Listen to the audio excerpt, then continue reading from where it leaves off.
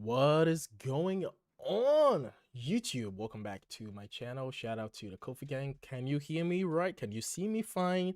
Can you see this beautiful chocolate skin tonight? How you doing? Did that rhyme? Oh boy.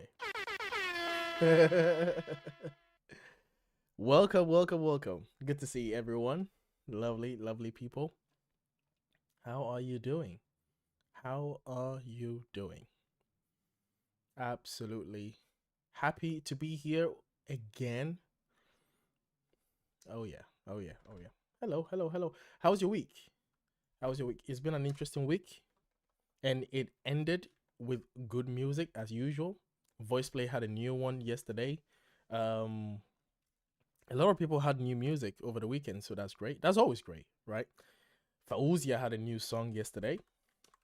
That was good. A lot of people had new songs, and obviously in the world of Japanese pop and in the world of K-pop, so always gonna be new music on Friday or Thursday or somewhere along the end of the week. This is incredible. I am looking forward to all the requests that you guys have put through for me to check out tonight. Again, one more time, really appreciate you. And I'm sure my camera appreciates you too. I promise you, my camera appreciates you.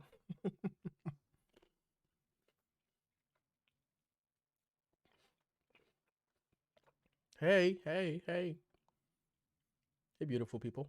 All right, give me a second. Let me turn this light on. Turn this light on.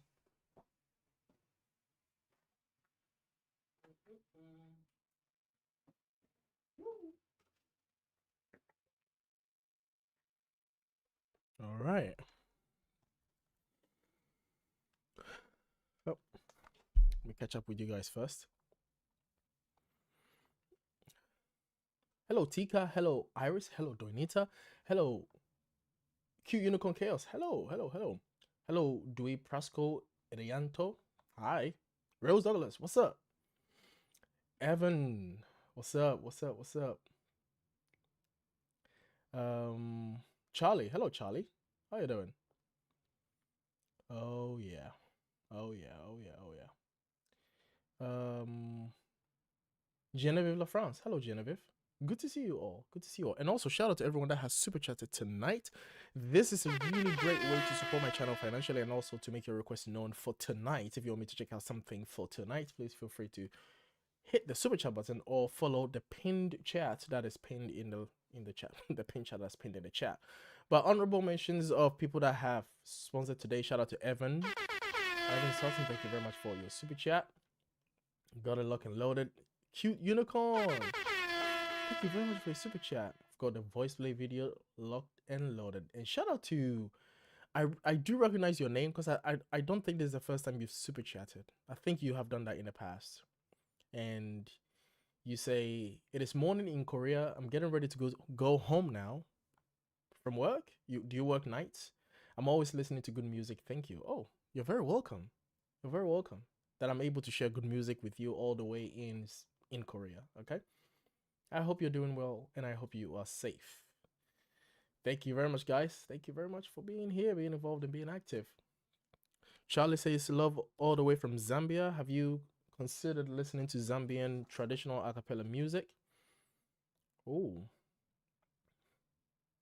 I'm open to it. I mean, I do listen to, in my own free time, I do listen to Zimbabwean acapella music, but a lot of the time the acapella music are usually gospel because that's what they are based on. But I don't mind.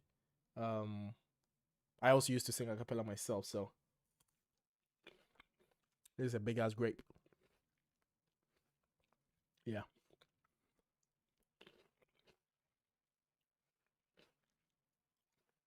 Hello, Tika. Okay, so now let me give a shout out to everyone that has PayPal over the week. Shout out to Irish Shop. Thank you very much for your PayPal and your sponsorship.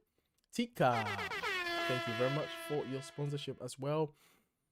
Man, you guys are awesome. You guys are so kind. You guys are the reason why I keep doing this every week because you support it. And again, this is one of the only real ways I'm able to support my channel financially, that and also Patreon, because majority of the videos that I have are not monetized due to copyright, because majority of the content that I do is music based, and music is usually attached to record labels, and record labels do not like other people touching their stuff.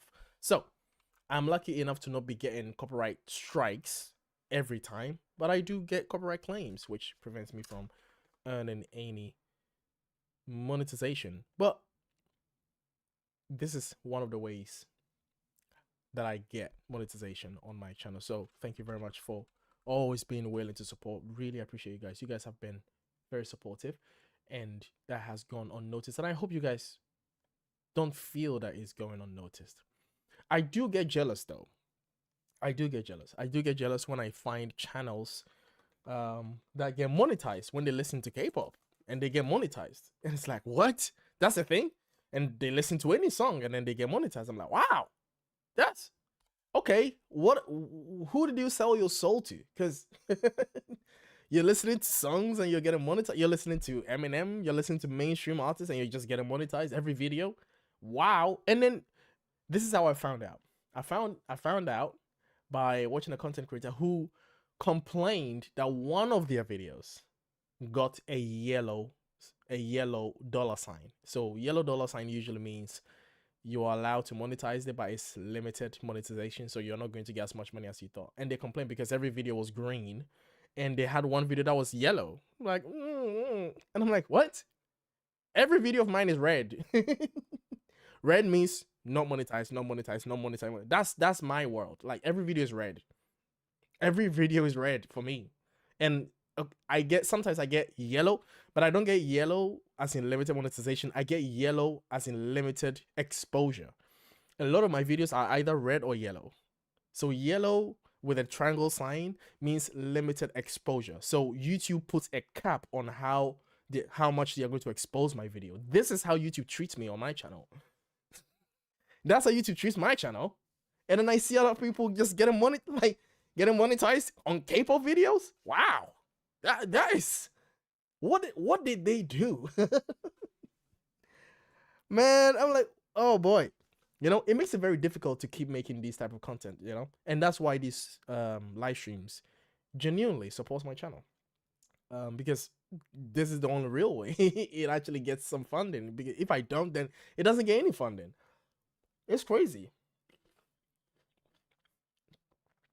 Do different countries have different copyright rules? I don't know. See, they make it seem that it's the same policy everywhere you go. That's how they make it seem, but it's clearly not. It's clearly not.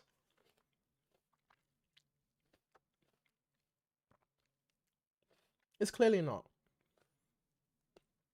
Is YouTube picking and choosing, or are they doing something different to avoid? I have no idea. There are videos that someone would do and they will be allowed to show the video and get monetized from it. I will do that same video. I will be blocked, and it wouldn't even be allowed to get to the monetization phase. It would just be blocked from exposure, so nobody will see the video. Same video, the same video. Same video, I have to put text and images on just to get limited exposure. Limited exposure on that video. I get limited exposure, and also I get to limit the actual viewership experience by putting text and images on it. That is how my videos get treated. Like, videos that other people are putting out for free with nothing covering the screen and they are getting fully monetized, I have to put bars and barricades in front of it before YouTube even allows it. It's like, what should I do? What should I do? I don't know what to do. I just click and post video just like everybody else. It's crazy. It's crazy. 2 reactors in Germany can't react to pentatonics except live. Even that is often blocked. Yeah. Like, I don't know. They claim, the claim is they have the same policy for everybody. But in practice, that's not the truth. That's not how we experienced it. That's not how we experience it as content creators. And myself and Patrol Nation, Lyle from Patrol Nation, we often have the same experience when it comes to music reactions. We often have the similar experience, which is YouTube just treats us unfairly. That's why if you go to my friend Lyle's channel, he has moved drastically away from music reactions. I don't blame him for that. I don't blame anyone. I don't blame anyone that will look at a climate on your channel, especially if you do YouTube full time. I don't blame anyone to look at a climate and to look at how much work they put in to do research, to hang out with the community, to do album reactions. It takes a lot of energy to do album reactions. I have promised the Pentatonic fans that I'm going to be doing the album reaction for the newest album for Pentatonics, Christmas in the City. And I have been so busy this week. I've been so busy that the week before that I haven't had the time to do it. But I'm trying to master the time to actually do it. It takes a lot of effort to do these things. And I promise you, when I do the album reaction, it will be blocked. It will be limited exposure on YouTube. But I will still try to do it to get it to you at no benefit. No benefit to me. No benefit to me. The only way I can benefit from that is to put it on Patreon and then tell people to go sign up on Patreon. But how many people will do that? 2, 3 people out of, I don't know, thousands of people that follow me because of Pentatonics. About 2 or 3 people will do that. So it's like, it is such a thankless job. And the only way I can get some benefits to do these live streams that you guys will support, right? That's the only way. That's why I do these live streams, because I need to fund my channel. It's ridiculous. It's ridiculous. Discrimination. Yeah, discriminators won't they won't come up. Discriminators won't come up and say, "Yep, we discriminate against your channel." Like they won't come up to say that. like they won't, you know? Like sometimes I'm genuinely like, what should I do? Like I'm doing research, I'm speaking to YouTube like community managers, channel managers, I'm speaking to people. I'm like, what should I do? And they're like, well, we've not put any throttle on your channel and your channel is doing fine. Like, no, my channel's not doing fine.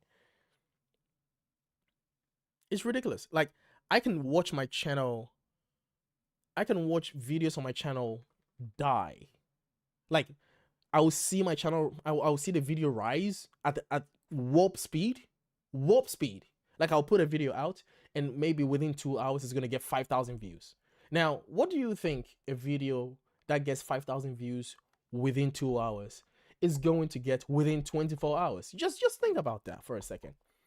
You post it in the right time of the content that the content is related to, right? So for example, let's say I posted Japanese content, right? A Japanese song, right? And I post it in the time zone where it's fit for anyone in Japan or anyone in that area will be able to watch, which is usually between the time of 1 a.m. and 2 a.m. UK time, right? That's the time where they're waking up, they're working, they're active, they're watching videos, right? Video gets to 5,000 views within 2 hours. What do you think it's going to do within 24 hours, right? You think it's going to exponentially multiply as time goes on, right? No, it doesn't. I watch my video just die. Like, it peaks 5,000 views in 2 hours and it's just like within 24 hours, it's still at like 6,000 views. Like, what the hell happened within 2 hours and 24 hours? What the hell happened? Died. What? Huh? What? Huh? What do I do to that? Like, what do I do to that? And I watch the same video on other channels and they get to 100,000 views. I'm like, what? They did the same thing I did. They just press click. Like, that's all they did. They press click and 100,000 views. And my video peaks to 5,000 views within 2 hours and then dies. Like, huh? Like, what happened? I had a video peak to 10,000 views. 10,000 views within like 3 hours. I think it was somewhere last year. I remember that. Like 10,000 views within like 3 hours. And then I woke up the next day and it was still like 12,000 views or something. I'm like, huh? What? What? Who is killing my videos? It's ridiculous. It's simply ridiculous. Like, this is how YouTube treats me on my channel. This is how my videos get treated. Like, for the past it's been about 2 years now since any of my videos has crossed the 100,000 view threshold. It's been about 2 years since any of my videos has crossed 100,000 views. But the years before that, I was getting 100,000 views like that, just like that. Like videos that you know you did well, is going well, it's peaking, and that's the thing. You can tell when a video is healthy, right? You can tell it has the right SEOs, it has the right click time rates. It's got healthy statistics. You know this video is gonna do well, and it doesn't do well. What? Yeah, that's how I get treated on YouTube. It's utterly disappointing. Utterly disappointed. How do you not get jealous? Like, how do you not get jealous? Especially when you know that you did much better than other content creators. And this is not me saying that I am better than other content creators. No, but there are some videos that objectively I can say, no, I actually put in more effort than this content creator did. And they get like 200,000 views and I get 12,000 views. What? And when I say I get 12,000 views, it's not like I'm getting 1 view one day, 2 views 2 days, 3 views next day. No, I'm getting like 5,000 views within 1 hour. And then I get 20 views within the next hour. Like, what the fuck? Huh? Ugh. How do you not get jealous?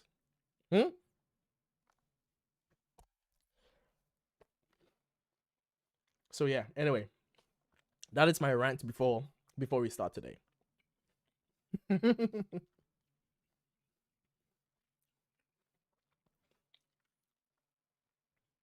It's crazy. Iris says we also benefit from the live streams, hearing new music and hanging out with you. Easy to support. Aw. That's why I do it. And the money, but that's why I do it. Evan says, so after 2 hours, YouTube applies limited exposure. I have no idea, Evan. There are some videos that they tell me that this is going to be limited exposure from the get-go. Before I click post, they tell me this is going to be a limited exposure. Like, okay, fair enough. I mean, I have no choice. I can't say no. Yep, this is what we decided. Okay, all right. Well, Donita says, for my monthly request, last month I saw someone having 250,000 plus views, and you go around 6K views. Yeah, exactly. Like, what do I do? Like, what? All I did was the same thing I did. I used the tags wisely. I used a cool thumbnail that I think. I used a consistent thumbnail that I think is cool. I used a really cool, like, I did the same thing that every content creator does. Do you know why? Because I have done it and hit 100,000 views in the past, so I know what the fuck I'm talking about, right? And it's like, it's like, you know, like this is what my videos get. Like, my videos get that every day. Where is it? Where is it? Every day. That's me. Every day. Every video. I post every video. It's like, I post the video like within 2 hours, and then every video. Every video. Every video.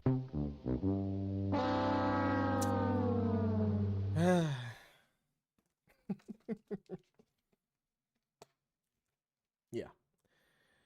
So a lot of people are saying it's because of ad blockers. They aren't. No, it's not because of. I don't have ad blockers. And my videos get ads. My videos get ads not because my videos are doing well, because YouTube enacted a policy that forced every video to get ads so that they would make money regardless of whether the video is monetized or not. This is what YouTube did. Back in the day, it was easy to tell a video that was not monetized because YouTube would not show any ads on it. And in the dawn of 2022, or in the dusk of 2021, YouTube said every video is gonna get ads now. Regardless of whether the creator benefits from the ads, they don't care. Every video is gonna get ads regardless of whether it's monetized or not. So now you see every video get ads, you think it's monetized. No, the creator will not get any benefit from the ads. YouTube will make money, creator will not make any money. This is what's happening on YouTube.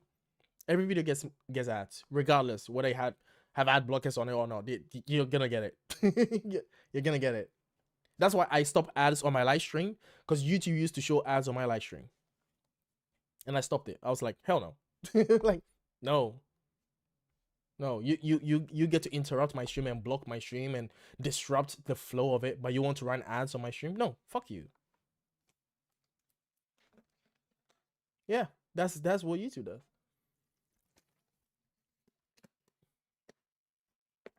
Oh, you mean people have ad blocking while watching YouTube so it doesn't count as a view? I don't know about that one. I don't know. Maybe that is true. I don't know. I don't know how true that is. But also, how do you even control people from doing that? Please turn off your ad blockers when you're watching my video. I don't know, man. I don't know. They make the science literally impossible. Like they make it such a rocket scientific thing that it doesn't need to be. When there are people who are clearly not considering any of these things getting 1 million views on videos that they barely said anything. Like they just watched it and did some fake reactions and they go 1 million views. And you're like, yeah, I can see you faking it, bro. Like, come on, man. How did this person get 1 million views? That's crazy. And then I watch a video. I watch my video. My highest peak video has been 300 and is it 300 and something 340,000 views. That's a lot. Look, I'm not shitting on that.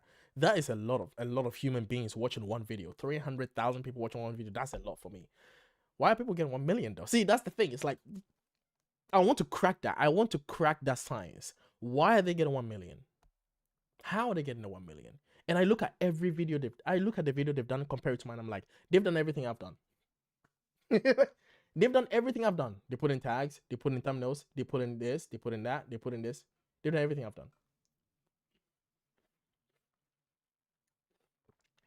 Why are they getting 1 million? And why am I not getting 1 million? That's the better question. Not necessarily why they getting 1 million, because I think every content creator deserves to get 1 million. That's fine. Why aren't I? That's a better question, right? Yeah. It's crazy. Tika says, who's gonna tell him? Wait, who's gonna tell me what? Yeah. Yeah, it affects some YouTube channels. Not all. VoicePlay and Jeff are struggling for views right now, and it shouldn't be. Well, I don't know, because if it was about that, if it was about the ad blocks, yeah, just as Evan has said, you would see a trend. Like you would see a consistent trend, right?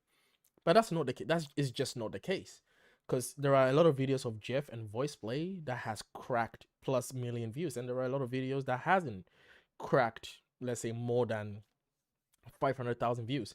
But again, it's still around 200,000, 300,000 nonetheless. That's still a whole lot of people, right? So it's like, and to be fair, I have seen channels that are almost 1 million subscribers plus and still struggling to get views. I have seen that. So just to say that, I have seen channels that are that big and still struggling to get views. And they even made videos complaining about that. So, I mean, I personally would hate to have 1 million subscribers and struggle to get like 10,000 views on a video. Like that would be crazy. That would be crazy to me. That would be like less than a percent are watching a video. That's crazy to me. That's crazy to me. So, you know, like that is crazy to me. Yeah. Less than a percent are watching your videos. That's like how that would break my heart. So, you know, maybe I do have a lot to be grateful for, but still though, you know. Oh man, I get as you're in the live stream. Yeah. You still get as you're in the live. Yeah, I have tried to stop it. Like I've moved it all the way to like the lowest. So maybe occasionally you get 1 or 2. I don't know. I pay to have no ads, can't stand ads. Yeah, so you pay YouTube. So YouTube get money so that they don't show you ads, and then they get money when they show you ads. It's like the craziest business model. YouTube get paid to not show you ads, and then they get paid to show you ads. They get sponsors to pay them to show you ads, and then you pay them to not show you ads. Like, wow, who came up with that business model, man? That person needs a raise. That person needs a raise. Oh man. Rose says, I'm sure you're not the only one. Oh no, I'm not. I'm not the only one. That's why I gave an example with I gave an example of content creators that are moving away from music reactions, right? That's why I gave that example. Like, I'm not the only one, right? I'm just speaking from my experience, right? Mortius, another reactor, finally hit hundreds of. How is Mortius, right? How is Mortius only hitting 100,000 subscribers now? That's the question.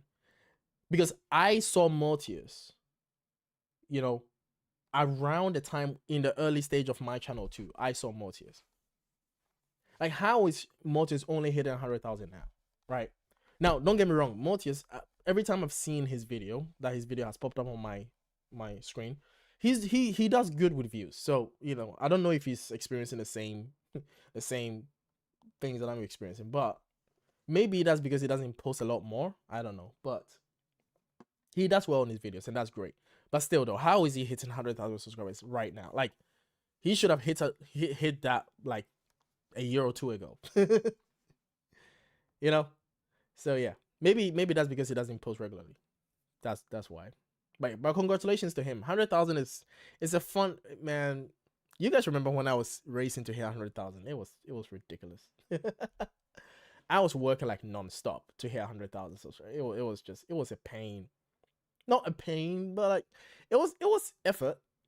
I felt like I put in effort to hit it. So much that I felt a burnout after I hit 100,000 subscribers. I felt a burnout. Like, I felt a real burnout because I was checking out everybody. I was checking out Putri, EM Tongi. I was checking out Dimash Senopati. I was checking out, like, it was just non-stop recording whilst working full-time, taking care of yourself, dealing with issues. Like, yeah. Hitting 100,000 subscribers is a fun ride, but be prepared for the crash. If you race to 100,000 subscribers, be prepared for the crash. You will crash for a second. But if you didn't, if you smooth your way to 100,000 subscribers, hey, good on you, bro. Like, or good on you, sis. Like, hey, congratulations. Not all of us got it like that. Some of us have to work hard for it, you know. Alicia's videos are not. Wait, who's Alicia?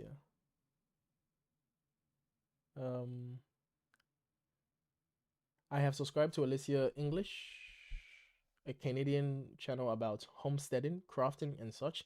They go to 167 subs, and every time it goes to 168, it goes back down to 167. What? Some people just hate subscribing.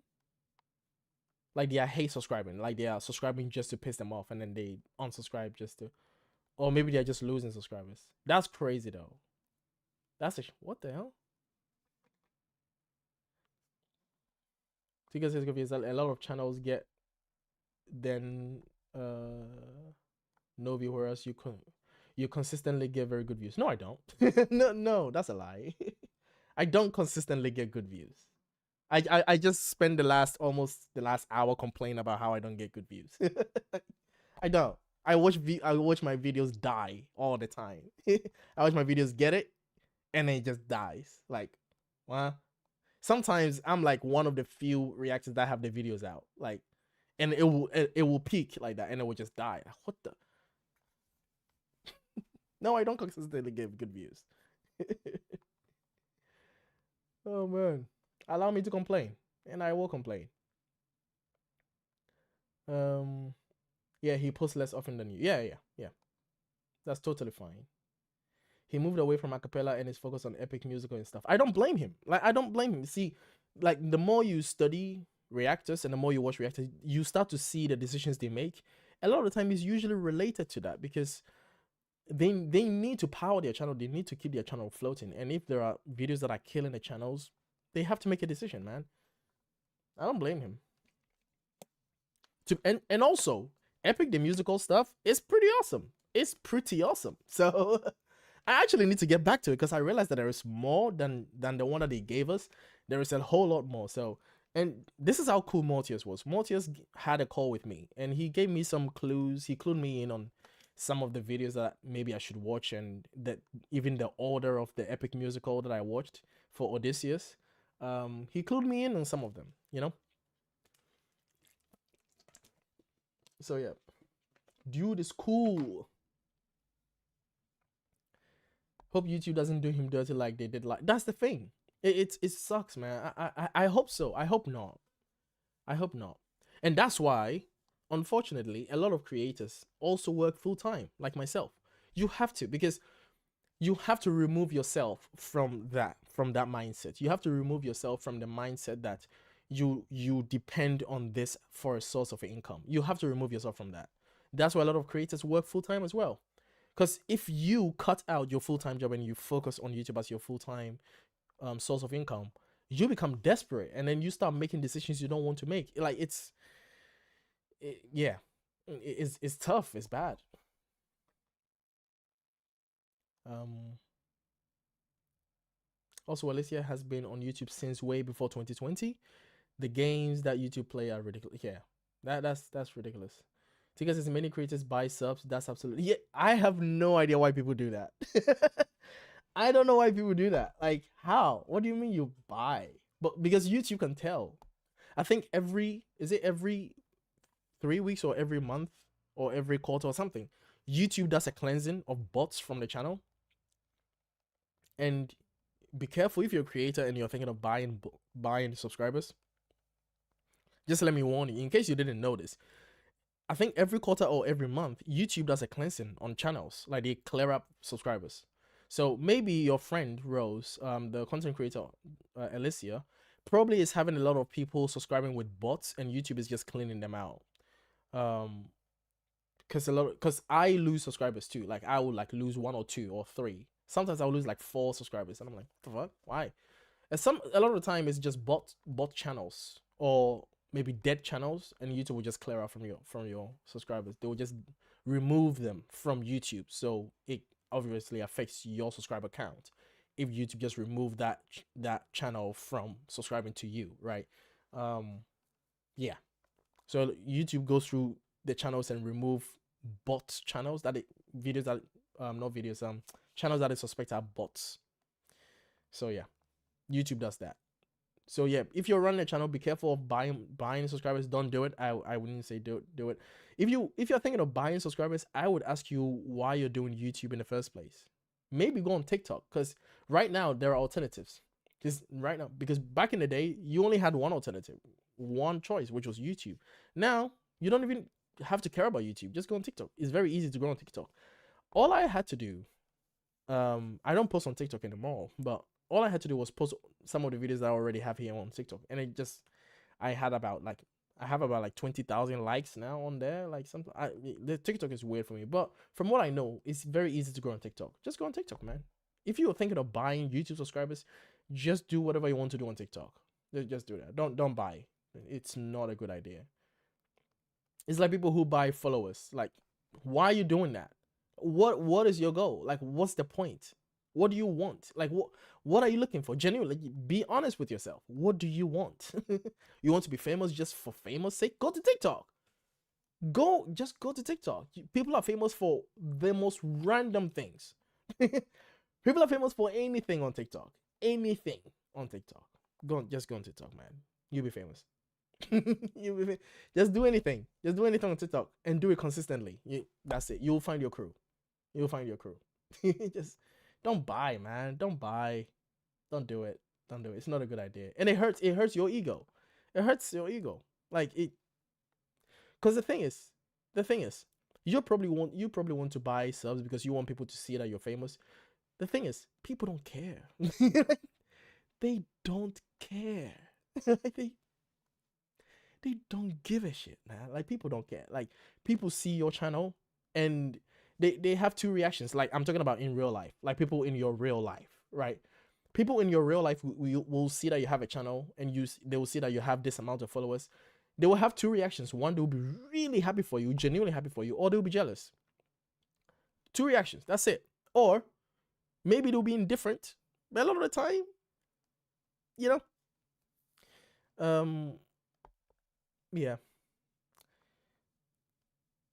Just be careful with the reasons why you want to be famous, or the reasons why. Because I didn't do this channel starting off to want to be famous. I wanted to build a community of music listeners that I like. I like. It's like, no, this is my crew. This is my people. That's what I wanted to build, and that's what I built. You can see it from the kind of videos I was reacting to. I started with random videos that I was doing because I didn't know what to do, and then I started with home free, and then when I started building, I loved Acapella anyway. So when I realized that I can build a community with Acapella. I was like, oh shit, I'll just build a community with Acapella, and that's what I did. That's all I did. I didn't care about anything else. Just build a community with Acapella. That's all I did. I knew that there were popular videos. I could have started with Beyonce. Like, who cares? No, I wanted my people, my squad, my Qofy gang. That's what I wanted, and that's what I built. So if you're building it for and hey, there are people who build it genuinely for income. If you build it for income, there are also ways to do it. I would definitely not recommend music though, reacting to music. If you want to build YouTube channel for money, music is not one of them. Yeah, stick to politics, commentary, yeah, current affairs, relationships, stuff, you know. You make money. You make money. You will make money. All right, let's get to music, shall we? Let's get to music. Jeez, it's been an hour, guys. It's been an hour. What the hell? I noticed a lot of reactors started Patreon to help compensate with everything. Yeah, that's what you have to do. That's what you have to do. It's so hard. It can be so difficult to generate any form of income, especially when you put in a lot of effort. It can be so hard. So yeah. Yeah, but many still do it. Like when you see a channel with tons of view but no comments, is usually bots. Yeah, or maybe they've blocked comments on the video. Or but obviously that's different. Obviously with that you will see no, you can't comment, right? You see that you can't comment. But if you can comment, but you see 0 comments on there, yeah, definitely. They bought views, or yeah, you can buy views too. Did you know that? Like, you can buy views, you can buy subscribers, you can buy likes, you can buy anything. You can buy any. Why would you want to do that? I don't understand it. I mean, I can get it. I can get the appeal, but again, you have to question yourself. Why do you want to do that? Why do you want to do that? It's a waste of time. People don't care. People don't care. They don't care. Stop doing that. Stop doing that. I definitely think you should react to current affairs, current events, or sports. That requires me to care, Tika. That requires me to care. Like, I have to care about that. I have to. That's the thing. I can't bring myself to doing things I don't care about. I can't do it. I can't do it. That's why I have no problems dropping artists that have toxic fan bases. I'll just drop it. Like, oh, because I don't care for toxicity. I don't care for it. I don't care for toxic communities. I will drop you like it's. I don't care whether you're bringing me views. Whether I will. Nope. Don't want it. Don't want it. Don't want it. I have to care about the things I'm doing. Movie trailers? I'm not big on movie trailers. I barely watch movie trailers in my own time. I don't know. And I've also done movie trailers in the past. It wasn't really that beneficial. I did movie trailer for Hotel Transylvania, I think. Yeah, maybe I should. Maybe I should, but I don't know. But yeah, current affairs, current events and sports. The only thing I can think of, there are certain things that I care about, right? And this is something that I'm actually thinking of doing, moving my channel towards, right? And I don't know. This is actually a good way for me to ask you guys. Now, I'm also thinking of involving these kind of like relationship dynamics, right? So like toxic family relationship dynamics, like that I put on the internet for the public consumption, right? I'm not going to like dig in people's private lives. No, videos that people have put on there, and just talk about it. Like talk about, because I myself have come out from a toxic family dynamic, so I know what that feels like, right? So I wanted to talk about it. This is something that a lot of people can relate to. So I was thinking of also bringing that into the things that I react to. So it was to react to like things that are happening in real life, right? Not necessarily current affairs, but like real life stuff, and then just give commentary on it as well. Because I care about stuff like that. I care about people's lives, and oh, look at me, sound like a politician. I care about people's lives. Yeah. Yeah, keep to the things you care about. Yeah, you know, I'll try. Because the current affairs don't have to be controversial. Well, no, I'm not. I don't shy away from controversial. I just don't need to find it necessary to. to bring it in. I don't do politics because it's controversial. I don't do it. I don't do politics not because it's controversial, but because I just don't. Not that I don't care, but it's like someone is right, someone is wrong. Someone is always right, someone is always wrong at some point. Someone is missing the context of something. Someone is there is something here that it's just I don't know. Watching character events and affairs can be stressful, exhausting, especially with like shock factor type of content. Like, oh my god, there's an earthquake in Sudan. Like, I don't know if I would react to that. I don't know. I don't know if I could do that. I mean, that doesn't mean I don't care for it, but I don't think I would want to do that. Like, you see what I mean? So it's like, I do see people do it though, and hey, more power to them. Again, you have to do what you care about. So if that's something you care about, and that you can find a good, polite, and respectful way to showcase things that are happening in the world, more power to you. It's all about how you do it, if that's what you want to do. But if you're doing it just because you think it's going to bring you that benefit, then maybe you need to question why you're doing it in the first place. I don't know. I don't know, man. I don't know. Hey, Joanna, how you doing? I've been ranting. We haven't done any music. I don't know. These people don't want music tonight. They just want to hear me rant. Dorita says, I don't watch that type of content, but my work for other people. I mostly only watch positive content. Yeah, that's the thing. So it's like people come on YouTube usually in their leisure time to watch things that they like to relax, to get away from the world, right? Not to come to the world, you know. And sometimes people watch YouTube to get latest news too. So, you know, is up there for everybody. All to say, hey, if you're a content creator, you want to do something, make sure you care about it and make sure you're passionate about it. Passionate about it enough to be honest with yourself when you're doing it, right? That's the thing. So that when you look back and you see how well you've done, right? You can be really proud of yourself. You can really sit back and be happy, because there are some videos that I will watch. There are some videos that I haven't seen in a long time that I have done, and I will watch it again and I will laugh my head off, because the things that I found funny when I did that video would be the same thing I will find funny right now and laugh the same way that I would laugh at the reaction that I did, because it was my genuine reaction, and I would behave the same way as I did in that video. Like, I would sit back and watch and be like, oh yeah, that was funny, you know. But if you pretend to do things, if you pretend to be, you know, you look back with embarrassment, you'll be cringing at yourself, and that's not what you want. You don't want to be looking back and cringing at yourself. You don't want to be doing that.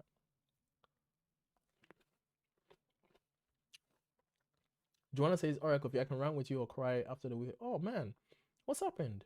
You okay? What happened to you? Hmm? Who hit you? Who hit you? Tell me who hit you. Let's go beat that. Donita says, there's viewers of any kind of content. It's important you enjoy it. Yeah, you have to enjoy it. Because at the end of the day, you have to do the editing, you have to press the clicky buttons, you have to do the work. Your 15 granddaughter was diagnosed with cancer. Wait, hold on. Do you mean your 15-year-old granddaughter or your 15th granddaughter? I would go with your 15-year-old granddaughter. Is that what it is? Holy shit. Damn. Well, whoever it is, I'm really sorry about that. That's horrible. That is horrible news. Wow. Whoa. That is at 15. That is horrible news. Oh my goodness. Whew. Yeah, that is rare. I don't know if there's a chance for remission when it's that young, because obviously your body is stronger at fighting things, and if your cancer cells is eating itself and killing itself, I don't know, maybe if because she's young, it's going to be she'll be able to put up a good fight. But damn, that's still that sucks, man. What?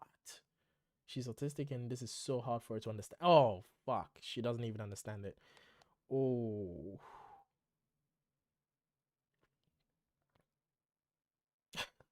life is so cruel, man. Life can be such a joke.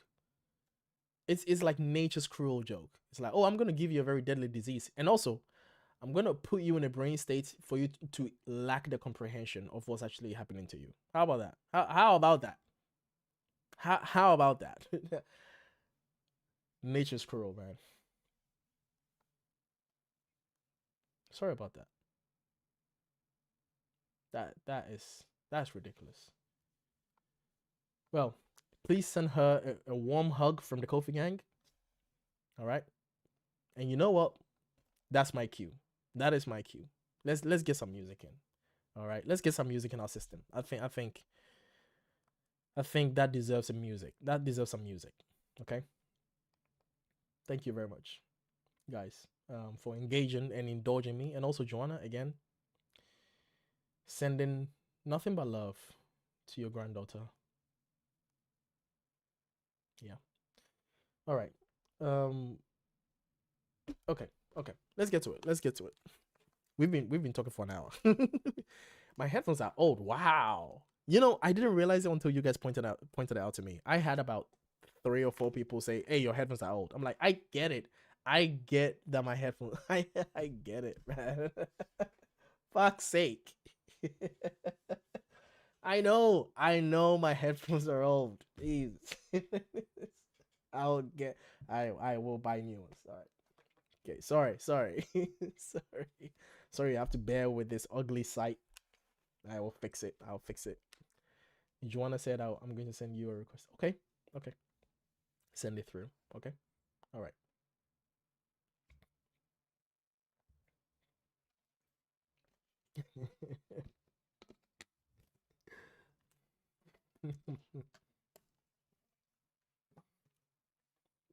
Qofy needs more super chats to buy new headphones. Yeah. Can you make that the wish list? Oh man. But no, I mean, I can get headphones. Don't worry about that. Don't worry about headphones, guys. I need a camera. That's what I need. My camera is not happy with me. I need to be looking at that. That's the main one. So yeah.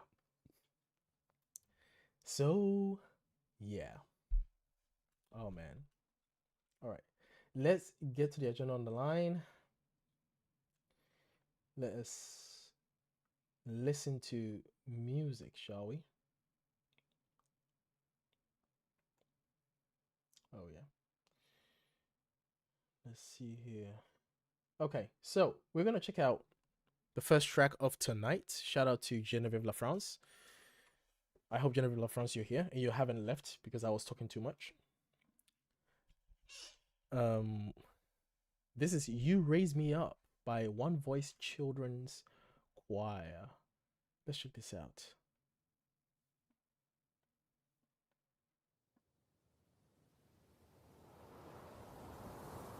Okay, I think we're good for volume.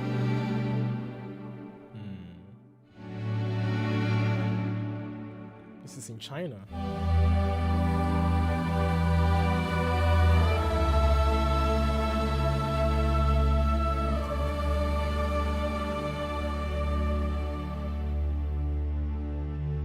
When I am down and oh my soul so weary, when troubles come and my heart but empty, then I am still and wait here in the silence until you come and sit a while with me. You raise me up so I can stand on mountains. You raise me up to walk on stormy seas. I am strong when I am on your shoulders. You raise me up to more than I can be.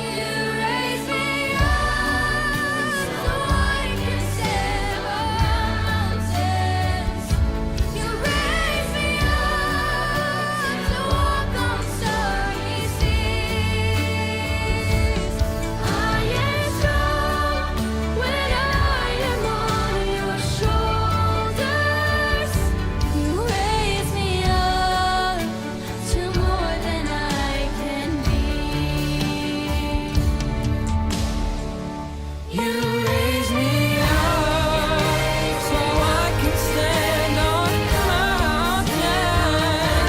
Raise me up to walk on stormy seas. I am strong when I am on your shoulders. Nice. You raise me up. Raise me up. Dude can sing.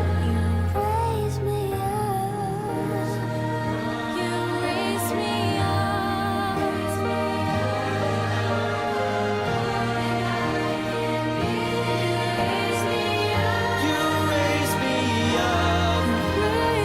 up to more than I can be.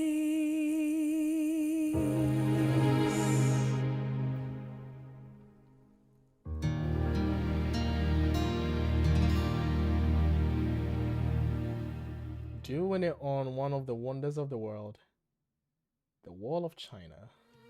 That was awesome. Wow.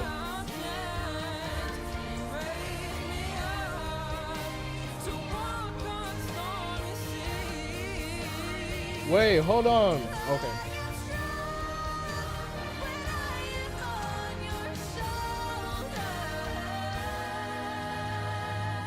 I really like that. I really like. Da, da, da. I really like that break. That was nice.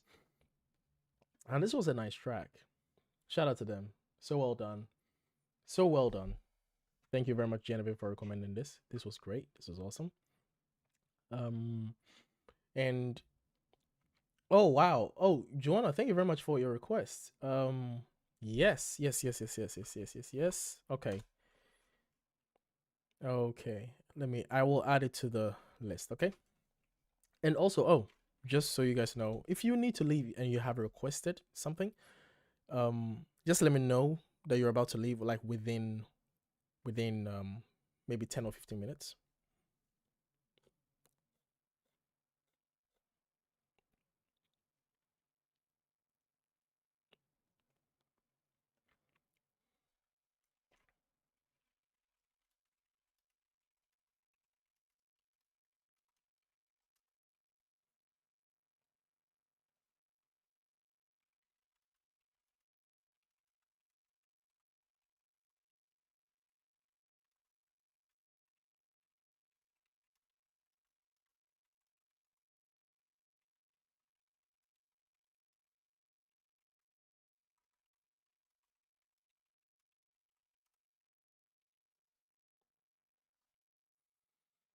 Oh yeah.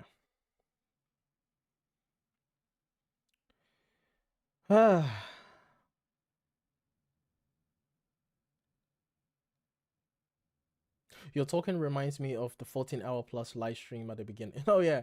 Yeah, the 11-hour live streams that I used to do. Yeah. Denise Shiva says Lyle does music reactions but only on his live stream. Yeah. I know. I know.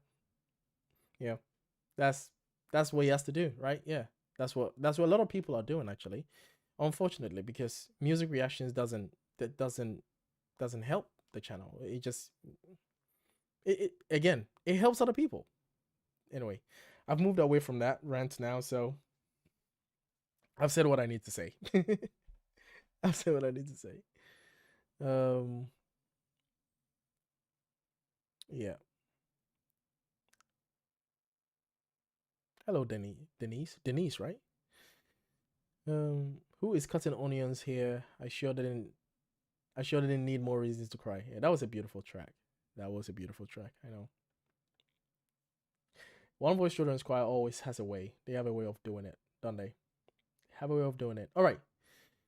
Thank you very much, Genevieve. Again, let's move on. This is, oh yeah, the Jacob Collier of the Black community, John Batiste. I Need You, featuring PS22 chorus at Goalkeepers 3000. Damn, that's a lot of names. All right, can we break this down? let's break this down because that was a lot of things I just said. Okay, so PS22 Chorus is directed by Greg Breinberg. The choir, which is chorus is sometimes used in place of choir, but chorus is a different type of choir, but it is a type of choir. So PS22 Chorus is a Webby Award-winning public elementary school chorus from PS22 in Graniteville. Oh, okay. In Staten Island. Okay. So shout out to them. So John Baptiste is performing with this chorus. Let's check this out. It's an elementary school, award-winning elementary school chorus. Wow.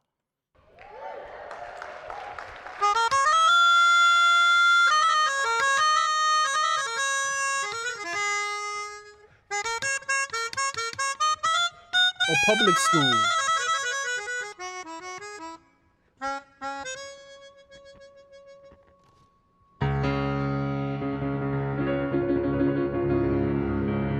I just need you, yeah.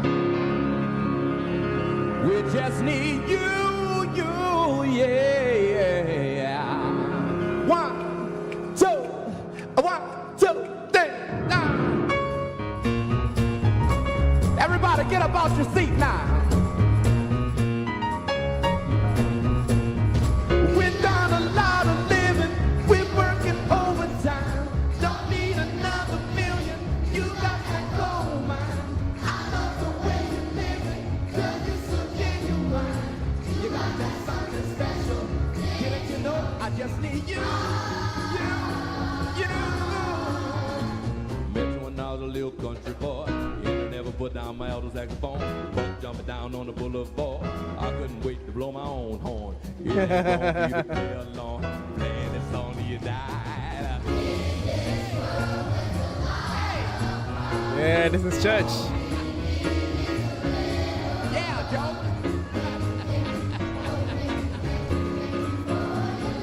We've done a lot of living, we're working overtime. Don't need another million. You got that gold mine. I love the way you're living, girl, you're so genuine. You got that something special. Didn't you know? I just need you. Met you when I was a little nabby boy. Internet put down the poor job inside. Then we fell in love on the boulevard. If you were Jenny, I guess I was for. Ain't it wrong for you to sing along, singing this song. Yo, this is sick.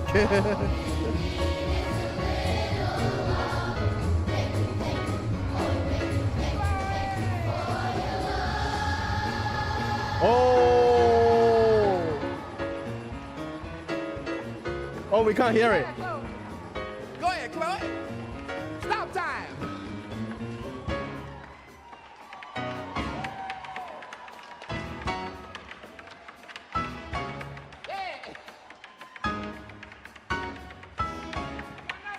Nice.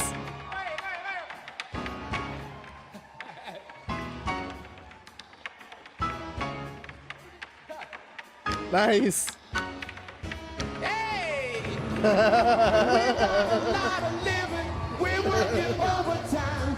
Don't need another million, you got that gold mine. Oh, yeah. I love the way you're living, girl, you're so genuine. You got that something special. This is so cool. You know, I just need you. Blow your arm off us, come on now. Hey!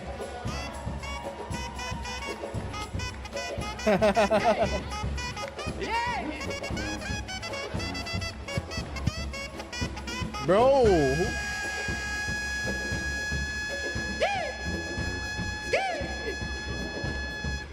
I just need you.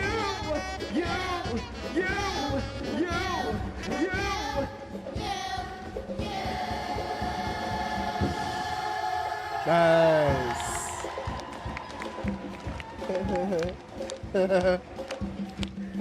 This is so vibes, man.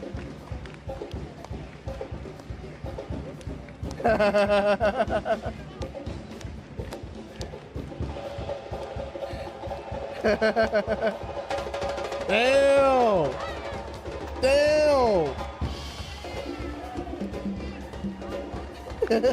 Let's go.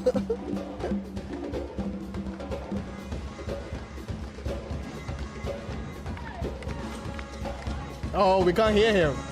Let's go.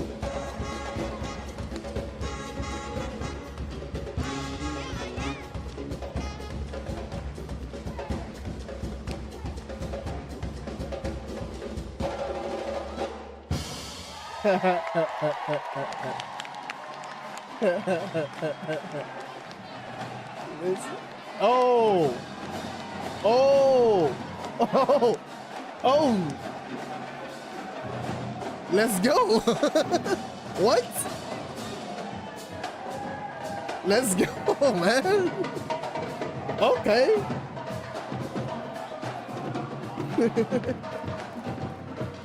This is so chaotic. I love it.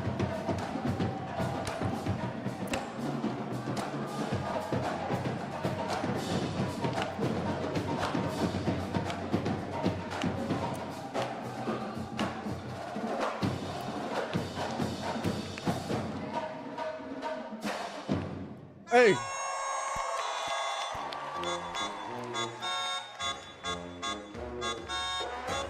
Yo, I didn't realize.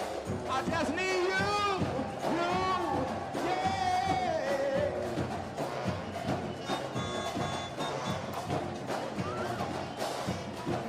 Yeah. All right. You know we have to shake the hands of the people that are funding all of this. Yeah, shake the hand of the billionaire. Yes. Okay. All right. Let's go.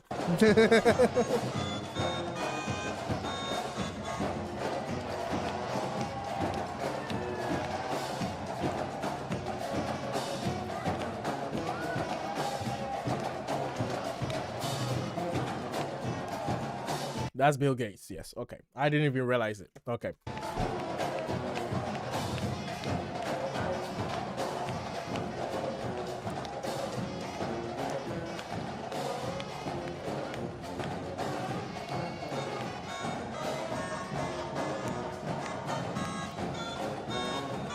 I'm playing through the crowd.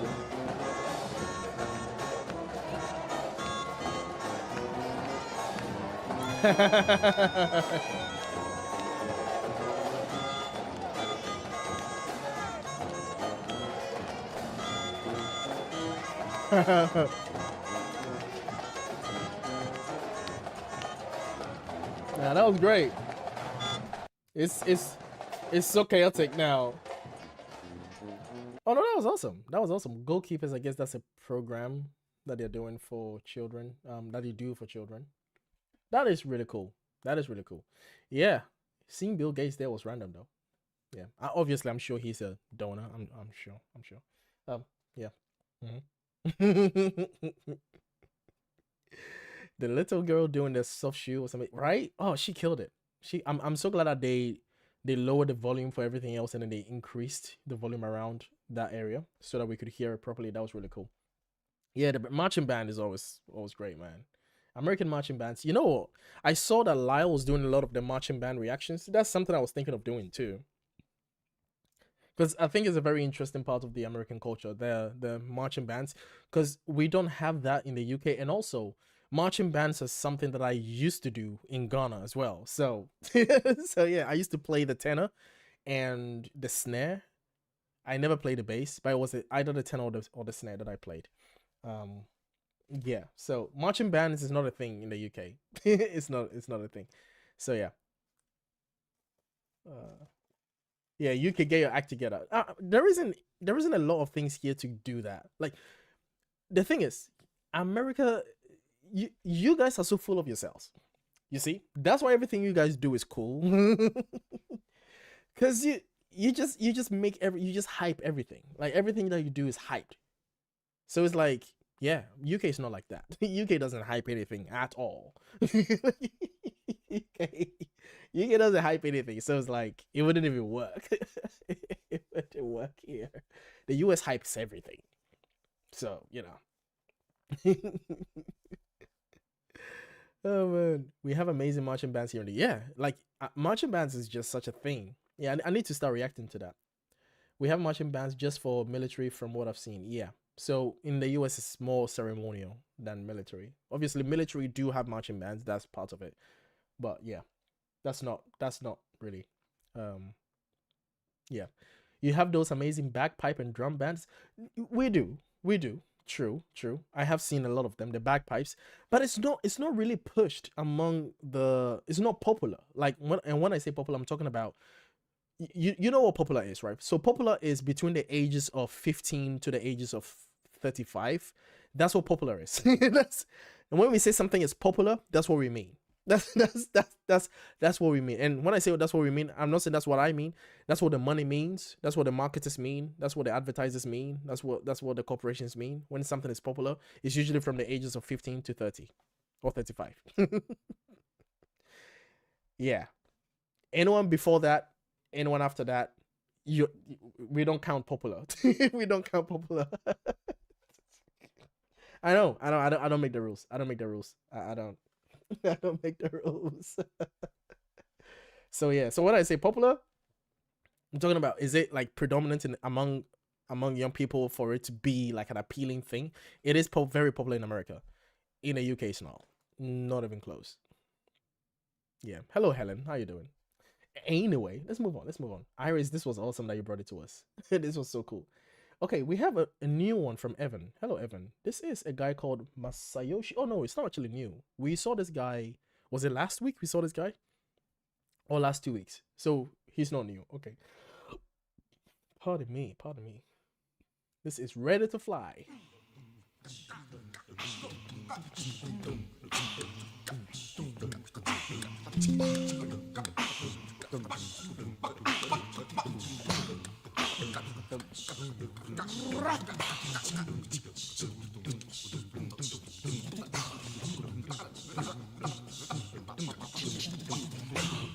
What in the Michael Jackson?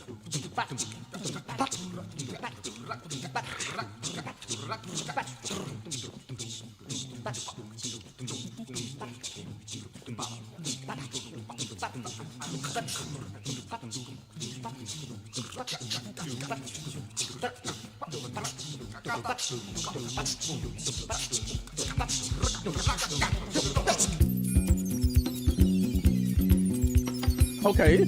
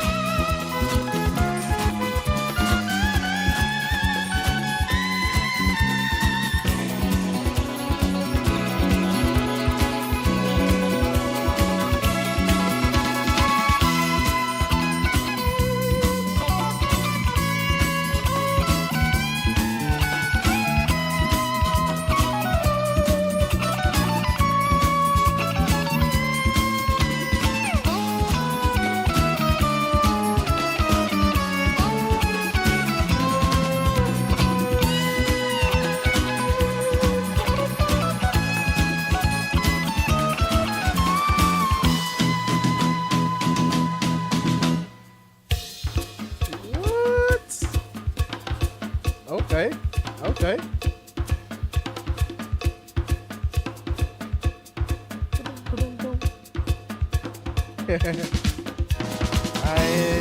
Nice. Woo.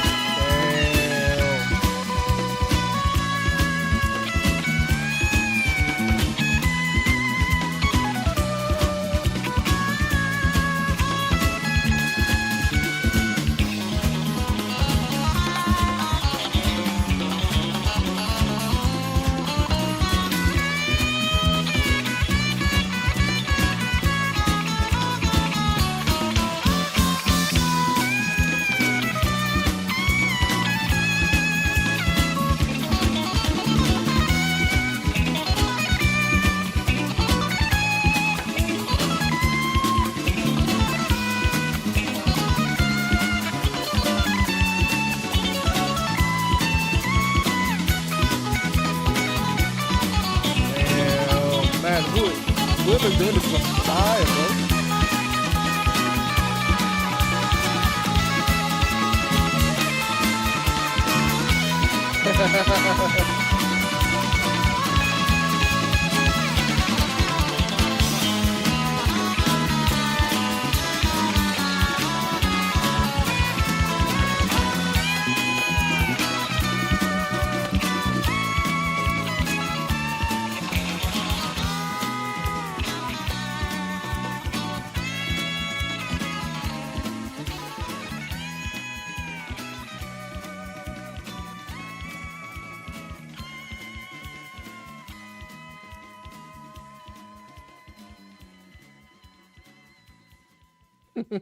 Man, the crazy thing is the song doesn't end. Like they just keep vibing. They just keep going, man. This is the vibe. Yeah, no, I agree, Evan. This song is hype.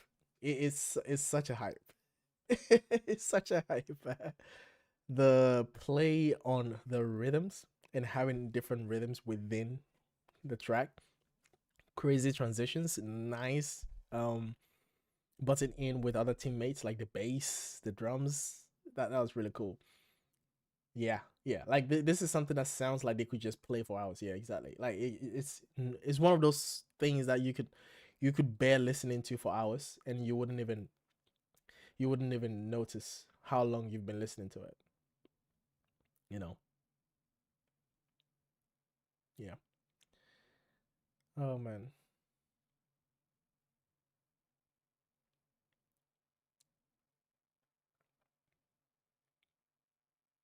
It was great. It was great. I requested this one because it proves Adam Rupp can sing. Oh, we know Adam Rupp can sing.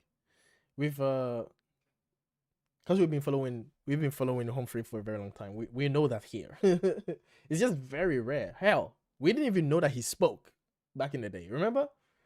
Remember, guys, that we didn't know that Adam Rupp spoke. Like we didn't like. Oh, he speaks. Okay. Oh, damn. Oh man. Anyway, let's get to the next one. Cute Unicorn. Hello. Thank you very much for your request. Now, this is the almighty DJ Young back in the picture with VoicePlay, man. It's always good to have DJ Young with VoicePlay. Shout out to the dude. He is phenomenal. VoicePlay is phenomenal. Great to see them in this cool car. Okay, noticed. This is Hit the Road Jack. VoicePlay and DJ Young by Ray Charles. Let's check this out. Looking forward to this because the first time I heard Hit the Road Jack was actually from Pentatonix covering Hit the Road Jack. And later on I heard from Ray Charles. So let's check this out. Let's check this out.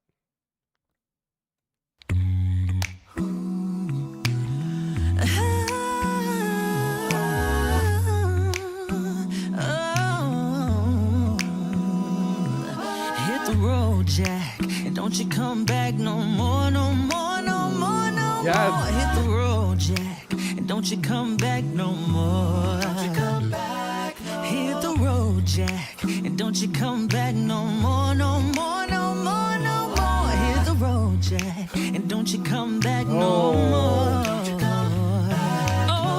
Oh woman, don't you treat me so mean. You're the meanest old woman that I ever seen. I guess if you say so, I'll have to pack my things and hit the road, Jack, and don't you come back no more, no more, no more, no more. Hit the road, Jack, and don't you come back no more. Don't you come back no more. Hit the road, Jack, and don't you come back no more, no more, no more, no more. Hit the road, Jack. Don't you come back no more. What the? That's right. Now, baby, listen, baby, don't you treat me this way, 'cause I'll be back on my feet someday. Don't care if you cause it's understood. You ain't got no money, you just ain't no good. Oh, well, I guess if you say so.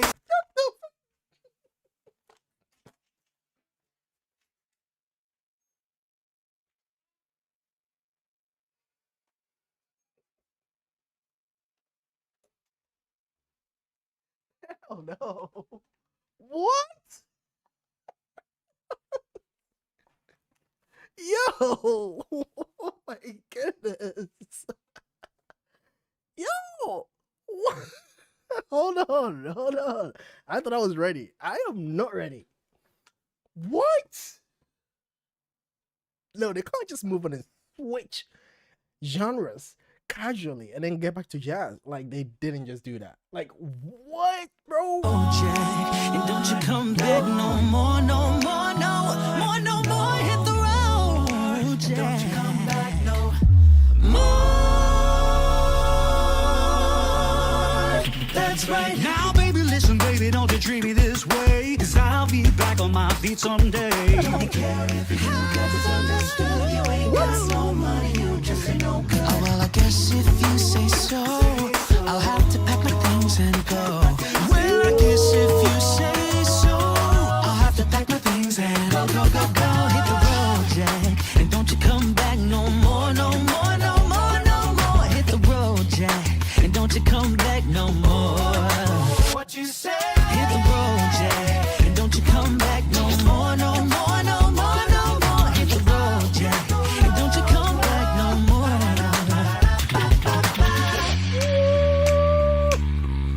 I'm losing my mind here.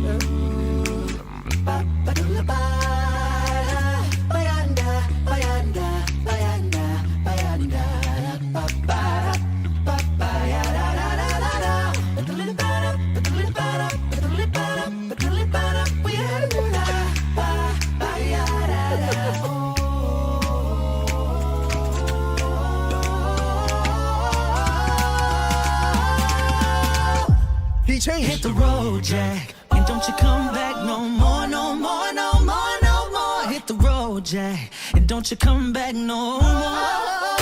You say, hit the road, Jack, and don't you come back no more, no more, no more, no more. Hit the road, and don't you come back no more. Don't you come back no more. I said, don't you come back no more. Don't you come back.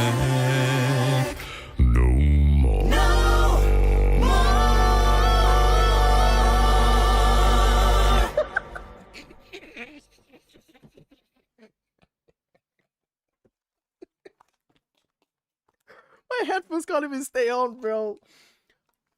Oh, what? What, bro? What?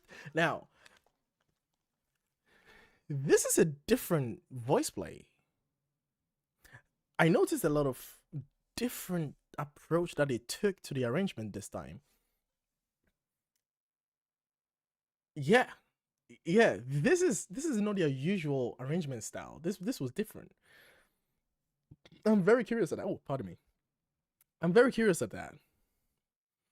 It makes me curious. They were quite. This is a different sound for voice play. Okay.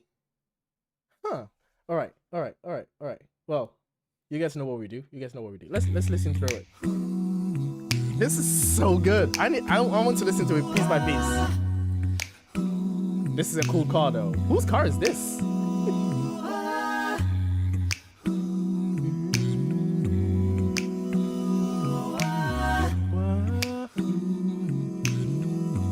Don't you come back, no. Don't you come back, no.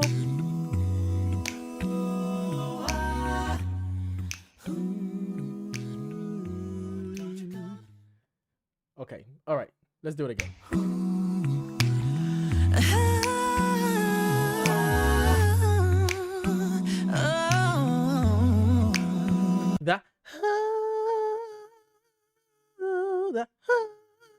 That he does that little kind of vocal break there.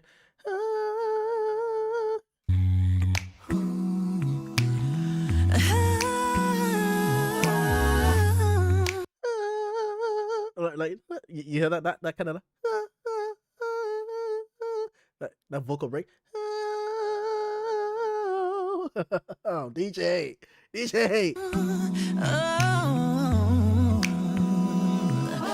the road, Jack. Okay. Don't you come back no more, no more, no more, no more. Hit the road, Jack, and don't you come back no more. Don't you come back no. Hit the road. Don't you come back no. It's so good. It is so smooth, like this whole jazz approach, and Jeff doing the dum dum da da dum dum dum dum. Oh, all of this is nasty. And Lane giving us some nice touch to it as well with his kind of baritone that he's doing, I think, because you've got Caesar and Ellie already doing the top two, right? Oh, Jack, and don't you come back no more, no more, no more, no more. Hit the road, Jack, and don't you come back no more. Oh woman, don't you treat me so mean. You're the meanest old woman that I ever seen. I guess if he Like, even the call and response is very different to their usual sharp tone back and forth that they usually have in their normal arrangements. This is very late, like more formally structured. This arrangement is very interesting. I don't know if I'm the only one that's hearing this, but yeah, I'm hearing something different about this. you say so, I'll have to pack my things and hit the road. That go. Say so, I'll have to pack my things and hit. That, oh my god. Ooh. Oh, the amount.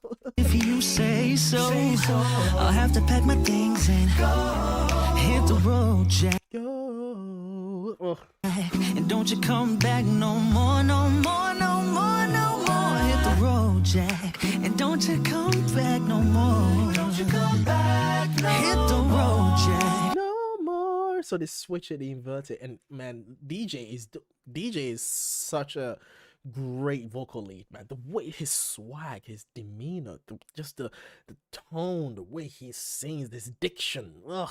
And don't you come back no more, no more, no more, no more. Hit the road, Jack. Don't you come back no more.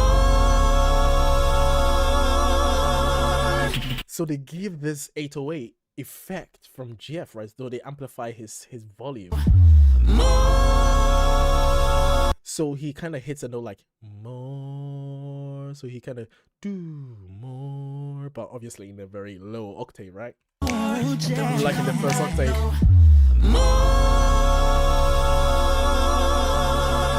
I really like the more. Yeah, that note. That was a really nice touch. So more. That was a really nice touch.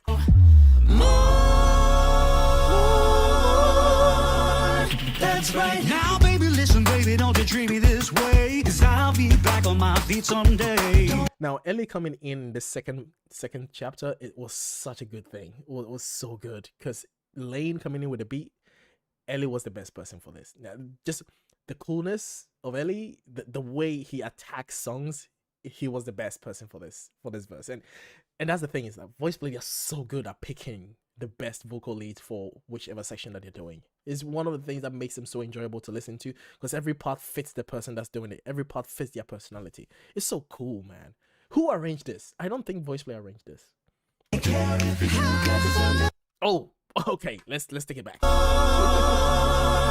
That's right. Now, baby, listen, baby, don't you treat me this way, 'cause I'll be back on my feet someday. Don't care if you get understood. You ain't got no money, you just ain't no good. Oh, well, I guess if you say so, I'll have to pack my things and go.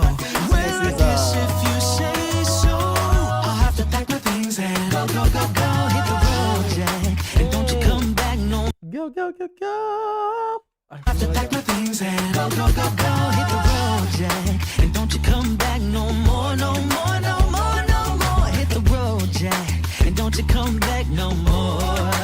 What you say?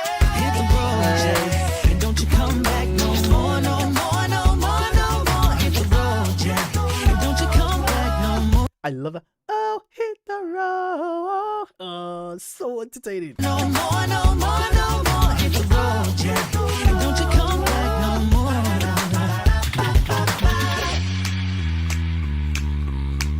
Oh boy. Oh my goodness. Oh my goodness. Oh. Do. Oh, Jeff. Oh my goodness, Jeff. What are you on about, bro? What?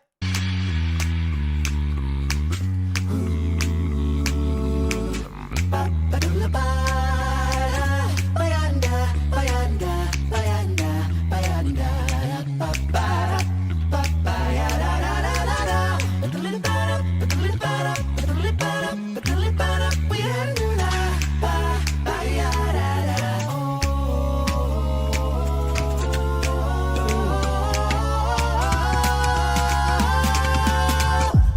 to a modulation. That oh, the first notes and the vocal tension that it created. That oh, that vocal tension between that. Oh, that was delicious. That was delicious. That was delicious.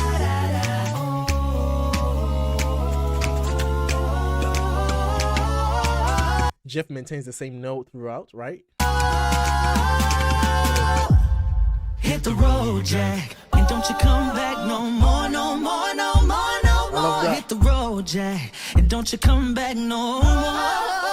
You said hit the road, Jack, and don't you come back no more, no more, no more, no more.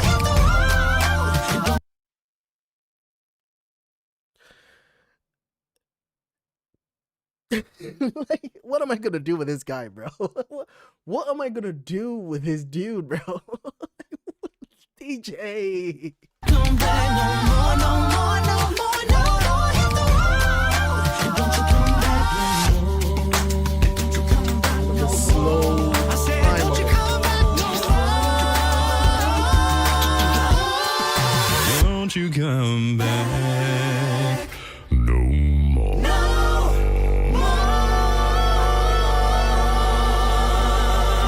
More. That's really interesting. More. That oh, my microphone didn't pick any of that up. I don't know. More. Right? That's what they chose to do. No more.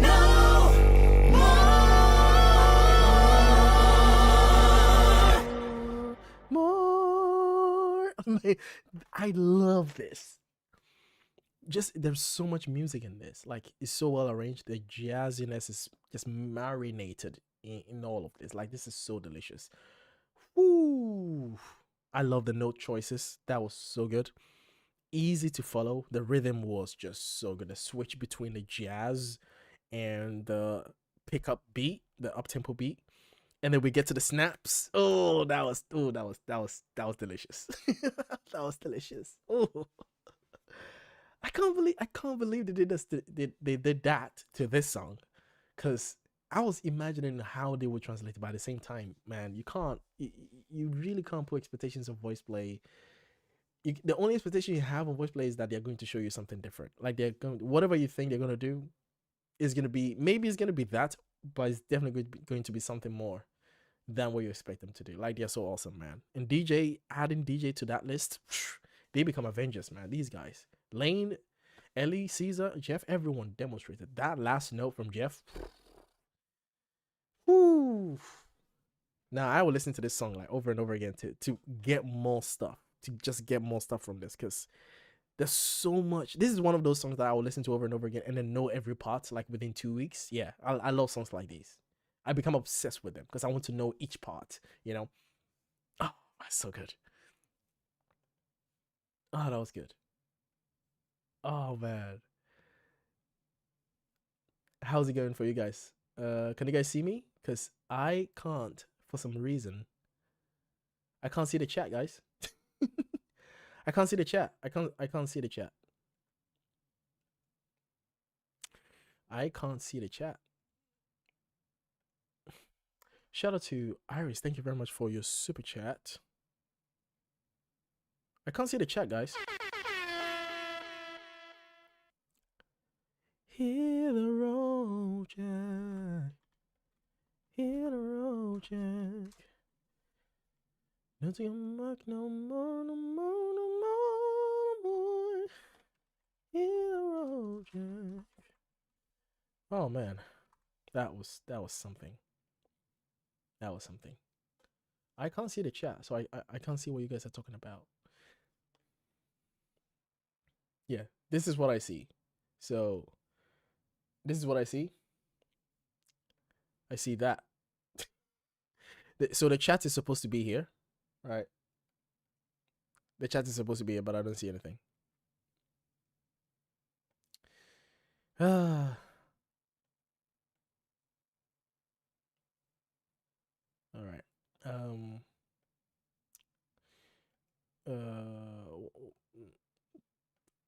Hold on. Give me a second, guys. I don't know what to do. I don't know what to do to get it back. I've refreshed it. Okay. Maybe if I can do this. All right. Let's see. More. Okay. What if I can do this? What about this? Yay! I've got it back. All right, cool. All right. Okay. I've got it back. All right, cool. All right, sorted. Yeah, YouTube is weird sometimes. Evan, have a good night. Thank you very much for joining, and I hope you had a good time. And yeah, thank you very much for your request too. That was awesome. Okay. Yes. We will see you next week. All right. Have a good time and have a good rest. You can see me? Okay. Yeah, because I couldn't see the chat. I was getting suffocated. All right. Perfect. I can see you guys now. All right, let's go. This was so great. This was so good. All right. Shout out to Tika. Hello, Tika. This is Faouzia, the queen. Oh man, the phantom. The princess, the phantom, the queen. Faouzia. She released a song yesterday. Don't ever leave me. That's what she's asking. Let's do it.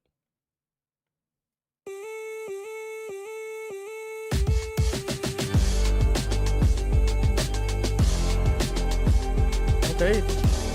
She has a voice on the loop. This heavy heart I carry, dress it up in light.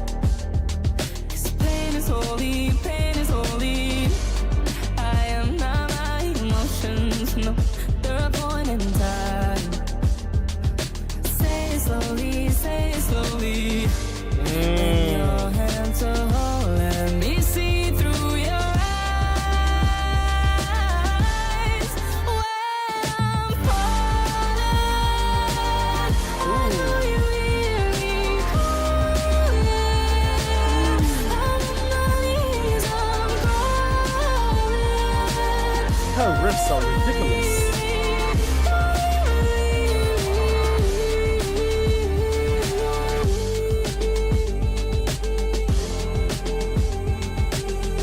Do you know what's crazy is the fact that a lot of artists will have to use a lot of vocal correction, like Melodyne, etc., to tune their voice. I don't think she needs it. Like Faouzia is one of those artists that I would bet my money on that she really sounds like this at the studio. Like her voice, like, because I've listened to her live many times, and she does sound like this. Like she doesn't need a lot. Like and this the looping of the like this, that's her voice, that's her raw voice, that's it, and then just looped over and over again. Like I wouldn't be surprised if she did this in like 2 or 3 takes. That's it. Like she is so perfect, man. But I love the volume decrease as she was doing it. Like you feel the volume being decreased. Range.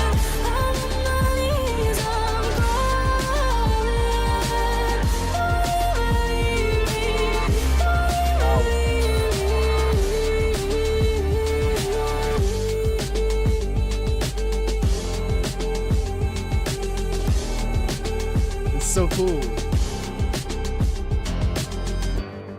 I see myself so clearly in the darkest night, but the dawn's inside. I can see the light, see it. Why does part of me hear Mitch of Pentatonics every time she goes into her low registers? Like every time she's singing in a low register, I'm hearing Mitch from Pentatonics. That's how Mitch from Pentatonics sounds. In the low register, like so similar, vocal perfection. I'm wide awake, I'm out of mind. I'm barely breathing, I'm alive. I wanna stay by your side, one and only testimony. Lend your hand to hold, let me see through your eyes. When I'm falling, I know you hear me calling.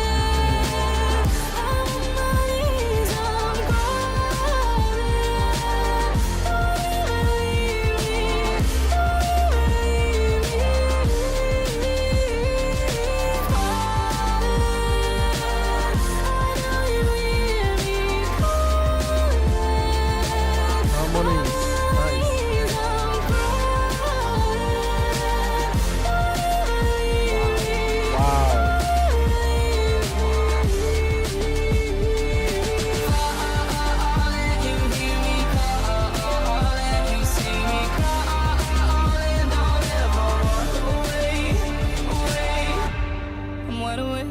out of mind.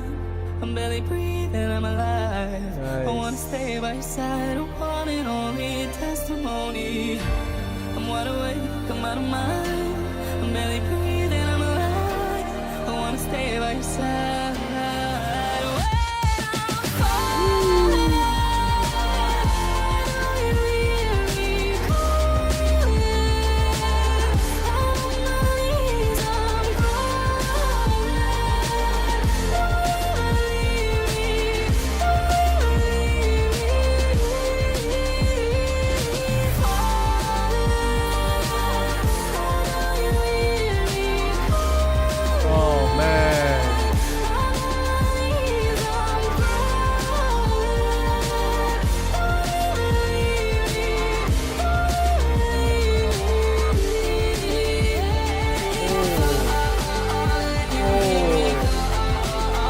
Why do I feel like she did some really cool harmonization right here? Like she added some extra vocal layers in the background.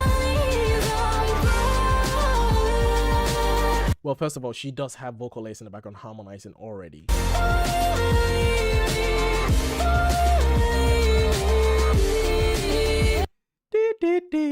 Did you hear that? There was kind of like a follow-up harmonies.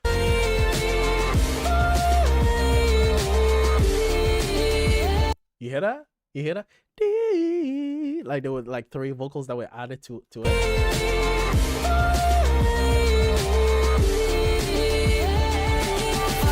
Yeah.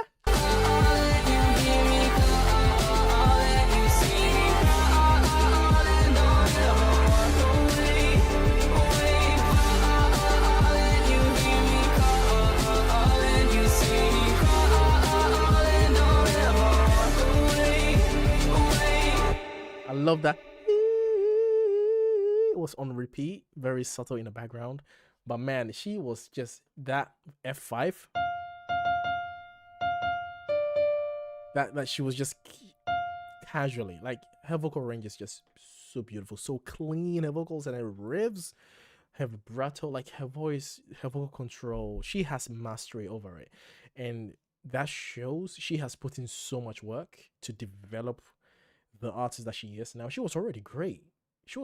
But being involved in all these competitions back to back over the years, I think over the past 5 to 7 years that she's been involved in this, like it's been incredible. She's put in a lot of effort to push herself out there, right? And you can tell she's benefiting from that. Like when she sings, it just flows like rivers of living waters, you know. Trying to sound gospel here, but you know what I mean? Like it's just so effortless. Like she really is vocal princess for me. Like she is. Yeah. Like I would like to know what her vocal warm-ups would be. I would like to know what style of warm-up she likes to do. Like, cause oh man, I would like to have a conversation with the Faouzia. That's definitely it. Like that's that. Like she's one of the people that I would absolutely enjoy to have conversations with. Because I'm curious. I'm so curious about her voice. Yeah. Man. She is so cool. She's finally out of her contract and on her own independent. Yeah. Just dropped an album. Okay. Oh, that's cool. I'm glad that she's finally out of that. Contracts are not fun. Joanna, thank you very much for your request. Again, much love to your granddaughter. This is Good Nights by Humphrey. Let's check this out. This is one of those beautiful tracks.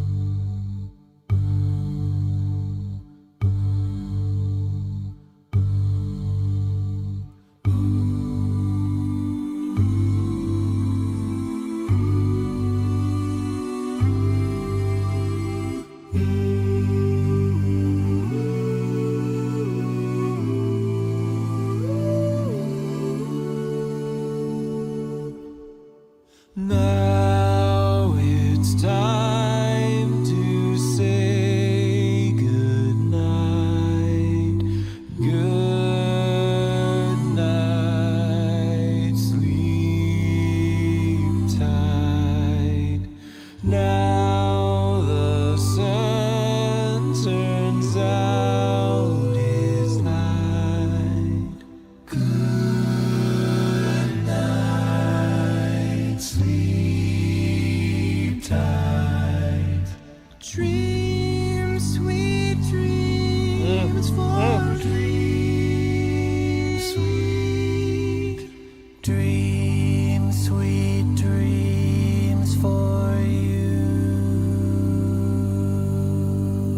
Hitone Rob. Come on, Adam. Close your eyes and I'll close mine. Good night, sleep tight. Now the moon begins to shine. Good night, sleep. Dreams, sweet dreams, sweet dreams for me. Sweet dreams for sweet dreams, sweet dreams for you. He speaks and he sings.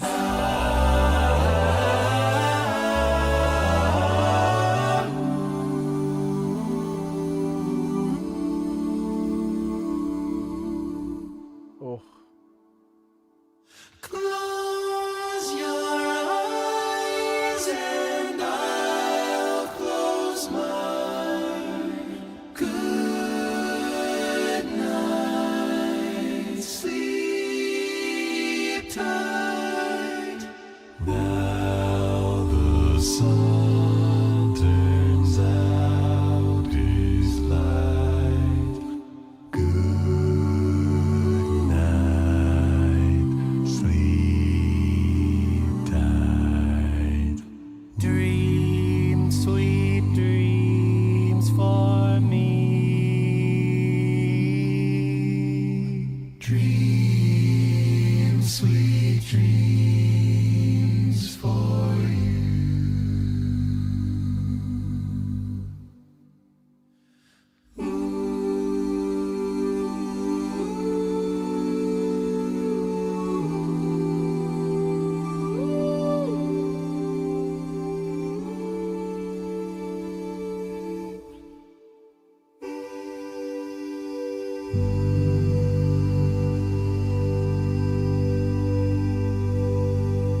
oh, what an ending. Whew. What an ending. What an ending, man. That was such a powerful ending. Love it. I always love it when they do that. First 3 registers and then the last 2, like the bass and baritone, just like, yeah, give it a grounding. I love it. Love it.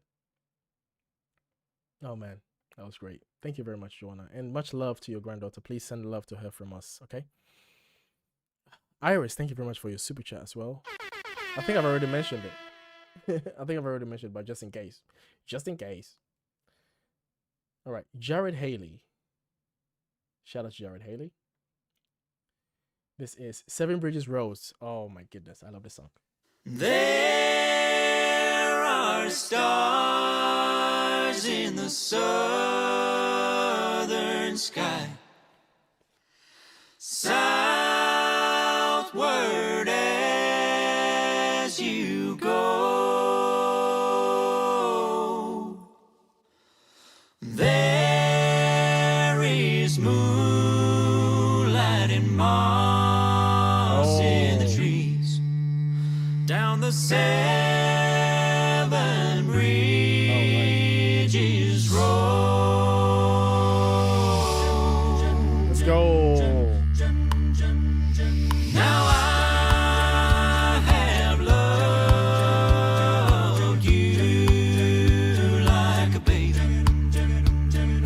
like some lonesome child, and I have loved you in a tame way, and I have loved you wild.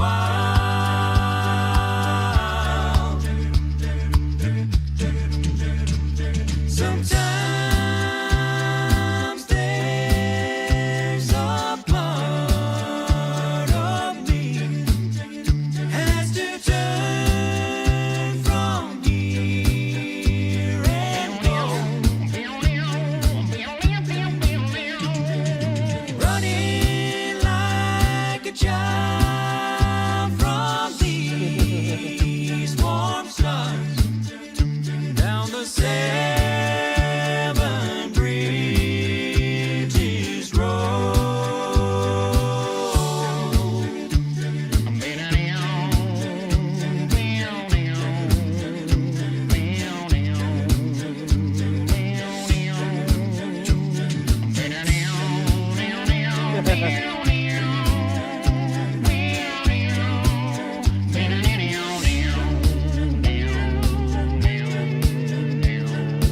There are stars in the southern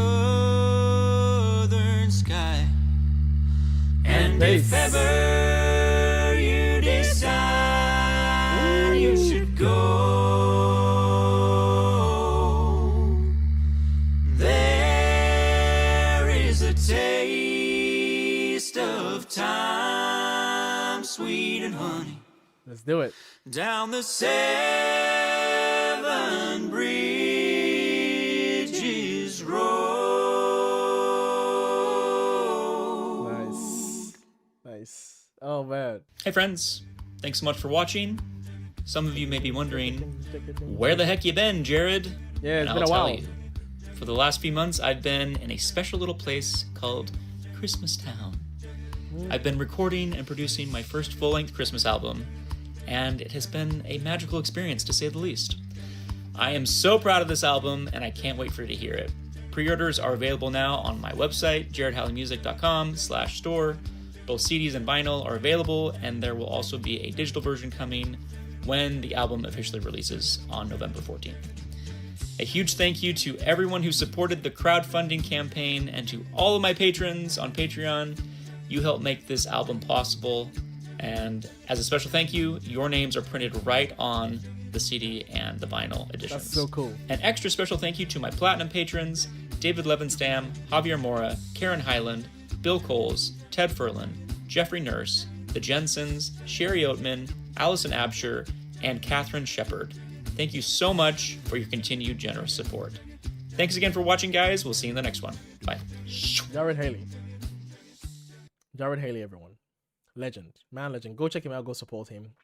Very, very, absolutely talented individual. He's amazing. Love him. Love him. Love the dude, man. Love the dude. All right.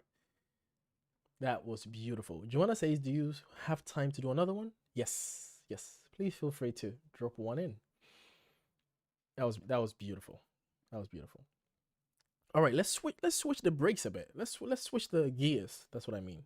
Let's switch the gears a bit. Let's dip our feet into the world of beatboxing. Dipping our feet into this world again. Let's check out Jairo. These guys are phenomenal. I love their dynamic, the duo. I love how they compensate on each other's the gap that each other have in the arrangements. Like they just step in and out of each other's lines. I really love that. That's usually their signature sound, right? But I don't know what we are going to expect in this. I would imagine something of the same, but something even more special. This is called Dynamite, a Dumpster Divers credit song. Let's check this out. Jairo and Dumpster Divers. Okay, so I think it's a collaboration. Let's check this out. Get a walk. I can feel my pain. I can't help it. I don't care.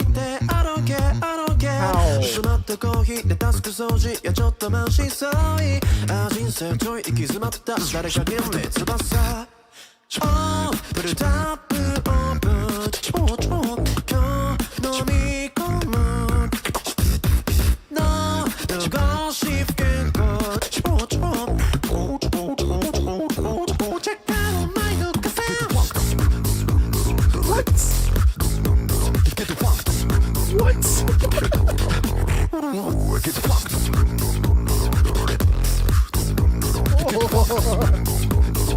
Oh my goodness.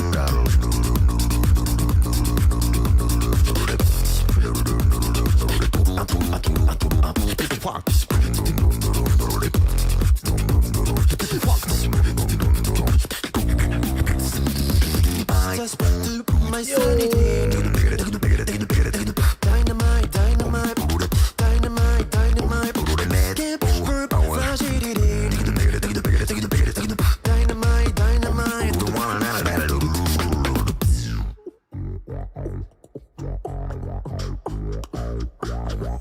They created an encore in this track.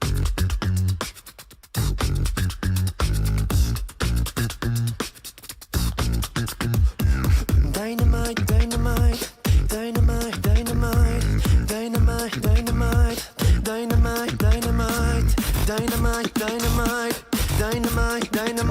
Chris, Dynamite, crescendo. dynamite.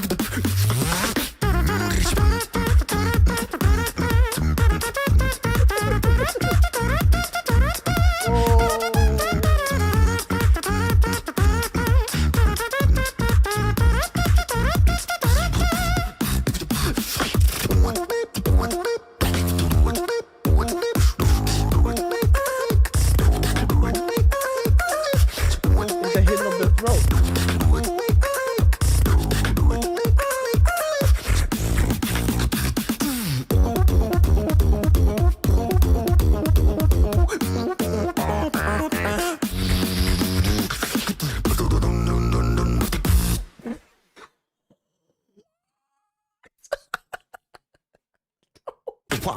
Oh my goodness. I want to see this. Oh my goodness. I'm just arranging this takes a lot of dedication, a lot of education too, because you have to be very well skilled in the rhythm and taking time and fitting in the right moments, within the right moments, the right feel of the track that you're trying to play or you're trying to sound as, right? But at the same time, it's just, again, the marriage between their voices, and that synergy is so powerful that you just see the offbeats matchups between them, but they're all filling in for each other. Like, it's just so cool to see, like, how are they coming up with this? Like, on the arrangement, on paper, or like, I want to see if they have a score sheet. Like, that's what I want to see. This is so cool. It's brilliant. The feel of the song is a party. Like, it's this, the presence of just the two of them feeling as though there's multiple people, but it's only two of them. It's incredible. They have such a strong presence vocally. They can sing really well as well. Their bass is so clean. Their sound effects are really clean, but man, they know how to entertain. Like, I would love to see them work with Beatpella House. I would also like to see them work with the individual beatboxes, right? I would like to see them work with, like, MB14 would be really cool to work with them. Like a loop station work. Wing would be also good too, and Hiss as well. Huckle too. Yeah, it would be really cool to see some drum and bass between them. Like, oh man, I love collaboration. So, you know, that's all I'm thinking. Anyway, shout out to them. Jairo is awesome, man. Cute Unicorn, thank you very much for hanging out. Have a good night. Much love. Thank you very much. Thank you very much, guys. I wish I could stay, but I have to get up at 5 a.m. Eesh. Yeah, go to bed. Go to bed. All right, go to bed. Go to bed. Getting up at 5 a.m. on a Sunday. Not looking forward to that. So, you know, yeah. Oof. I hope you have a good day at work. Okay. All right. We are doing a throwback. A throwback. Shout out to Tika. Thank you very much for this request. Massive throwback. Dimash and Terry Lynn doing this at the Jackie Chan Action Film Festival. This is Dimash doing Unforgettable Day. 来，各位，掌声有请林志炫和迪玛希送给大家难忘的一天。 Dimash is coming in. Dimash is coming in on Wednesday. I can't believe it. Like, I can't believe it's so close now.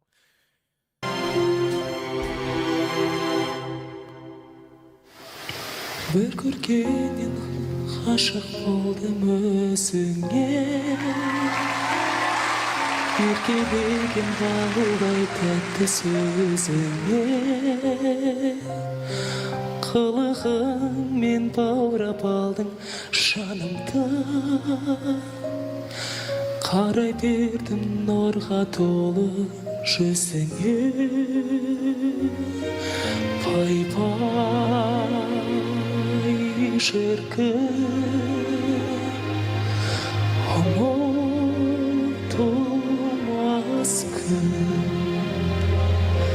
pay pay şarkı unutulmaz gün ansam kütken armanım sen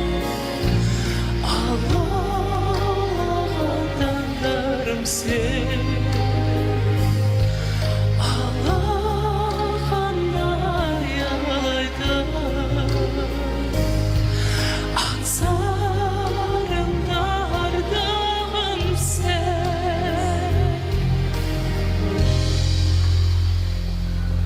谁都无法命令激越的心灵，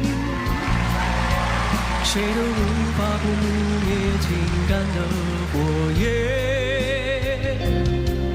如若上苍将你赐予了我，我就是世界上最幸福的人。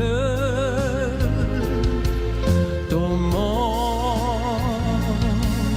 美好，这难忘的一天，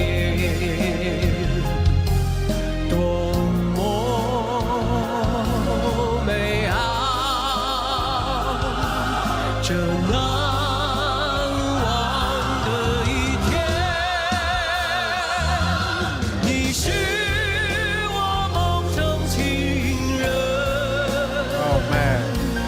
你是我黎明之光，是百般呵护的恋人，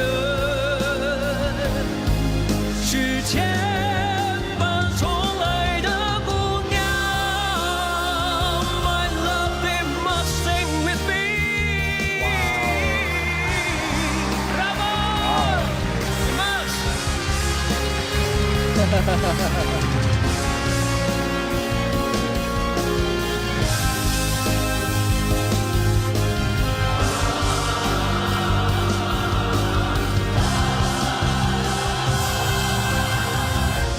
C'est le chemin de ma vie, my love. C'est le white whiskey que c'est le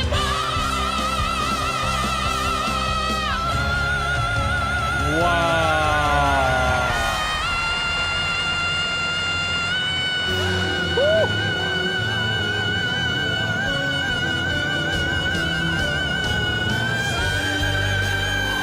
Bro, these two. These two. 你是我黎明之光，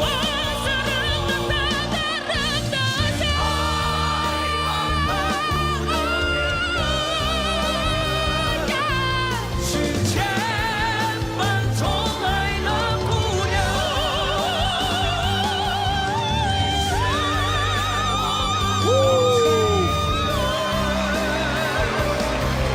你是我黎明之光，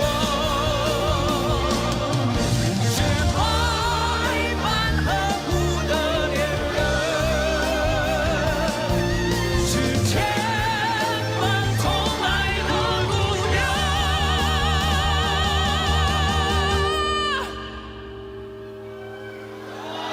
是千般宠爱的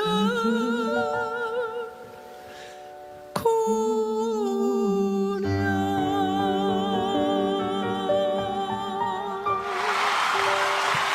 再次的掌声，谢谢迪马西林志炫。 He is 48. Terry Lynn. Wow. Hitting those notes at 48. That is cool. Now, 48 is not old, right? So, but still, if you've been singing that long and your voice is still healthy, that's great. Like, if your voice is still healthy past 40, if your voice is still in good condition, like singing like that, you're going to keep that voice. You're going to keep it. That's it. That's yours. You're going to sound like that till you die. Unless, obviously, something unfortunate happens. But, yeah. If your voice is like that past 40, yeah, you're going to keep your voice. Because there's so much junk that you can put in your body to ruin your voice. And there's so much shit that your vocal cords can go through. And if past 40 you still have that and you can still hit those notes, yeah, keep it. Well done. Even better, if past 50 you can still do the things that you're doing. Yeah, good. That's it. You will sound like that till you die. Yeah. He is young. 48 is young. So yeah, he's still a baby. He is. He is. That's all Jackie Chan's friends. Yeah, I recognize this guy. There was one more guy that I recognized. I believe this was at the beginning. I recognized him from somewhere. I recognize him. Oh, I think I recognize him too. Yeah. Yeah. Anyway. Thank you very much, Stika. That was beautiful. Thank you. All right. We have these boys, man. End Team. A Japanese pop group. I'm loving these Japanese pop groups, man.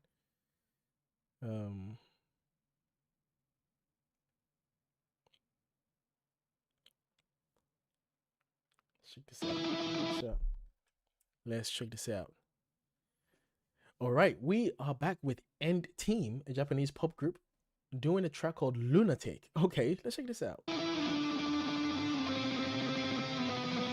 I know they're all gonna call us crazy. We're here trying to do our thing, you know.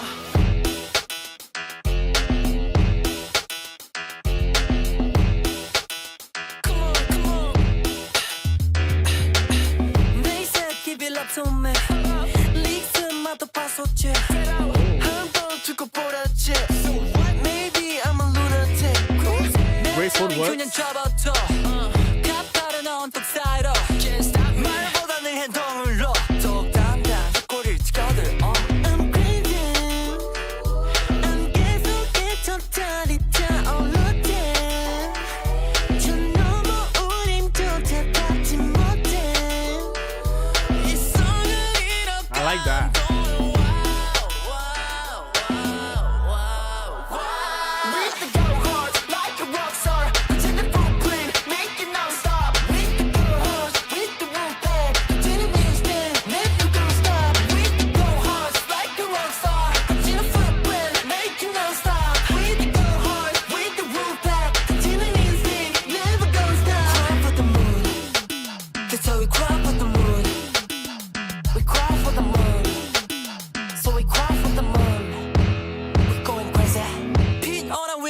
Chance. Big stars but I still don't bend. Beat를 따라 feel my flow. Big dreams they will all go. Think about it, what you doing, think about it, what you moving, 어디서나 빛나는 fire. 살려가시, we gon' buy. Hey baby, 꿈틀린 내 본능이 날 숨쉬게. Okay, all right. This is a lot of nostalgic feelings. Give me a lot of nostalgic feeling. Not only the beat, right? The boom,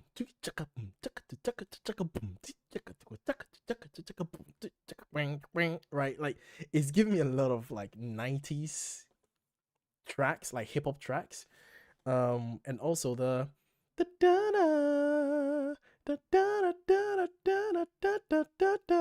like that is Michael Jackson. That is MJ. That is that is Don't Stop Till You Get Enough, right? That line reminds me of that. Yes, it's true. I loved them because I was trying to look at them critically from the start. The first thing that I noticed was this is a choreography enriched group. Like their stance, the way they talk, the way they introduce the video to us suggested that we're going to see a lot of cool dance moves. Even the costume that they're wearing suggests that they're about to do some nice cool moves. And the first thing that I noticed was some nice cool footworks, which I love footworks when it comes to choreography, especially when it's uniform. And that's what they're doing. They debuted in 2022. I think they have a bright future. Like they are entertaining. Like they are entertaining me, like genuinely. I'm enjoying the video. Like I'm enjoying this. Hey baby, I like this.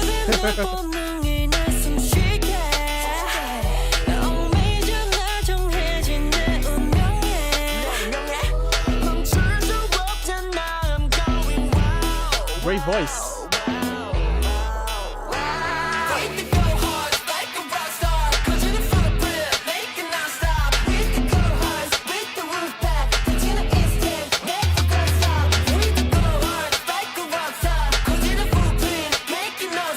one of those beats that Missy Elliott would use, or like Lil Kim. Like it's such an OG beat. Like this is an OG beat. Okay, like this is OG track. This is like I feel that nostalgia.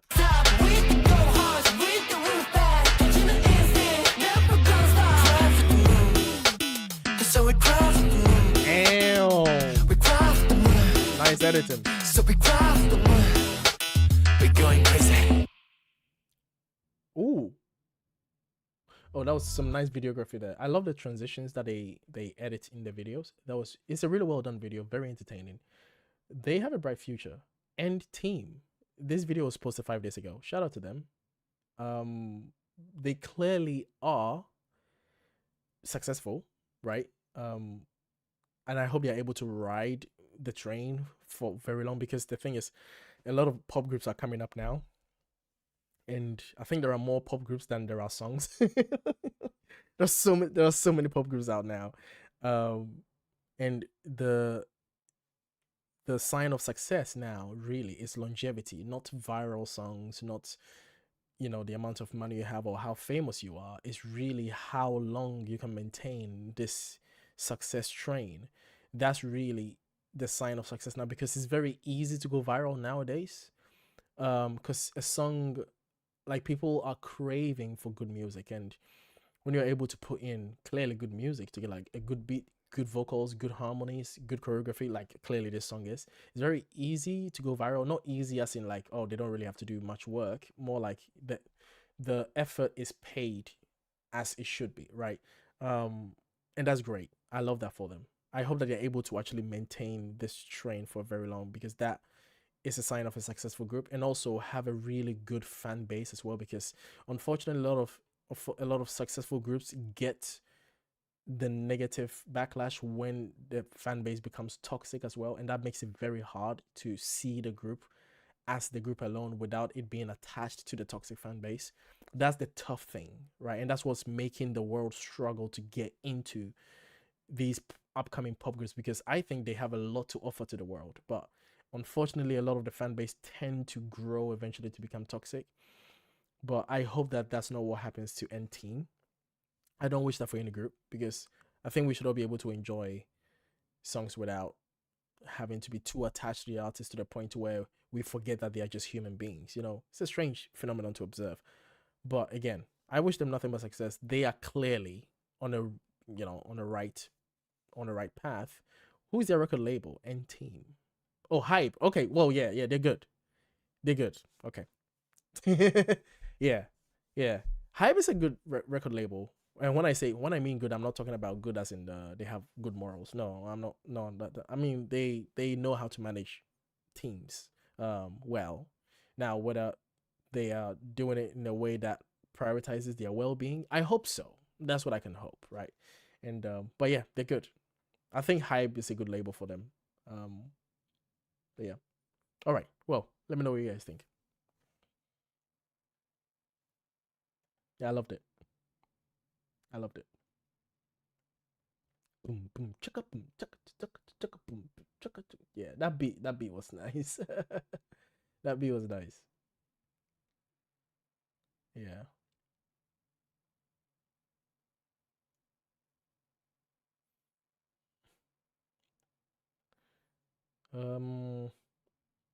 Ooh, this is Postmodern Jukebox. Man, it's been a while. This is what? Part-Time Lover, 1930 Speakeasy jazz style cover featuring Amber Woodhouse.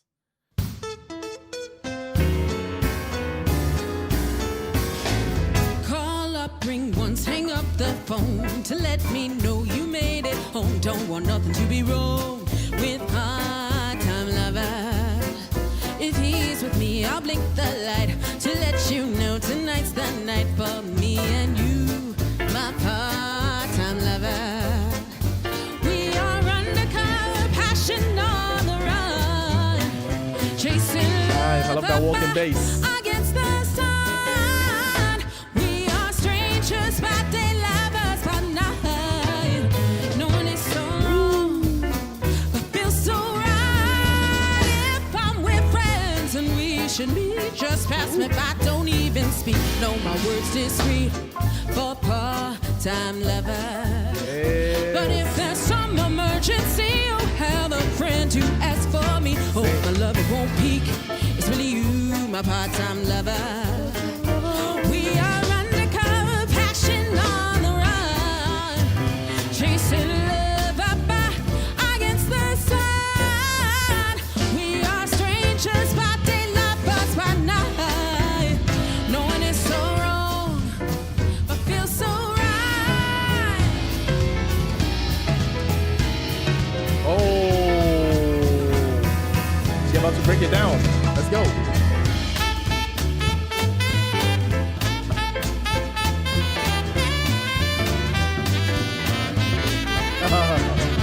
Oh my goodness. Oh, I love her. We are undercover, passion on the run, chasing love up against the sun. We are strangers by day, lovers by night. Knowing it's so wrong, but feels so right. I got something that I must tell. Last night someone rang our doorbell and it was not you. I love how she's playing with a rhythm here. Ah, it's so good. And then some girl called our exchange, but didn't want to leave her name. I guess the two can play that game of part-time lovers. Me and you, part-time lovers. She and he, Lovers. part-time lovers.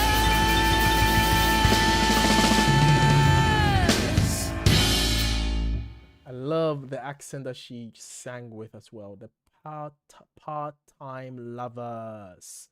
You notice that? That's not how I would imagine. That's not how she actually speaks. But part-time lovers. Like, I really like that.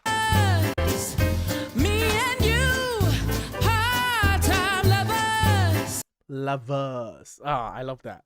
I love that. And that's the thing. Like, when you're doing vocal practice and you have a vocal coach, you don't realize that a lot of the time the way you speak is not necessarily how you should sing. Is your diction has to match the notes that you're singing. And I noticed that on myself, and I noticed that on other artists as well. It's very interesting. She sounds so good, and there's nothing like a multi-talented black queen, man. Ugh, just makes me fall in love very quickly. Like, okay, all right. What else can you do? What else can you spin on your head? Because damn, yeah, she's great. She's awesome. What's her name? Amber Woodhouse. Shout out to her. Oh, she's awesome. She is awesome. Me and you, part-time lovers. Yeah. Da da da da da da da da da da da da. Me and you, part-time lovers. Oh yeah, I loved it. It's stuck in my head now. Joanna, thank you very much for your request. This is Halley. Wait in the truck. Oh yeah, that's a good one to bring up. Let's go. If the will permit us.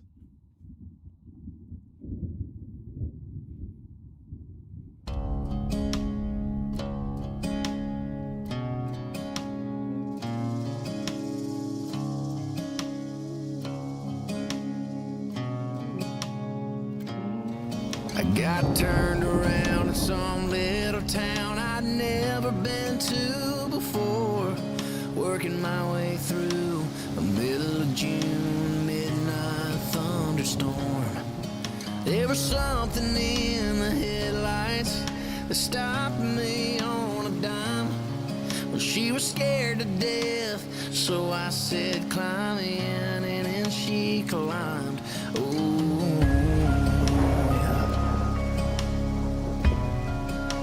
Hell, man. Well, she was bruised and broke from head to toe, with a tear in her bloodstained shirt.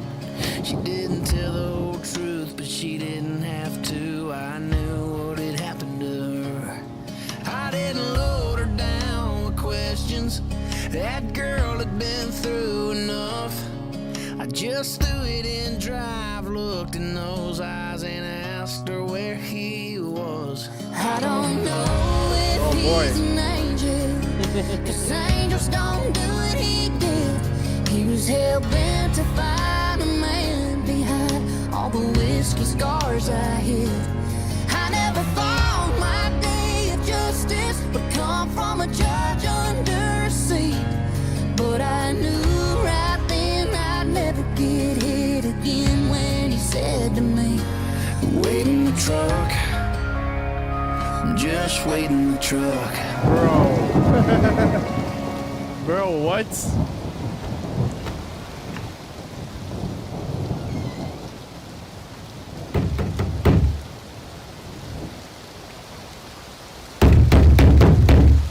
Well, I knocked and no one came, so I kicked in his double-wide door. I let the hammer drop before he got to that 12 he was reaching for. I didn't try to hide my pistol, I didn't even try to run. I just sat on the porch smoking one of his cigarettes and waited for the cops to come. I don't know if he's an angel. Damn. 'Cause angels don't do what he did. He was hell-bent to find a man behind all the whiskey scars I hid. I never thought my day of justice would come from a judge under a seat, but I knew right then I'd never get hit again when he said to me, wait in the truck, just wait in the truck. Whoa, have mercy on me, Lord, have mercy on me. Have mercy on me, Lord. It's been 60 months, and she still comes to see me from time to time. It was worth the price to see a brighter side of the girl I picked up that night. And I might be here forever. It ain't paradise, that's true, but it's a whole hell of a lot better than the place I sent him to. Thank you. Wait in the truck, just wait in the truck. Wait in the truck, just wait in the truck. Have mercy on me, Lord, have mercy on me. Have mercy on me,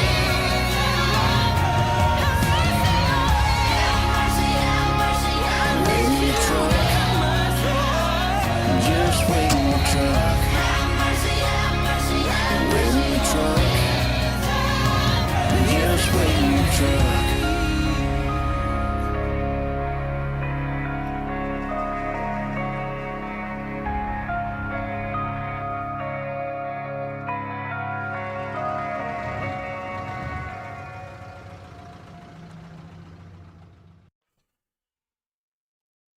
This song, man. This song again.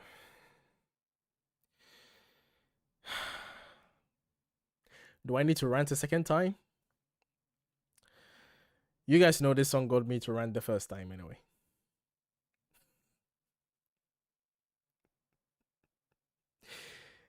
You guys know this song got me to rant the first time I heard it, right?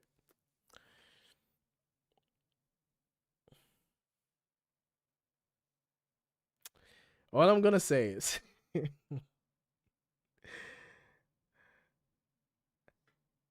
hell no.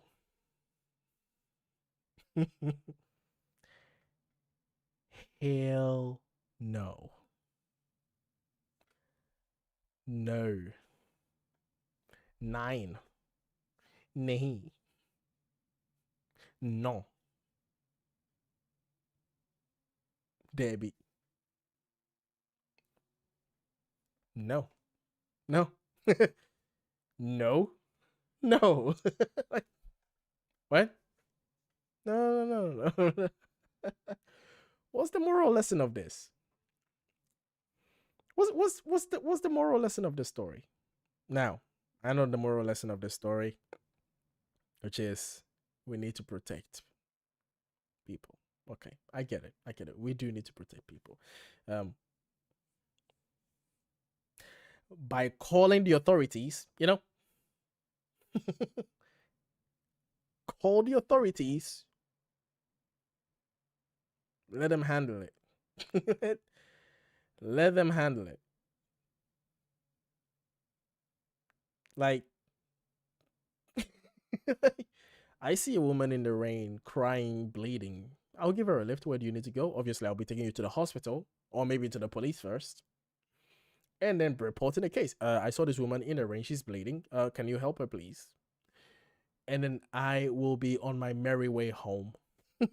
Because, I've got games to play. I've got my PS5. I've got you see that? You see that's my PS5. I've got things to do. I've got things to do. Yeah. Yeah. Wait in the truck? What do you mean wait in the truck? No. You and I, we are traveling in this truck to the authorities. Like, let's go to the people who have the power. Let them handle it. I've got videos to react to. I've got anything is better than that. I've got to sleep. I've got sleep to attend to. Like, wait in the truck. No. We're going to the authorities. I believe women should be protected. And also, when you take a woman to the police and report the case, now she actually becomes part of the world statistics of domestic violence. Now it's actually recorded in the system that this is a woman added to the statistics of her experiencing this type of abuse. I will take her to them. Yes. Wait in the truck. Well, dude, I'm not a vigilante. No. And if I were a vigilante, I mean, maybe that would be a different story. But oh, hell no. Hell no. Hell no. Wait in the truck. Nope. Some people never heal. It takes just one little thing to set them over the edge. That may have been his one. Oh no, we know. Oh, we know. we know. Oh yeah. I am aware of all the tragedies involved in this, right? Everyone in this party is hurting. The man who hurt the woman is probably dealing with his own stuff as well. That's why he hurt the woman, right? And the woman is probably dealing with her own stuff. That's why she stayed in a toxic relationship, an abusive relationship that allowed the man to abuse her. Because abusers, physical abusers, don't just start by abusing you physically. They start by verbally abusing you. They start by emotionally abusing you. They start by physically shoving you, pushing your forehead, holding your ear, pinching you. That's how they begin these things. The physical abusers don't just begin by shoving your head to the drawers like bang, bang, bang. No, they start by doing things to you to see how far you're going to take it, to see the threshold you are going to allow them. So obviously, it only takes someone who is used to being in a toxic situation to allow that to happen. So she's dealing with that stuff as well. And also Hardy, waiting the truck guy, Captain Superho, Captain Saberho says, wait in the truck. Dun, dun, dun, dun. Right. I'm going to save you. He's dealing with his stuff as well. And he's probably had a situation where maybe his mom was abused by his dad and he had to watch it helplessly as a child. So he saw the woman and that triggered his childhood wounds. And now he wanted to enact some form of justice according to his own feelings in the world. Right. And now here we are. But hell no. Oh, we know why this happened. We know. We are very much aware. Hell no. Hell no. Yeah. Hell no. I'm dealing with my shit. Yeah. We're all dealing with shit. But am I gonna tell you to wait in the truck? Am I gonna put my freedom on the line when you stayed in a relationship? Now, this is not in a situation where I'm blaming the woman, but it's not that. It's more like you, by your own person, stayed in a toxic relationship because of your experience and because of what you've gone through. Why does that logically conclude for me to do that? No, that doesn't make sense for me to now sacrifice my freedom because you no. It's the job of the authorities. The authorities are supposed to take care of that. So we both drive to the authorities. In fact, no. How about I do you better? I call the authorities and then I wait with you. I don't take you anywhere. Here's the thing. I wait with you.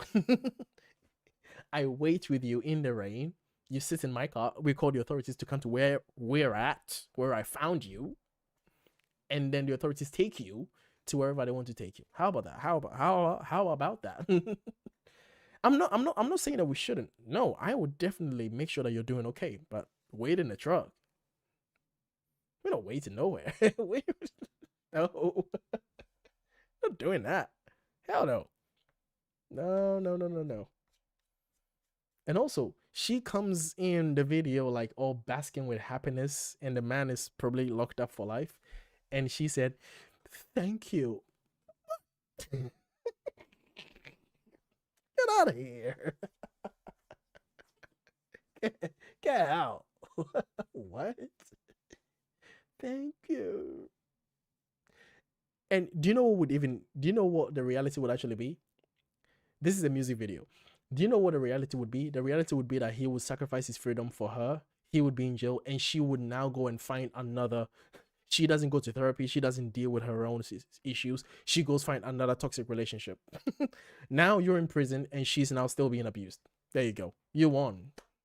You won. You win. Prison, jail time. For nothing. For nothing. No, it is not worth losing your freedom over anybody. No, it isn't. It isn't. It's not worth it. Not worth it. And it is so fun.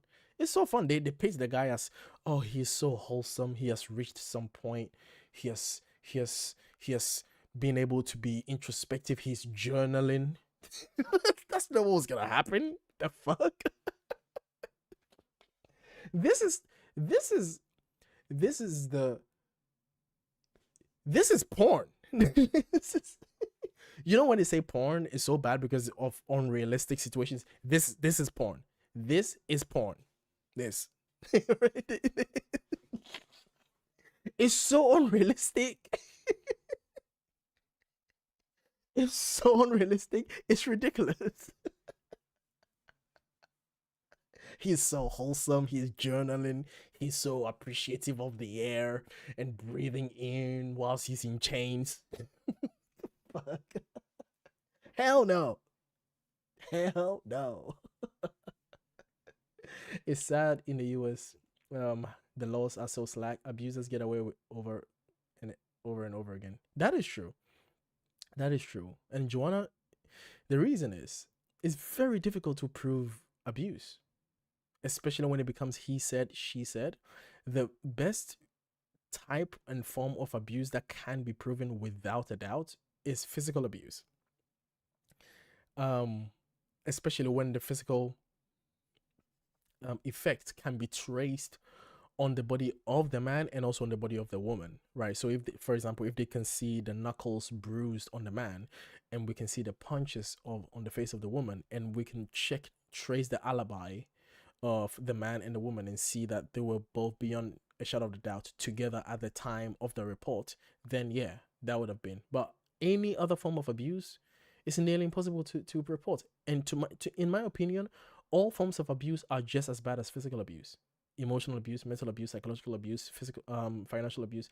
All forms of abuse are just as powerful and as damaging as physical abuse. That's my opinion. I don't rate abuse. Abuse is abuse. That's it. If you have the ability to look at someone and want to harm them, in my opinion, you might as well. You're just as bad as the physical abuser. So, yeah, but all of that is so hard to prove, especially in America. That is very, very, very super religious. We have the Holy Spirit and the spirit of discernment. For some reason, they can't figure out that children are being abused at homes. Absolutely useless. We have, and in Africa too, in Ghana, my country, where I come from, in my country, you think the law slack in the US? Oh, you think the law slack in the US? Oh, don't go to Ghana. Oh my god. Oh my god. Don't go to Ghana. Oh, Ghana, the law slack in the US? Yeah, Ghana's worse. They don't even know the laws. Like, the police don't even know the laws. Like, what are you on about? What? Oh, your husband hit you? Okay. All right. What did you do? What did you do for him to hit you? Yeah, the law slack like way bad in Ghana. Like in Ghana, the police don't even know the laws, especially when your husband is rich as well. Oh, don't let your husband be rich. Oh boy, don't let your husband be rich in Ghana. Oh, he'll just pay off the police. That's it. Like, oh my goodness. Yeah. Oh boy. I mean, yeah. It's crazy. It's crazy. Tika says not all states are slack, at least not here in Florida. Thank goodness. Well, yeah, I mean that's not a point, right? That's like if someone says that there is a problem here, and it's like, well, no, there's not a problem here. It's like, well, I mean, yeah. It's not always gonna be all of it, right? But it's like it definitely is a major problem, because I know that in Kentucky a lot of people experience it, just as Jonah said. In Virginia, I know people that experience it. Like there's a lot of places that a lot of women are literally thrown under the bus all the time. It is a problem. It is an epidemic in America. You know, so like I don't know. I don't think it matters whether it's like it's not all. It's like, yeah, nobody's saying it's all, but it is a problem and it needs to be addressed. Kentucky here, all men are innocent angels and women are mostly considered property. Well, yeah. That's what the religion is. Yeah, like it's so impressive to me that people act surprised. Like, yeah, have you read a book? read a book. Yeah, that's yes. It's God, Jesus, man, woman, children. Like I don't know why people act surprised. Like people act surprised. That is it. That yeah. He's better than you. Men are better than women. I don't see why people act surprised when they actually behave that way. That's what their book tells them. Their book tells them that we are fucked up because of some woman did something. Like, it's so impressive to me when people act surprised when they actually behave the way that they believe that they be. Like, that's what did you think? They're going to have egalitarian relationships? What the fuck? No. They will behave the way that they believe. Believe informs action. Like, yeah, women are property, men are innocent angels. Yes. Come on. Wake up. They will do the things they believe. Yes. Don't act surprised. Oh man. The victim blame culture happens here too. Yeah. In every conservative community, victim blaming is the first thing. Every conservative community controls women, what they wear, what they look, what their appearance is. Men to some extent are controlled too, but not to the same extent as women are.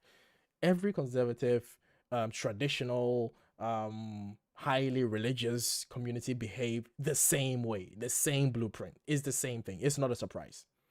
It's not a surprise. It's not a surprise at all. Like, yeah, women are less. Women's testimonies and sayings are not as valued as men's are. Yeah, of course. Read your source material. Read your source material. Come on. That's like saying, oh, I don't know why the lawnmower is behaving this way. It's like, well, did you read the manual? Yeah, the manual says it will behave this way. Yeah. Read the manual. Yeah. It takes a lot. To me, it takes a lot for someone to be able to move past the things they've been conditioned with to actually see their loved one as a human being, as someone as equal, to love them as a person. It takes a lot, because a lot of people have been conditioned. As a man, someone, me, myself, right here, me, myself, and I grew up in an African traditional culture, was brought up as a man who grew up in a patriarchal system. I know what the fuck I'm talking about, okay? You are conditioned to think that way. You are conditioned to think men are better than women. We don't say it with our lips. We don't say it with our mouths. Nobody's ever going to say it, right? Just like racist. Nobody's going to come out and say, I'm a racist. No one's going to do that. No one's going to say that, right? No one is going to say, I'm a Nazi. Like, no one's going to do that, right? Yeah. No one's going to say that. But that people are conditioned to behave these ways. People are conditioned to think like that. Yeah.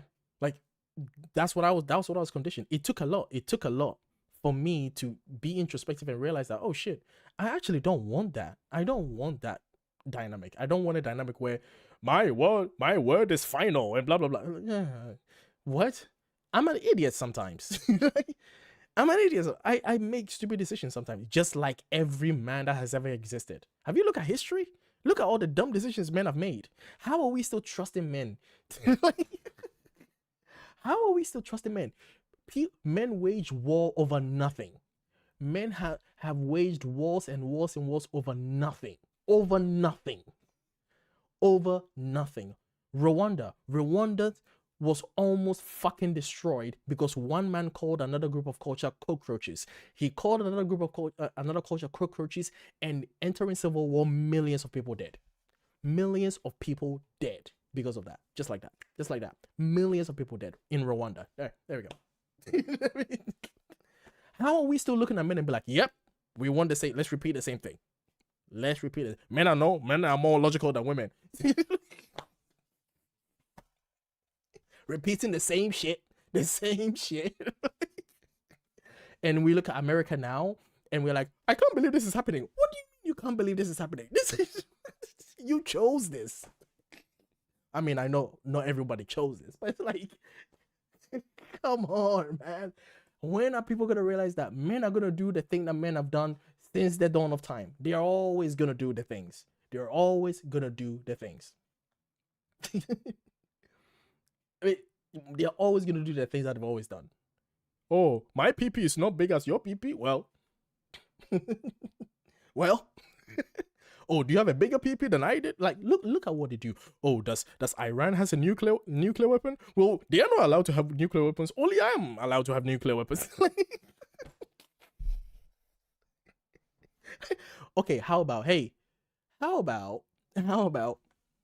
nobody has nuclear weapons? No, but we need to be able to defend ourselves. Blah blah blah. It's like, okay, well, why are you mad that someone else has nuclear weapons? Well, they are not allowed because their ideologies. Oh, wait, their ideologies. You have a problem with their ideologies? Wow. Wow. Well, our ideologies is better and perfect, and our ideologies comes from God. Oh, right, that's true, because theirs don't come from God either. Theirs don't come from God either. Like, look at Israel and Palestine. Like, look at them. Everyone, Israel is like, oh, we need to destroy the Amalekites and blah, blah, blah, blah, blah, because God and God and God this. And then the Palestinians are like, well, God was, like, how about, look, this is a crazy idea. How about we drop the God bit? How about we just stop doing that? Like, can we stop? Can we just stop doing that? Like, everyone is feeling justified of what they're doing because they think their God is on their side. Like, can we just stop that for a sec and just be like, hey, I don't want to see children dying. Do you want to see children die? No, I don't think children dying is a good thing. Okay, how about we stop doing that? Oh, okay, let's stop doing that. All right, okay. Like, can we just drop that? Because everyone is feeling justified in what they're doing because they have a God on their side. Yeah, congratulations. Everyone's right. Are we going to stop this? No, we're not. Men are going to do what men are going to do. They're always going to do it. And people acting surprised is the comedy of the day. Is always going to be the comedy for me. Is people acting surprised that they did the thing that they always did. Oh, I can't believe that they're corrupt. Oh, you really? Really? You're surprised that they're corrupt? Wow. Okay. Of course they're corrupt. Okay. The hell? Look at their history. They've never suffered. They don't know the price of milk. Like, they've lived in gold-plated buildings. Of course they're corrupt. Like, what? What? Oh man, like, come on, dude. Jeez. I don't know, man. I don't know. Yeah. The same trope. The same trope. Men are logical than women. Women are emotional because they have periods. It's so stupid. And the thing is, again, I grew up in that system. I used to think like that. And that's why I feel like I have the authority to trash on that idea. Because I used to think like that too. It's dumb, stupid, not based on anything other than my fifis. I just feel like men are logical than women. None of that proven. None of that proven. Do you know why none of that is proven? Because back in the day when women used to read, we accused them of being witches and burned them at the stake. Burn the witch. Ding dong, the witch is dead. Right?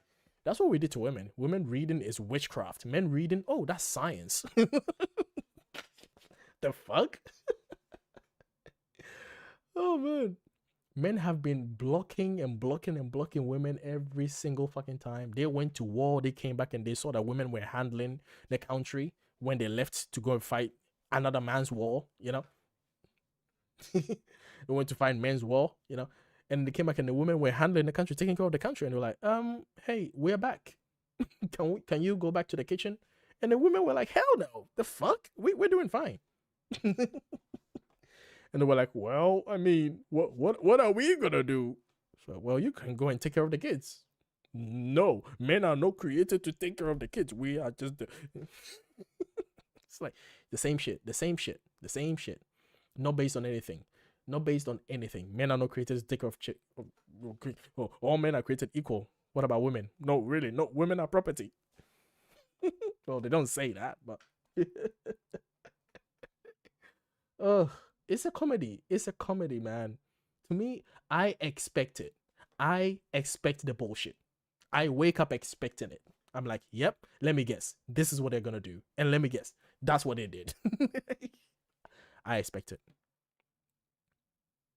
I expect it. I expect the bullshit. Oh man. Joanna says, I'd rather someone hit me in the mouth than hurt my feelings. To me, emotional abuse is much worse than physical. I agree. Emotional abuse, it takes longer to recover from emotional damage than it does from physical damage. It really is. Because even if your bones are broken, it takes years for your bones to heal. Well, it takes longer for your emotional stability to heal if your emotional sense of self was damaged, right? Your self-esteem and all of that was damaged. It will take way longer to recover from that. It's the same everywhere. Abusers don't get punished. Yeah, it's just, oh man, I think I've read that. The instance is, wait, hold on. Yeah, she must have done something. What did she wear and other stuff? Yeah, it's the same thing. That's the same system I grew up in. I mean, aren't most wars started by men? Yeah. Well, most wars are started by men. Some wars are started by women too. Bloody Mary and others. Yeah, Bloody Mary was not to be played with. Bloody Mary was not to be trifled with. So yeah, there is that too. I studied Rwanda in college. It broke my heart. Yeah, I think everyone should read on that. Everyone should study Rwanda. If you want to really understand the dumb fuckery of history, like, just go read Rwanda, man. Just see how much wars have been waged over nothing. Like, over nothing, man. Like, are you this tribe or that tribe? Oh, you're this tribe? Chop. Do you want short sleeve or long sleeve? This is Sierra Leone. Do you want short sleeve or long sleeve? All because of capitalism. Capitalism destroyed Sierra Leone. Capitalism destroyed Sierra Leone. That's what it did. Like, people don't realize the realities of the Western influence on Africa and how it has actually destroyed Africa. People are not ready for that conversation. They always like to boast of themselves of, oh, we are just the number one. Man, shut up. just shut up, man. Sit down. Nobody was ever counting. Nobody was ever counting which country was number one. Nobody was ever counting which country was number one. Well, I know one guy that was thinking that he was number one or they were number one. The mustache guy, you remember? Yeah. Like, nobody was ever like, we're the number one, we're the most special. Like, no, nobody, it was never a thing. And it's like, oh, I think we are special because we've got the blue eyes and we've got the blonde hair going for us. So obviously we are the superior race. Nobody was counting. And then we defeat them, and guess who picks it up? Who picks it up? America. We are number one. Why? In what? Why? You want to screw your own people of healthcare. You don't want to give your own people healthcare. You have closed your government. You are taxing people whilst not paying them. All because you don't want them to have their premiums that they already have. You want to cut them off their health premiums. And now you're creating propaganda video around airports and blaming your political opponents as if that solves problems. As if that solves problems. Blaming your political opponent will definitely solve the problem, right? Yeah, of course. Of course. America. Unbelievable. Like, let me tell you the level of pistosity I am right now. Let me tell you how much pissed I am. I grew up in Ghana. I was told that everything in America was better than everything in Ghana. I was told that America is much better than Ghana. Everything in America is much better than Ghana. America is better. And then I grow up and I come here and I get the opportunity to realize that, and I realize that your healthcare is fucked up as shit just as much as it was in Ghana. Fuck all of that. Fuck all of that. I grew up thinking I was inferior, my culture was inferior, and America was better than everything. Now I learned that you guys are cutting off healthcare from your own people. Fuck all of you. Like, do you know how much brainwashing has been done? The damage has been done to the rest of the world, the rest of Africa? And you're treating your own people like this? All based on lies? All based on lies. That's how pissed off I am. So I'm coming from a whole different perspective here. Okay? That's the perspective I'm coming from. Like, you lied to us, brainwashed us, told us our culture was inferior and shit, and your culture just as shit. That's what was told to us. Not ready for that conversation. People are not ready for that conversation. Like, gonna be talking about, Democrats or Republicans. Look, what? Think I give a fuck about that? Like, don't care. I don't care. I don't care. I don't give a shit, man. The damage damage America as an institution, not you guys individual, obviously. As an institution, the damage America has done is crazy. It's crazy. There is no recovering from that. There is no recovering from that. And now America is like, oh, we are going to ban travel to Ghana. We are going to ban travel to Benin. We are going to ban traveling to Togo. Like, okay, yeah, fuck you too. like, what? Oh man, it is incredible. It's incredible. Oh, we are the number one. That's God has chosen us. God bless us. Yeah, fuck your God too. What the fuck? Oh man, like, oh, the specialness, the entitlement, all over nothing. You are cutting off healthcare from your own people. How dirty, nasty, lower than corrupt. Even a corrupt nation like where I come from will never stoop that low. They will never stoop that low to cut off funding of healthcare from their own people. A government like mine in Ghana will never stoop that low to do that. They will never, regardless of how corrupt they are, they will never do that to their own people. Their own people, they will never do that to them. Unbelievable. Unbelievable.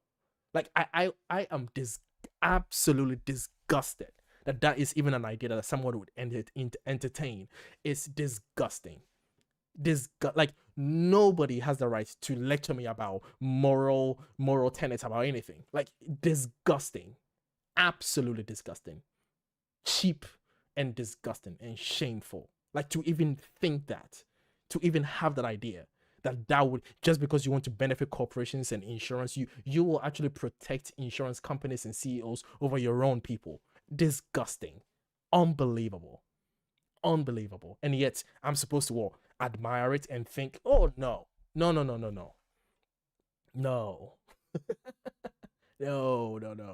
Unfucking believable. Shameful. All they know how to do is to invent propaganda, is to invent things to get people to argue about, to get people to talk about. That's all they know, media. And we have a podcast. How is the vice president of the United States on a podcast? That to me, to me, that is the most loser thing I would ever see any politician do, to be on a podcast. Well, you know what our policies say. Nigga, go out and do work. Go, you see outside, you see, look out the window outside. Yeah, go outside and do work. You're the president of the United States. You don't have time to be on podcasts and be touching on someone's wife like that. That's weird. Super weird. Touching on someone's wife because the person is dead, so I can touch on his wife, and then when the wife is touching him behind his head and very intimate, and my husband, nobody is like my husband, but this guy, he really reminds me of look, ma'am, if you guys are fucking, just say it. Just say that you guys are fucking. Just say you guys are fucking. Okay, just say that. Like, we know anyway. I mean, it's shameful. Absolutely shameful. Absolutely shameful. Don't know this showing what men are and are not capable of doing. Yeah, I agree. I mean, it's just shameful.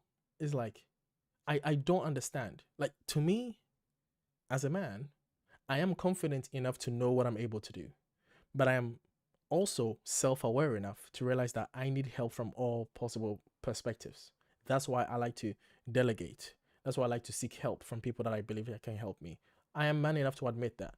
But for some people, they think being a man means something else. And that, yeah.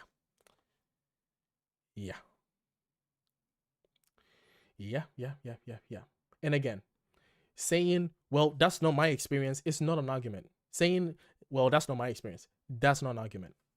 That is a non-argument. So that is such a non-point. I don't care for it. Like, well, that's not my experience. Well, congratulations. Aren't you the special one? Congratulations. Emmanuel, oh, bro, Qofy, not to make it about religion, but you used to teach me in RG Reading Ghana Sabbath School. I love your channel, bro. Oh, love you too, man. Yeah. Reading Ghana. So you are from Reading Ghana. This is someone that I used to teach Bible school in my church. Love you too, man. Thank you very much for commenting. Don't worry. I know you're not trying to make it about religion. That's totally fine. Yeah, love you too, man. This is someone I used to teach in Reading Ghana, in the Bible. Yeah. I mean, I hope you're doing good, and I hope that you're no longer going to that church, because if there's something I'm going to tell you, get out of Reading Ghana Church. Go to any church. Go to Reading West. Go to Reading Center. Go to Parkside. Don't go to Reading Ghana. It's a waste of your time. It's a waste of your time. You're not learning anything there. All you're doing is singing songs. If you don't sing a song, you're not part of the church. Yeah, get out of there. You're not learning anything. Get out. Go build your life. Go live a happy life. Go live a happy life, man. Get out of that church. It's a cult. Get out of there. Did you watch Good Morning Britain this week, Qofy, with a 100-year-old veteran on? Not really. What happened? What happened with that? What happened with the 100-year-old virgin? No, not the 100-year-old virgin. The 100-year-old veteran. Oh man, the entitlement started the day Europeans stepped foot on what is now US soil. Oh, yeah, I mean, the entitlement is derived from the UK. The UK are the OG entitled people.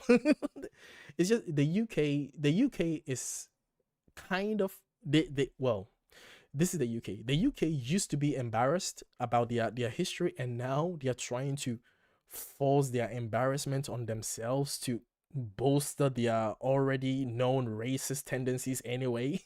So it's like, oh yeah, we were racist. Oh yeah, we want to embrace that. Yeah. Well, patriotism. It's like, no, you're just racist, bro.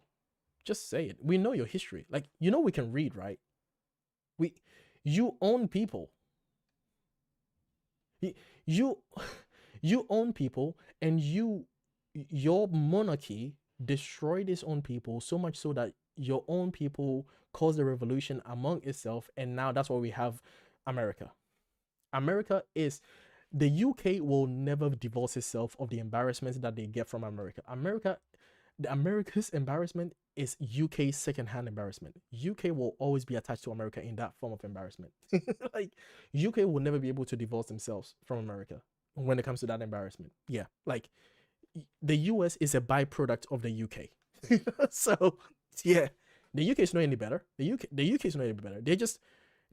A lot of people in the UK are embarrassed by their history.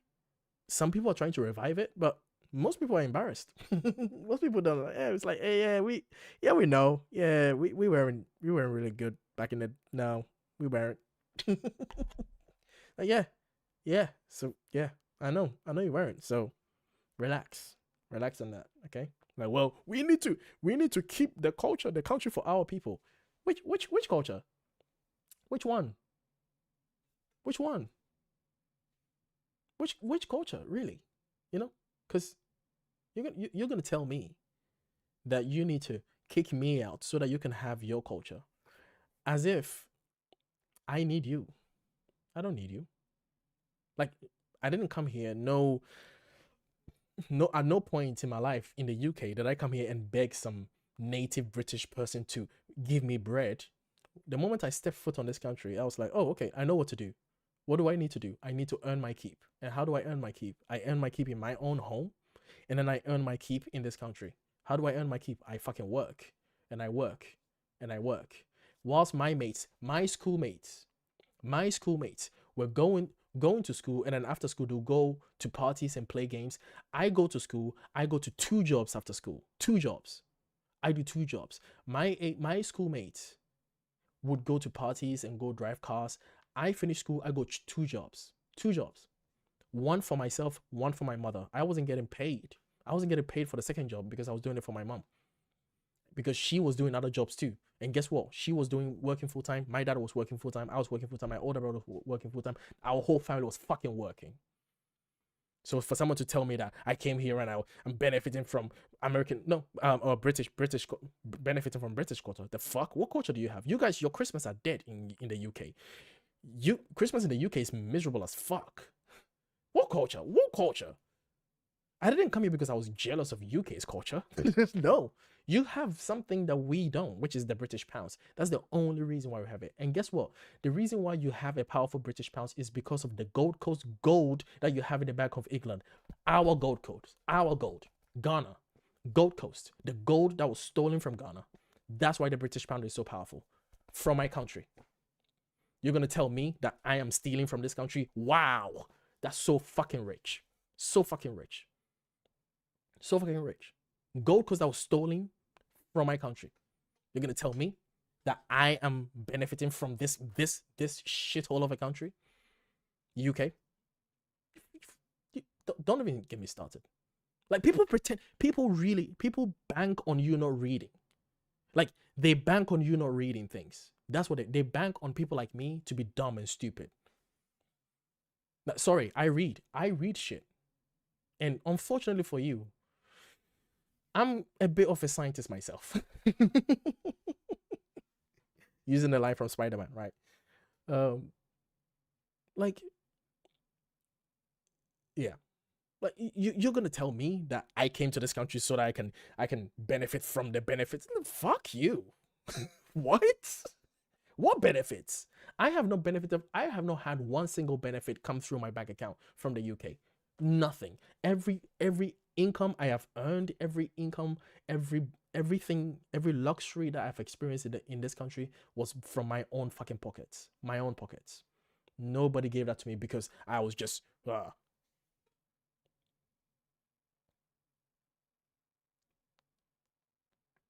Tika says should watch it. I can link it to you via DM, but don't talk about it or YouTube, as you could be. Yeah, I heard that they are arresting people for talking about stuff. But hey, I mean, if someone is gonna watch my 4-hour stream and come and arrest me because I said some things they don't like, hey, I would actually be impressed. Thank you for watching the 4-hour stream, by the way.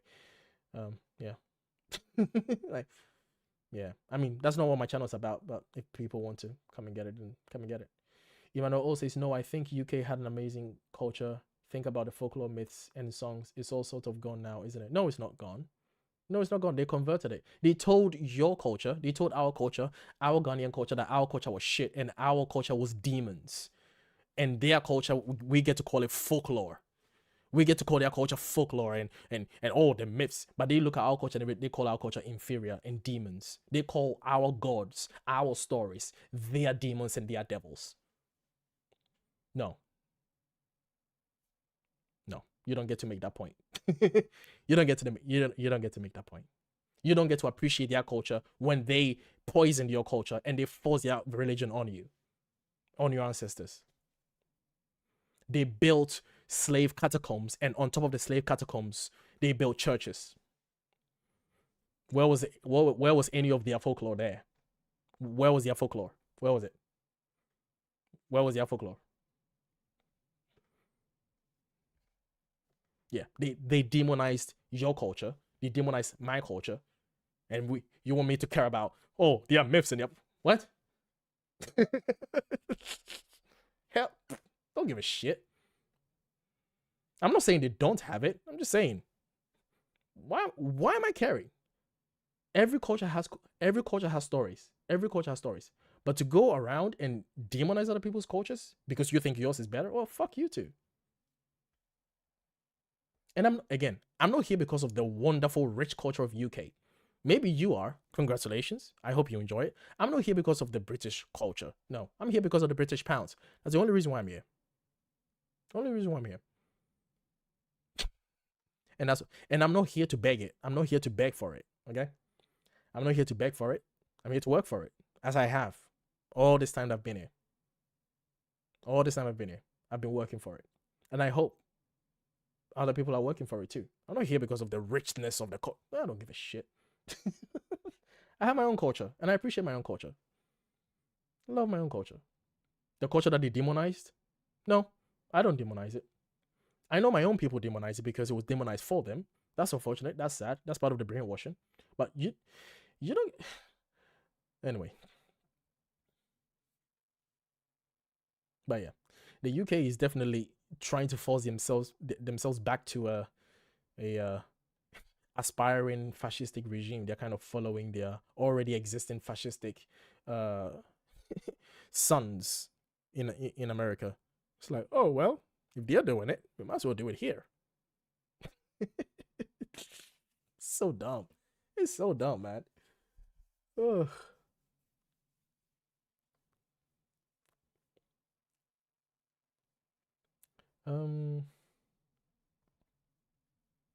The cultural difference is too much for me. The guns available to everyone, and I'm happy with my universal healthcare. Yeah, that's the thing. That's the thing. I don't know. I find it very hard. I find it very hard to reconcile that. Like, would I be comfortable living in a society where everyone could have a weapon of death? I don't know about that. I don't know. Because the thing is, everyone figured it out. Like, everyone kind of figured it out, you know? Like, the Japanese figured it out. The Chinese figured it out. Like, because in Japan, the samurai wasn't the samurai before. The samurai was a special group of militia that was formed by the government. But before then, there was kind of like tribal protective schemes that were built by their own selves, that so everyone had weapons of things to protect their own tribe. But as it became more cohesive, a cohesive community, they relegated all of those to a group of people calling them samurai to protect the emperors and to protect the interests of the kings and the emperors and whatever you have. But then even that got shrunk down, and eventually they were like, hey, you know what, maybe everyone should have been walking around with swords like that. They figured it out like way before, way back. I don't think everyone should be having weapons of death just casually like that. I don't think that's helpful, because, you know, they figured it out like way back, you know. So it's like I don't know. I think it's something that everyone should kind of figure out that, hey, if I want to live in a safe society, I don't want people to just casually have weapons like that. But I don't know. I mean, obviously the counter argument is, well, what if the criminals have guns? I mean, that's why they're criminals, I guess. I don't know, man. I don't have the arguments. I don't pretend to have all the answers, right?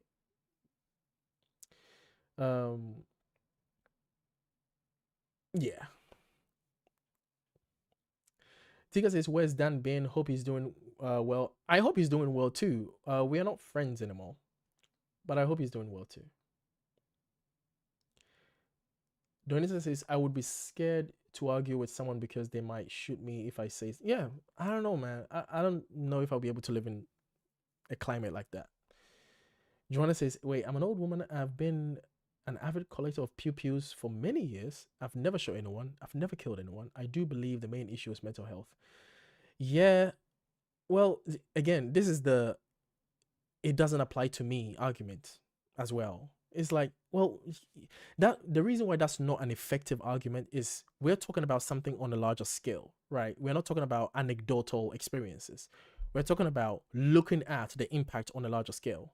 Like if someone had a gun in a situation where there's an altercation, the likelihood of someone dying is more likely than in a situation where nobody has a gun.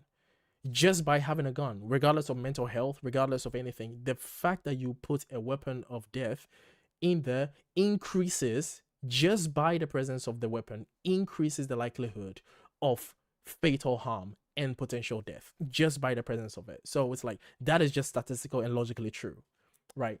So it's not anecdotal. It's not like, oh, well, it's not me. It's like, okay, well, congratulations. I'm glad that you are able to. We're talking about a situation where someone can go to a school and 10 people could be potentially dead. That is not going to be solved by its mental health issue. It's if the gun was not in the equation, someone could probably still be hurt, but it wouldn't be on that scale. Do you understand what I'm talking about? That's what I'm talking about. If someone didn't have that weapon to cause that much scale of harm, there could still be harm, but it wouldn't be at that much scale, and life is more improved. More flourishing is improved. That's the point. So it is mental health, yes, but if someone had mental health and they had a dagger, they could hurt one person as opposed to shooting 20 people within 1 minute, right? Do you get that? Do you understand that? That's what I'm saying. It's like, if I can shoot 10 people with a gun and stab one person within 1 minute, which one is better? So mental health or not mental health, there is still the capability with the gun to cause more harm than without the gun. That is just logical. Do you understand that? I hope you understand this. It is important that you do. That's the point. That is the point. Like if I was arguing with someone on the street and neither of us had a gun and I had mental issues, the best I could do is to punch them. Well, I punched them. They go to A&E. They solve it. Well, that is if my punch was so strong enough that they needed A&E. Problem solved. Nobody's dead. Now, let's increase the weapon. If I have mental health issues and I have a dagger, well, guess what happens? One person stabbed. Maybe 2 people stabbed before I get caught. Right? That's still 2 people stabbed. Now, let's keep the mental health issue. Let's take away the dagger and give me an assault rifle. How much harm have been multiplied now just by giving me the assault rifle? How much harm has been multiplied? Potentially 5, 10, 20. Do you understand that? The point is the amount of harm that's been caused, not the drama behind it. No, it's not the drama behind it. It's like, just on face value, a gun is much more dangerous than a dagger. And on face value, a dagger is much more dangerous than a punch, than a fist. And on face value, a fist is much more dangerous than nothing. It's just the scale of the danger. That's all we're talking about here. It's not about mental health. I hope you understand this. Really. You know?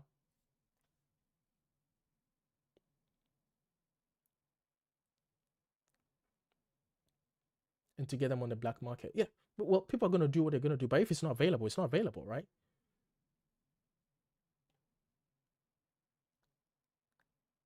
Not 20 years ago, we were allowed to take our guns to school over half. Again, you're not addressing what I said. You're not addressing what I said. You're just saying, oh, well, what about that time that it didn't happen? Okay. I'm not saying that every time there is a gun, something is going to happen. I'm saying just by the yeah, I don't know. I don't know how else to explain it. I don't know how else to explain it. None of the schools in this state have metal detectors. What? I don't know. I don't know why your state do things that they do. I'm just arguing from a logic basis. That's all. Like, again, I don't care about the drama behind it. I don't care about, well, what happened this time and what happened that time. Just on a logic basis, if you have a gun in a scenario, there is more potential harm to be caused than not. That's just logical. That is just logical. There is a potential fire, accidental fire. How about that? How about accidental fire? How about there's just potential harm just by the presence of a gun being there. I don't understand how else to explain this. Mental health is the culprit, yes, but it's not the culprit. The gun is the culprit. The gun is the main issue. Mental health is a culprit, yes, I agree, but the gun is the main factor. Again, if I have mental health issues and I just have my fist, I can punch someone because of my mental issues, but I will not be able to stab them with it or shoot them with my fist, regardless of the mental health issue. I really hope, again, that you understand that. That's what I'm saying. It's just the cause of harm is more likely. That's all. I'm not talking about, well, that time this happened, that time this happened. None of that matters. Donita says here, I can't even use taser or pepper spray legally. That's tough. I don't understand why have guns if you never plan to shoot someone. Well, I mean, with that, I mean, I can get it. I mean, people have fascination around guns, right? Like, I have fascination around swords. Like, I love swords. I love all kind of swords. Like, I find swords to be very fascinating. I wish I could buy swords. Like, I could have like a collection of swords, which is something that maybe one day I might do. I do have a fascination of swords. So with that one, again, I don't blame people for having fascination around weapons. That is cool, like having fascination around guns.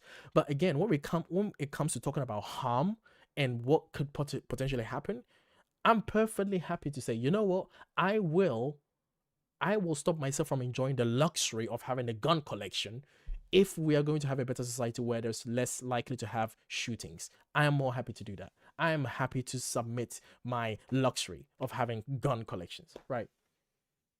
That's what I'm saying. It's a luxury. But if you're talking about real harm in society, jeez, you have mass shootings just casually in America, like it's a Tuesday. Mass shootings has never happened. Never happened in places where guns are not. Because guns are not in the equation. Now in the UK, we have stabbing issue. Last week, we literally had a stabbing issue where I think two people were stabbed and the culprit was caught immediately. But 2 people. Imagine, this was in London. London trains. On London trains, 2 people were stabbed. Imagine if that person had a gun. That wouldn't have been 2 people. That would have been 5, 10 people. That's what I'm talking about. That's all I'm talking about. I don't understand how else to explain it. That's all I'm talking about. The potential for harm increases the moment you put in a weapon of that potential.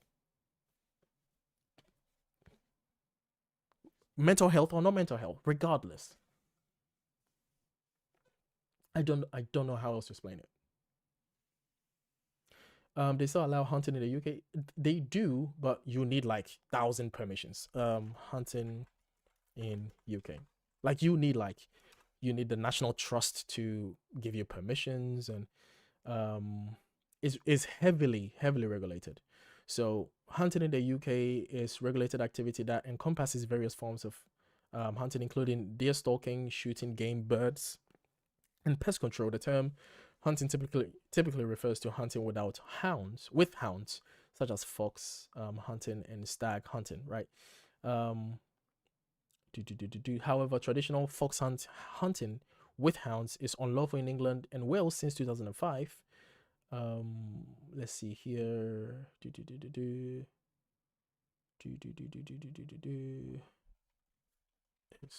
me type this.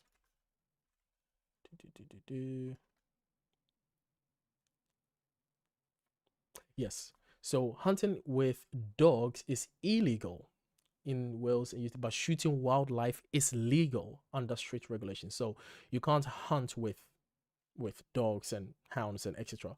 But you can shoot wildlife. Now, with strict regulation, you can just shoot them.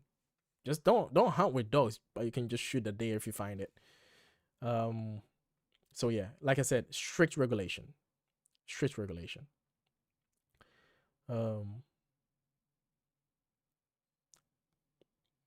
So yeah. Donita say he sent you something. What did you send me? For fuck's sake. Really? No. That's not real. That can't be real. The guns that are used in school shootings, mass shootings, etc., are either from black market, flea market, not from someone like myself responsible. Again, irrelevant. Again, you're still using the same argument. Oh, not me. Okay, yeah, I'm not saying it's you. I'm not saying the problem is originating from you anecdotally. No, we're talking about a mass scale issue here, not anecdotal. I really hope that you understand what I'm trying to say. Anecdotal means something that only applies to you and you see it differently. That is irrelevant when we're talking about something that applies on a general mass scale. Like we are talking about something bigger than something that only applies to you, right? Like it's not that.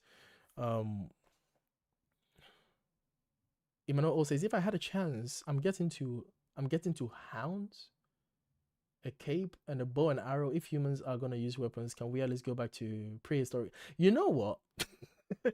I do like the idea of arrows and bows, although that's also fucked up. But I do like it. I like bows and arrows. At least it takes a lot of effort. At least it takes a lot of effort to, you know, it takes a lot of effort to, like, before you decide to actually harm someone, you actually you have to at least be good at it. Like, what? You have to put in the effort to do it.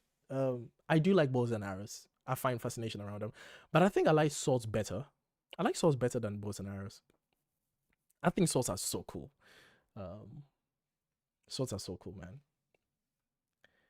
But yeah, I agree with you. I think prehistoric weapons of war would be cool. Oh man, I think it would be cool. No, I'm saying make this a mass scale issue. Make it everyone that owns guns are responsible owners only. Yeah, every tree grows the same length. Every river flows the same direction. All colors are the same. All your favorite colors.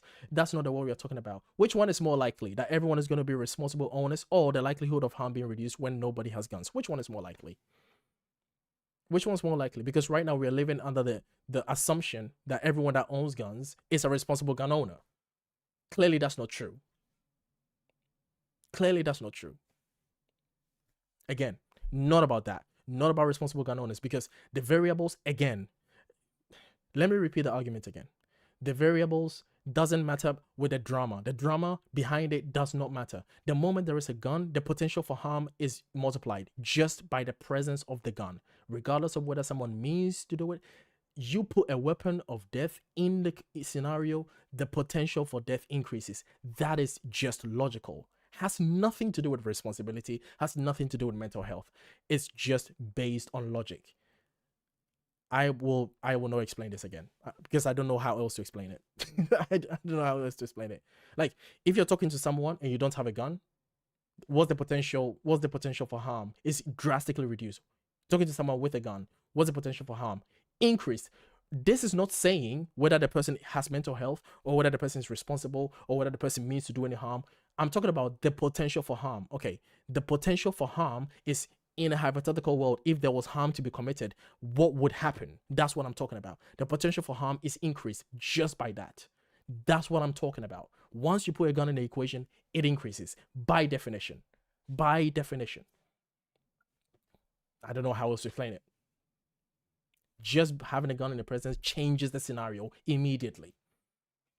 Sometimes it escalates the scenario when it doesn't even need to be escalated. The moment someone finds that someone has a gun on them, the scenario even escalates more than it should. Like, this is human nature. It's not black and white as people try to make it. Like, oh, everyone is going to be responsible. No, that's not the world we live in. That's why it's much better to not have it. If you don't have it and people are so mad and people are so crazy, they can be crazy, but the harm is reduced just by that. Controlled. Everybody else has figured it out.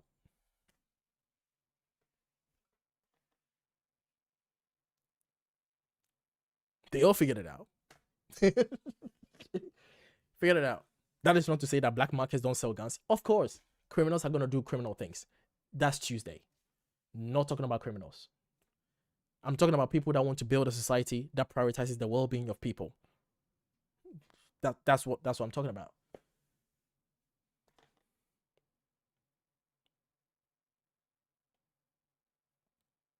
Only responsible owner. I have signed countless petitions against NRA to make that person to have to make that a person has to have a license to own a gun.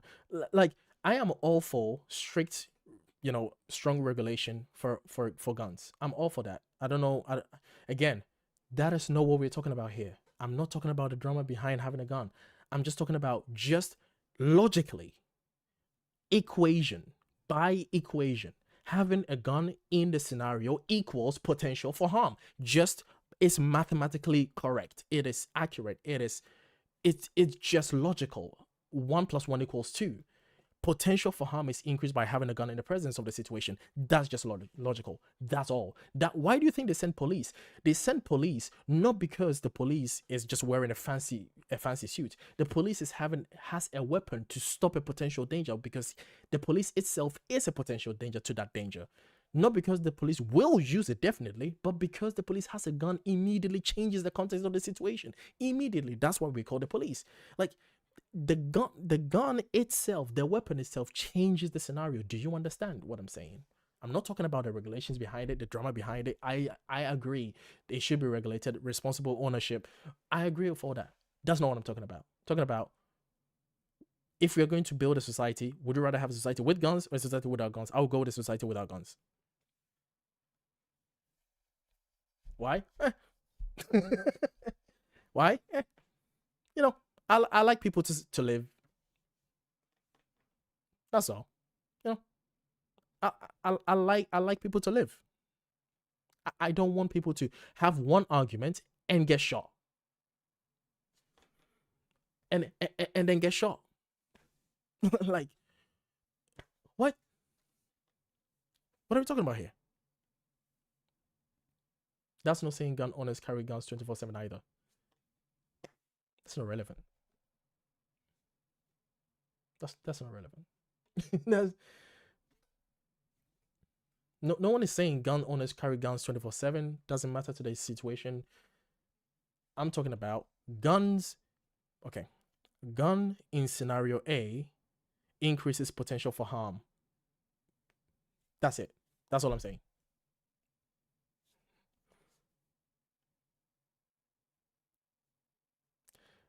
U.S. cleaning woman shot and killed after arriving at wrong home. Oh, yeah. Well, what happened to Ahmaud Aubrey? He was in the wrong neighborhood. Shot, bang. Chitty chitty bang bang, motherfucker. Imagine a world where he didn't have a gun. I mean, well, he was on private property, and yeah, I get it. Again, I get it. I get the drama. I get the drama behind it. Okay, if you want to be racist, just say it. I get the drama behind all of it. I get it. Again, in a scenario where they didn't have a gun, what would have happened? Maybe an altercation, a physical altercation. Punch.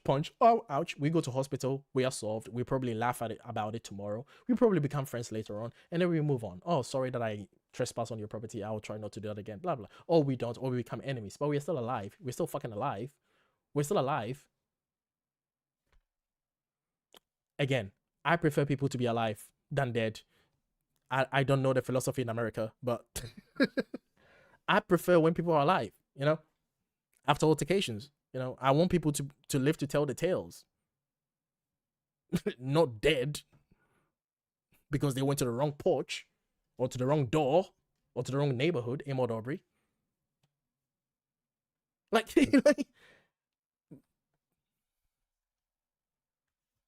yeah. U.S. cleaning woman shot and killed after arriving at the wrong home. Ta-da! Well, were they right? Was she at the wrong home? Was she in private property? Yes, of course. Yeah, she was. That's the drama behind it. Oh, she was in private property and I have the right to shoot her. Oh, okay. Yeah, congratulations. You just killed someone.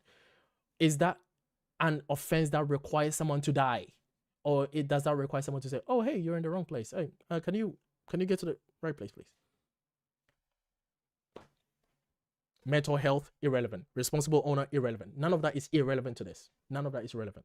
Again, the moment there's a gun in a situation, the potential for harm increases exponentially. Exponentially. Just by it being there. Just by it being a thing.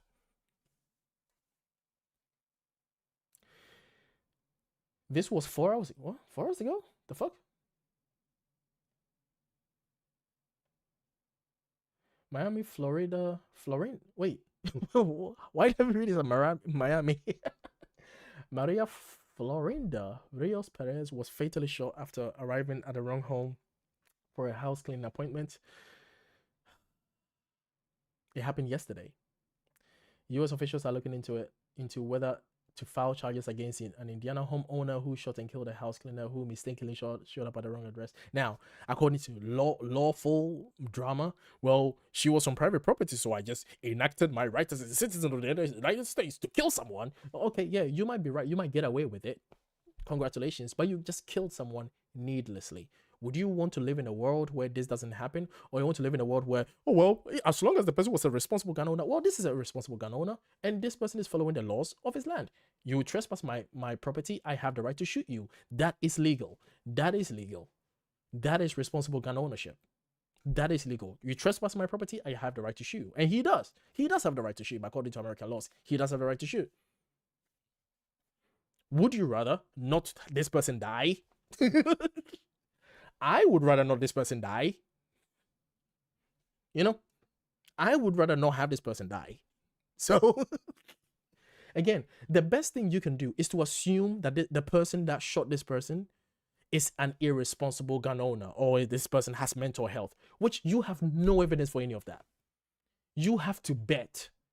You have to bet that the person is falling in the statistics that you get to excuse the death of this woman based on mental health or irresponsible gun ownership. You have no idea who this person is.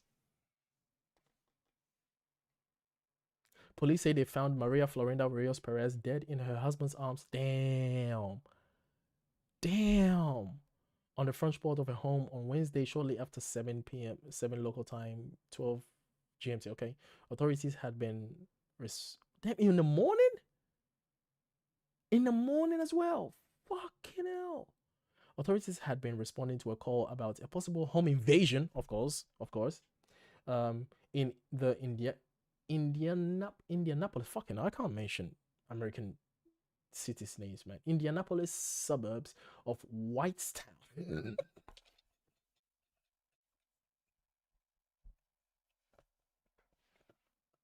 Sorry. Wait. Wait. Where was she? Where was she? Where was she again? She was in Indianapolis, suburb of Whitestown.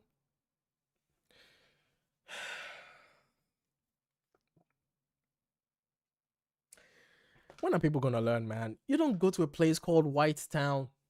You don't go to a place called Whitestown, bro. Here are a list of places I would avoid.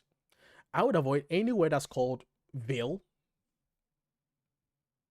Any place that has the end Ville next to it, at the end of it, as a suffix at the end of the word, like Ville, like, you know, Charlottesville, Nashville, you know, I would avoid it. Just, you know, just to be on the safe side. And also anything that has white in it, I would avoid it.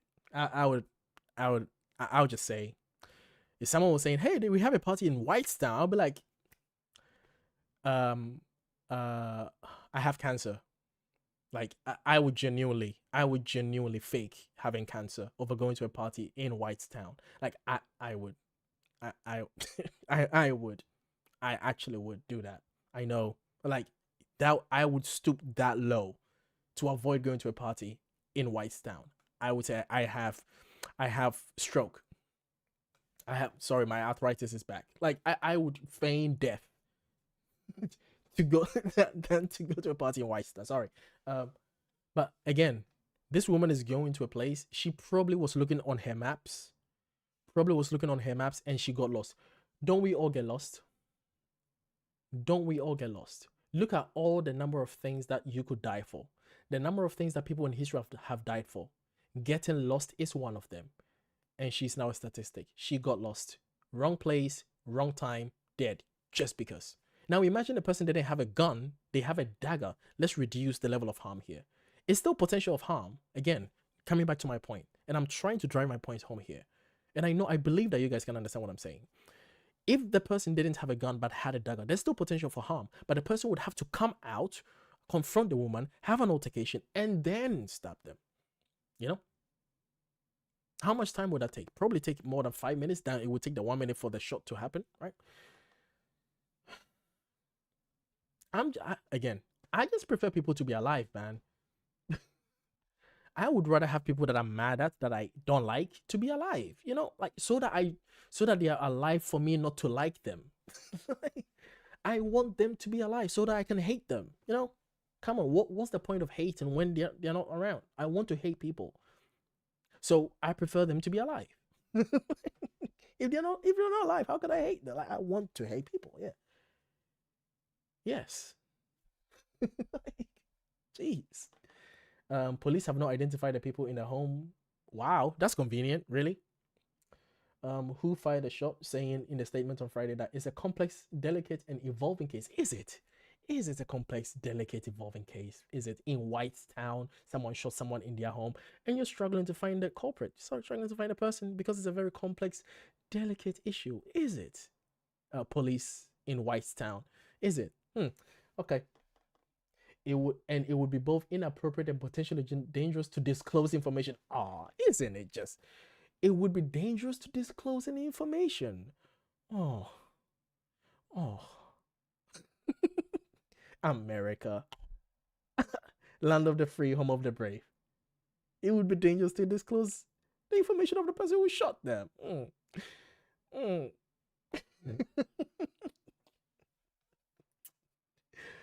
Oh boy, America. They urge patience. Of course, warning a concerning spread of misinformation online about the case. Okay, I appreciate misinformation. I understand that misinformation can cause more harm. I understand that. Mauricio Velasquez told CBS News, the BBS US partner, that why did he put that in there? Why do you have to put that in there? It's like you're trying to claim affiliation with them. Relax. We know it's CBS News. You don't have to be like the BBC's US partner. Like, come on, relax. That he wanted justice for his 32-year-old wife. Of course he does. He deserves justice, but is he gonna get it in America, where it is actually lawful to shoot someone who has trespassed on your private property? Is he going to get justice? Probably not. Again, the drama doesn't matter, because the drama will win. The drama is relevant. Well, they trespassed in my private property, and then I shot her because according to the law, blah, blah, blah, blah. Yeah, of course. Yeah, he's right. Yeah, but now someone's dead needlessly. There you go. News reporters say that she was a mother of 4 and originally from Guatemala. Oh, boy. 4 kids lost their mom just cause. Really, that's really it. She didn't piss off anybody. She didn't cause a riot. She didn't say anything. We don't know her religion. We don't know her political affiliations. None of that was the reasons why she died. She died because she got lost. The amount of time I have gotten lost in my life, I would have been dead by now in America. Oh yeah. If I grew up in America, I don't think I would survive. Like, I would have been dead by now. I don't think I would grow up past 25 in America. If I grew up in America, I don't think I would have grown up 25. Because I'm a curious person. Like, I will walk anywhere. Like, I will walk everywhere. Like, if I grew up in America, I would have been dead by now. I know that. I know that. I'm very confrontational. Well, now I am. I will confront people with their bullshit. Like, if you talk about bullshit, I would be like, hey, did you say this last time? What the fuck? I'll confront you with your bullshit. I wouldn't have grown up past 25 in America. I know this. They urge... Oh, okay, I've read that. In an interview, the CBS affiliate WTTV, Mr. Velasquez said the bullets came right through the door of their home. Oh, look. He didn't even get out. He didn't even have to get out. So the woman didn't even get the right to see her murderer's face. Again,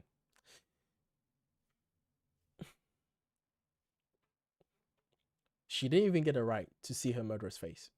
She just died. She just, 1 minute she's looking at her maps, or she's walking, or she's, I don't know, whatever she's doing. Next minute, dead. Black. Gone. That's it. Didn't even bother to get out of their room. They just shot it through the window. That's it. Shot it through the door. Again.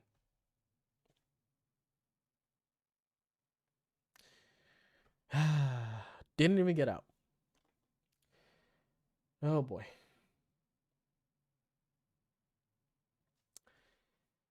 Oh man. Booney, how do you say this? Booney? How do you say that? Boney County, prosecutor Kent Eastwood told the Indianapolis Star, right? Star, what? Oh, is that a newspaper? The Indianapolis Star, I guess that's a newspaper. That the case is complex due to the language of the state's stand your ground law. Yeah, there you go. There you go. What is this? What is this? What is that? What state's stand your ground law? Stand your ground law. A stand your ground law, sometimes called line in the sand or no duty to retreat law, provides that people may use deadly force when they reasonably believe it is necessary to defend against certain violent crimes. Rights of self-defense. Under such law, people have no duty to retreat before using deadly force in self-defense, so long as they are in a place where they are lawfully present. The exact details vary by jurisdiction. There you go. Exactly what I was saying. Exactly what I was saying. By law, is the person right that they shot them? Probably. There you go. They just said it. There you go. The case is complex because due to the language of the state, that states stand in your ground. America. You're still gonna make this about mental health? You're still gonna be like, oh, it was mental health. You don't know the person that shot. We don't know the person that shot this person. We're still gonna pretend. We're still gonna pretend as though this is a mental health issue. We're still gonna, oh well, the person probably had mental health issue, or the person was probably an irresponsible gun owner. We don't know this person. We don't know who shot her. And yet that's what you're gonna say. You're gonna say, well, that person was an irresponsible gun owner because I wouldn't do it. Well, congratulations. Like, again, imagine a situation where that person didn't have a gun. What would have happened? He would have probably opened the door and screamed at her, or maybe, worst case scenario, punch her. But she's still alive. Again, I prefer people alive. So, I don't think that's the case in America.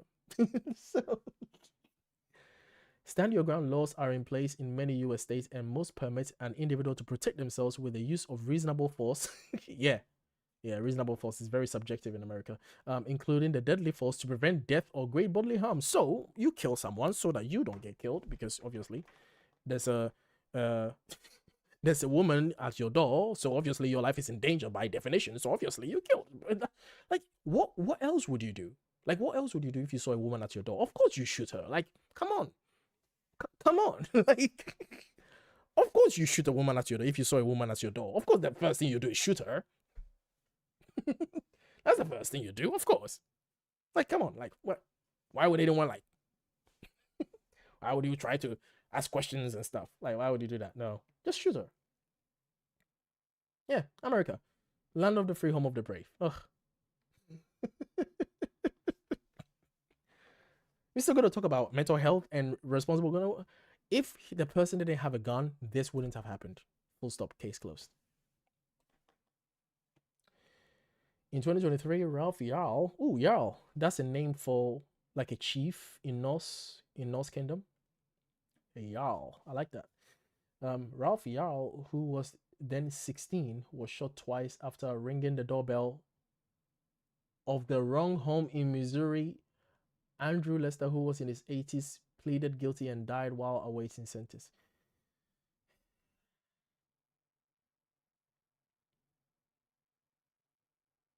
They are both victims.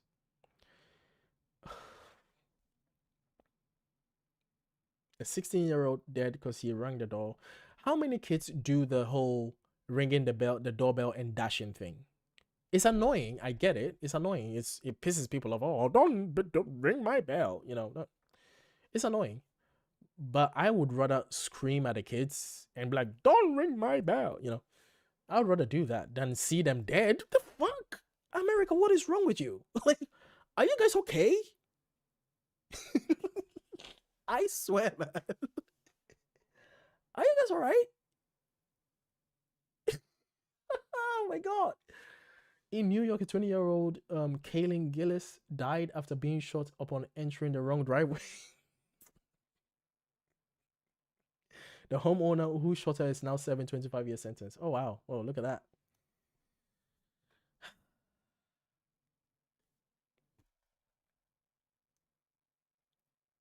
Can you legally shoot? Oh, this was in 2023. Can you legally shoot before asking questions? What is standing your ground law? Yeah. Refer this, refer this, refer this, refer this.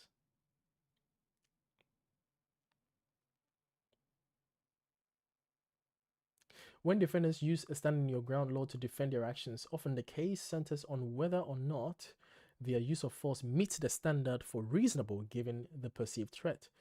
Some laws refer to deadly force defined as the amount of force which a reasonable person would deem likely to cause death.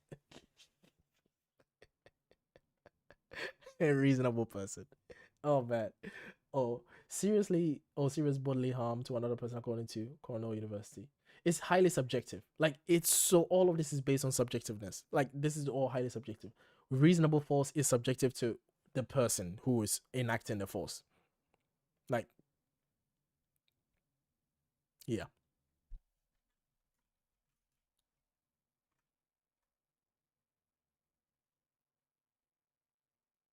What's this one?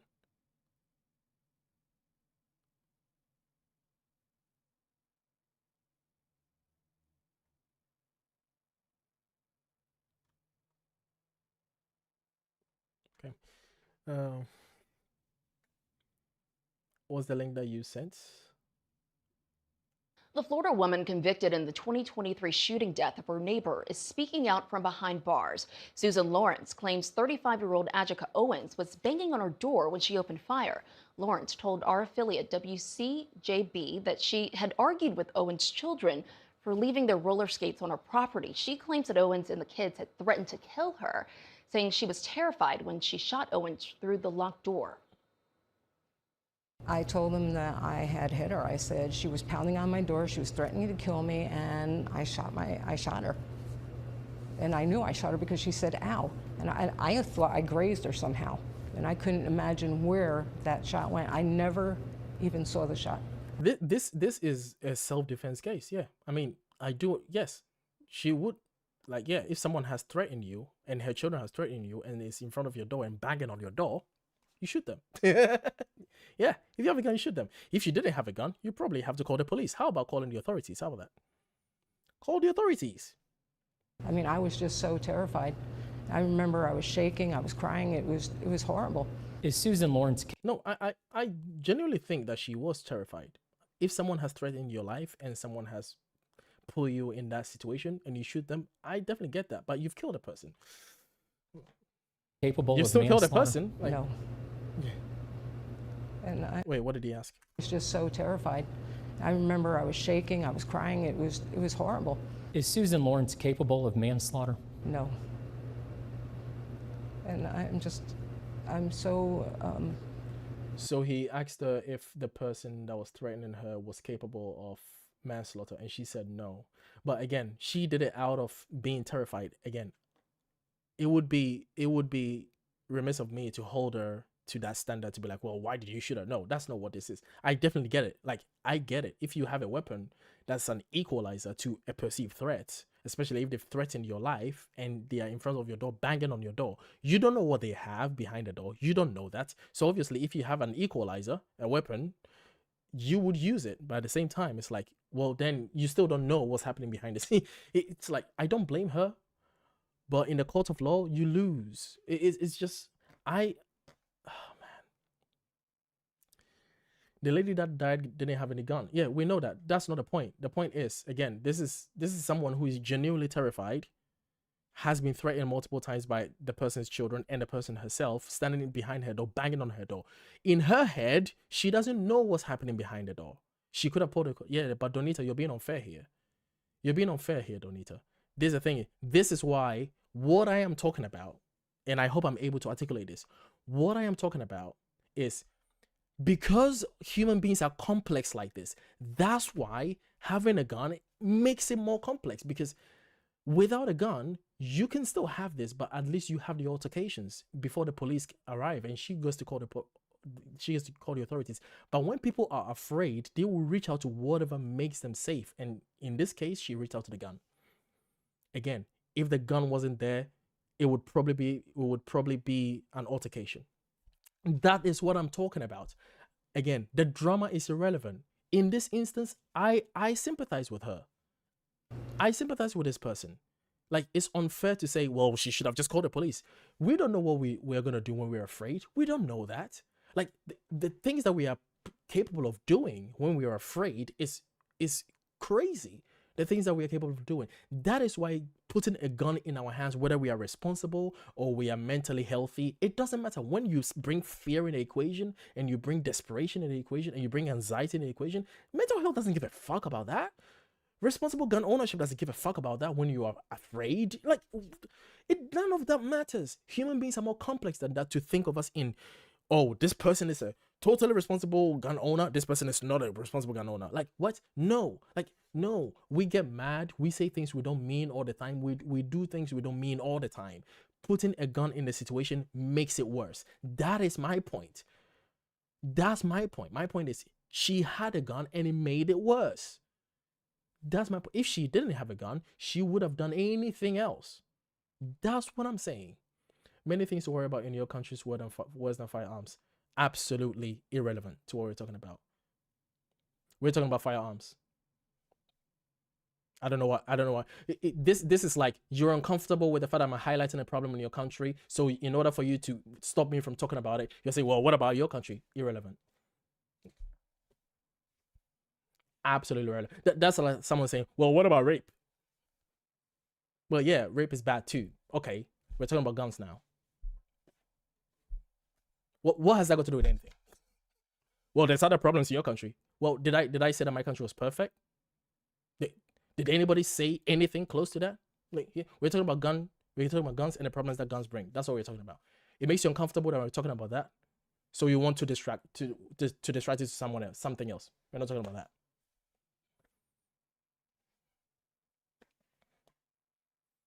You're talking out of context, not here. I'm not sure what you're talking about. It just makes me sick what happened. I just never ever thought in a million years this would happen, and it breaks my heart. I mean, I don't know. I can't take it back. I can't replace her. I can't say, you know, I did an apology to the family, and I'm still so sorry. And I know her kids are without a mom, and I know that it's been hard on her mom. You know, I know everybody's hurting. I think she's genuinely sorry. I don't know. I can't measure her, but again, it's so funny. We hold ourselves to different standards. Like, we hold ourselves to the standard of our intent, whilst we hold other people's accountability by their actions. We don't care about their intent. She is sorry. Again, I'm not going to criticize this woman. I'm just saying the gun in the scenario made it worse for her, and now she's done something that she didn't mean to do. Once you don't have the gun, it's a different scenario.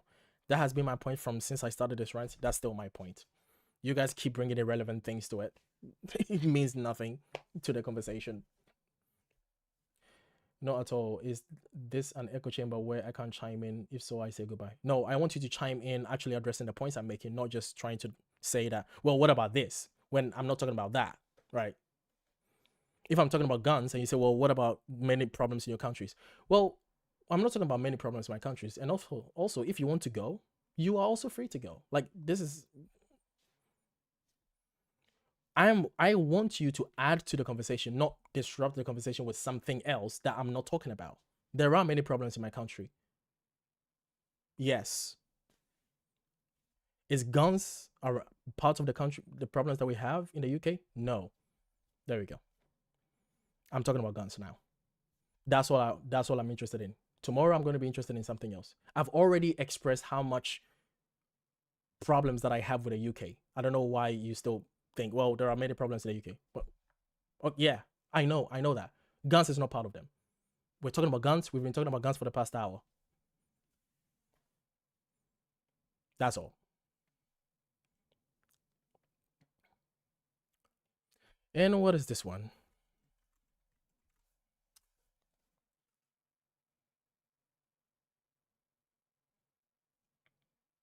So I came across this video on Instagram.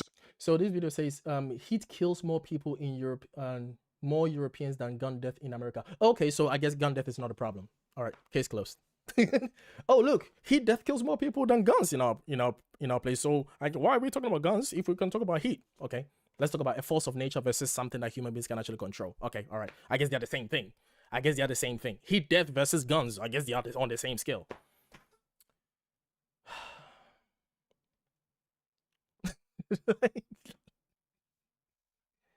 No, they're not. We can control guns. UK can't control the heat that's in the ozone layer. We can't control it. We can only do our best with recycling and stuff, which is pretty much like too late now. We can control guns. Well, imagine if UK had heat death and also guns. Hey, now you have more problems.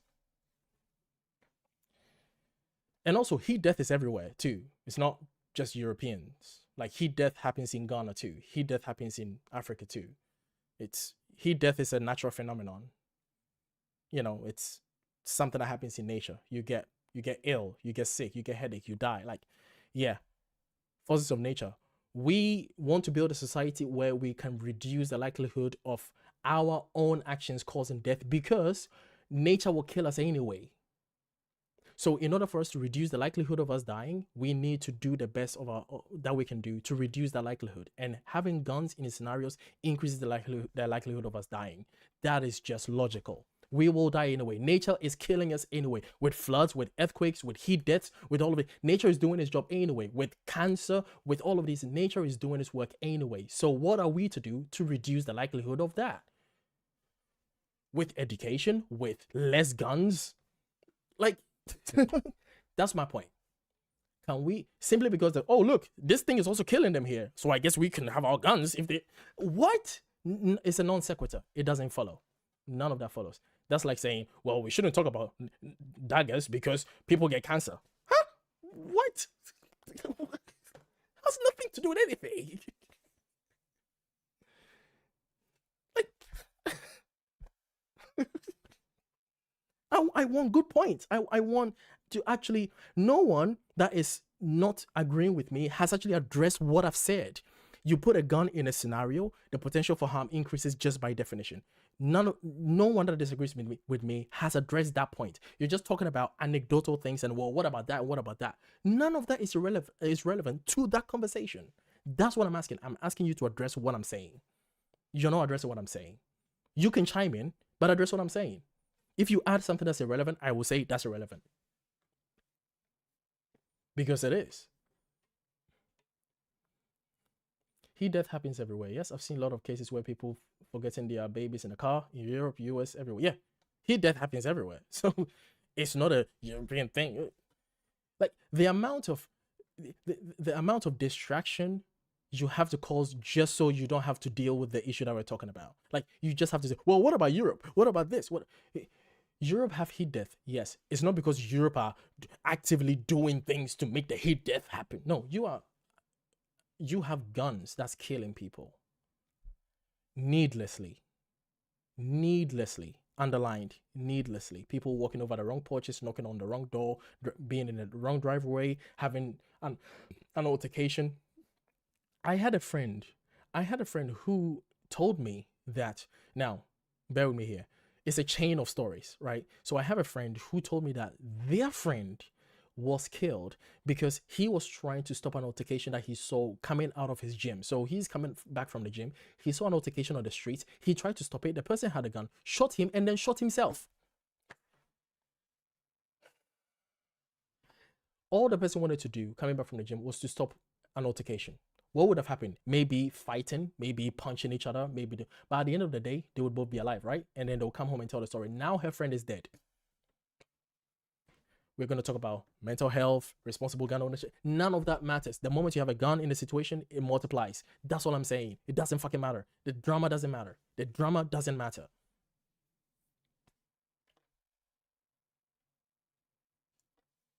There's no correlation between death by nature and intentional taking. Like, yeah, it's a non sequitur. None of that follows. Say, oh, people die by earthquake. More earthquakes kill people than, well, do you know that more earthquakes kill people in Haiti than guns in the US? How about that? How about that? More earthquakes kill people in Haiti than guns in the US. So I guess we shouldn't talk about guns. You see how that doesn't follow? You see how none of that follows? Oh, more women die from childbirth, so I guess we shouldn't talk about guns. It's none of that follows. Again, if you care about people being alive, come up with a better argument than saying, well, what about that scenario? What about that scenario? When none of that relates to the other. And also, again, anecdotal evidence is not evidence against the larger claim. Saying, well, I am responsible. Well, congratulations. I'm glad you're responsible. I hope that one day someone doesn't pick up your gun accidentally, which has happened. Someone has a gun. They are responsible, but then their children pick up their gun, go to school, mass shooting. There we go. How about that? How about that one? How about you being the responsible gun owner, but your son figures out a way to take your gun out of your safe, goes to school, shoot a bunch of people? How about that? Could it be? Maybe the gun is the problem. How about that?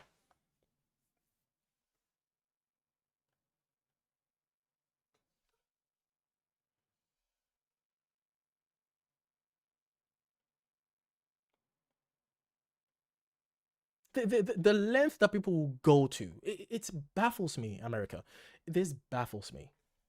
It just impresses me, man. Like, the length people go through to just so we don't talk about the real issue, the elephant in the room. The length we will talk about heat death in Europe, so that we don't talk about the fact that the potential of having a gun just increases harm just by definition.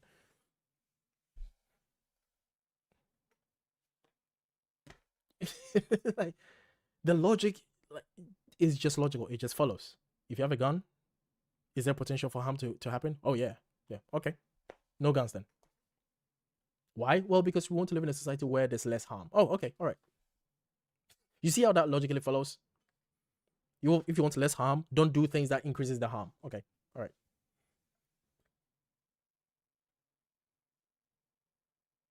Just take lethal potential out of the equation, period. Yeah, that's it. The point is potential. That's the point.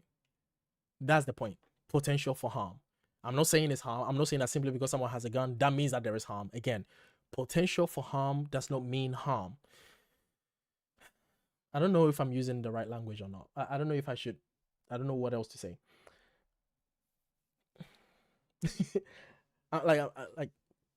Because in maths class and in physics class, we have something called potential. Now, potential doesn't mean the thing. Potential is the probability of the thing itself. It doesn't mean that the thing is there. It means that the scenarios, the conditions by which the thing will be there is met. The conditions are met for the thing to be there. It doesn't say that the thing will be there. It just means that if the thing were to be there, it will be there because the potential for it to be there is high. That's the thing.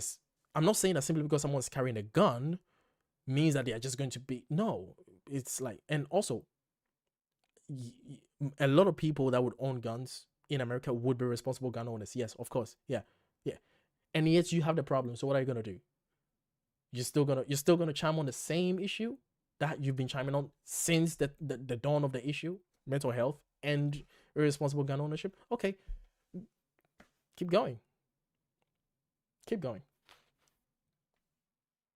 You're always going to be looking for any other thing. What's his religion? What's his political affiliation? Was it a leftist? Was it a liberal? Was it a conservative? Was it a Republican? Was it a this? Anything other than the problem. Anything, the drama. America will focus on the drama other than the thing. The thing that is the problem. They will focus on everything. Is the person a Muslim? Is the person a liberal? Is the person a leftist? Is the person a this? Is the person a that? They will focus on everything other than, hey, did the person have a gun? Yeah. Oh, yep. That's gonna happen. that's gonna happen. Did they have a gun? Yep. Well, someone will get shot. Like, anything other than the thing. Anything other than, hey, someone has a gun. Well, yeah, that's why people got shot.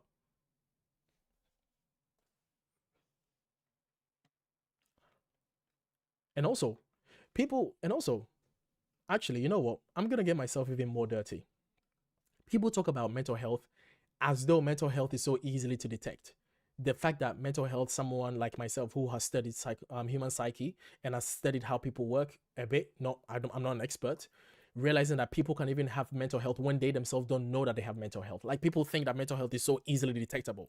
Like, oh yeah, no, I'm fine. Like, mental health by definition requires an external party to validate that you have mental health. You can't always define whether you have mental health or not. So I can claim myself to be a responsible gun owner, but I might be dealing with some childhood wounds and not think about it forever. But one day it's going to be triggered, and here I am, shot someone because of mental health. Like, people pretend as though they can just define mental health like it's black and white. Oh yeah, you have mental health, clearly.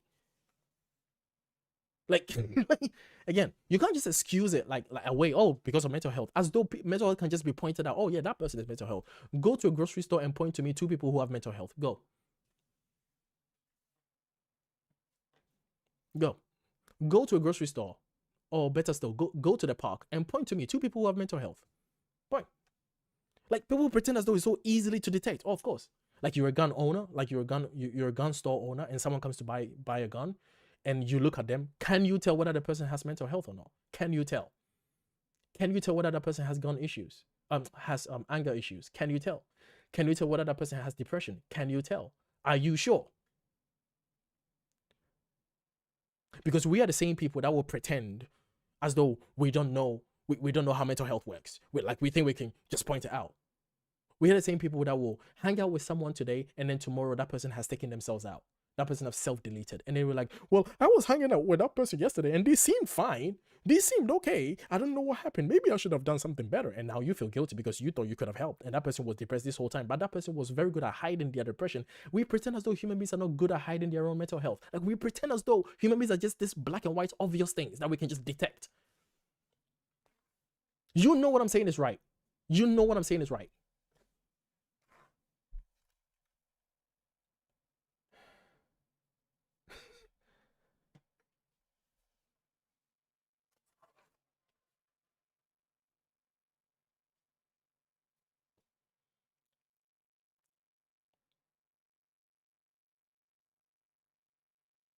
I watch too much crime TV and court TV with cases from the US because that's where they're from.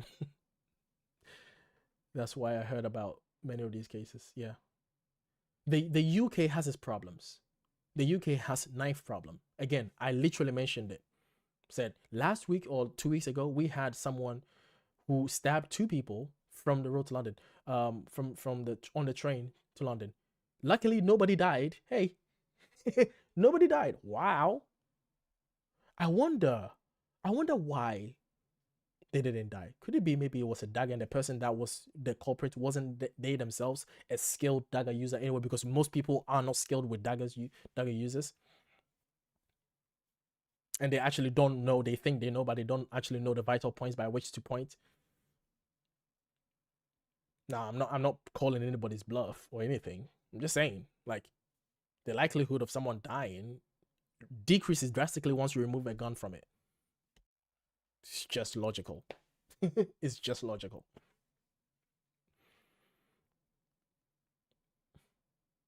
Just take the lethal potential out of the equation, period. That's all. That's all. That's all I'm saying. Just take it out. Just take it out, man. I watch many parents saying that they are afraid of sending their children to school. That's heartbreaking to me. Children should feel and be safe at school. I wonder why. I mean, obviously, everyone is everyone that is a responsible gun owner. Like, if the teachers have guns, they are responsible gun owners. How would they be afraid? Like, imagine having your child standing listening to a teacher who has a gun. Oh yeah, well, the teacher has a responsible gun owner. As if that makes a difference to the kid. As if the kid cares. As if to a child, someone having a gun all of a sudden is like, oh, this person is a safe person. He's a responsible gun owner. As if the children would care about that. like, like, what? I would rather have my child not be around guns. How about that? How about that? I don't want my child to be around guns. I don't care whether the person is responsible, whether the person has mental health. I don't care. I just don't want my children to be around guns. Do you know why? Because, repeating myself over again like a broken record, having guns increases the potential for harm. Full stop. That's it. That's all I need. That's all I need. Hey, do you have a gun? Yeah, or stay away from my kid. Oh, but I'm a responsible gun owner. I don't give a fuck. I don't give a fuck if you invented guns. I don't care. Stay away from my kid. Like, what? Jeez.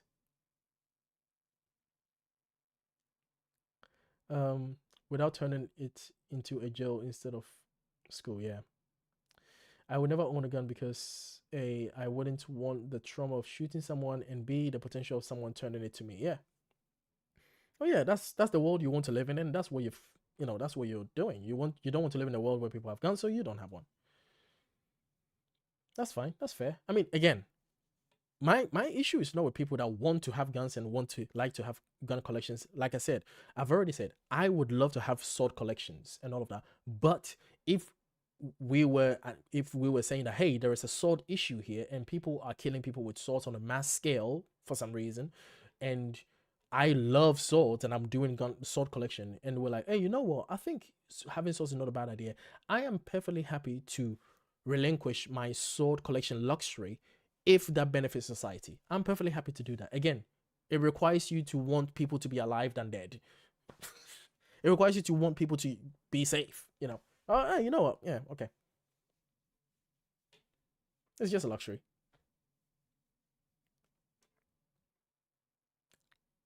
Most people can't afford to access mental health care or testing because of the cost. Most people don't know they have mental health issues.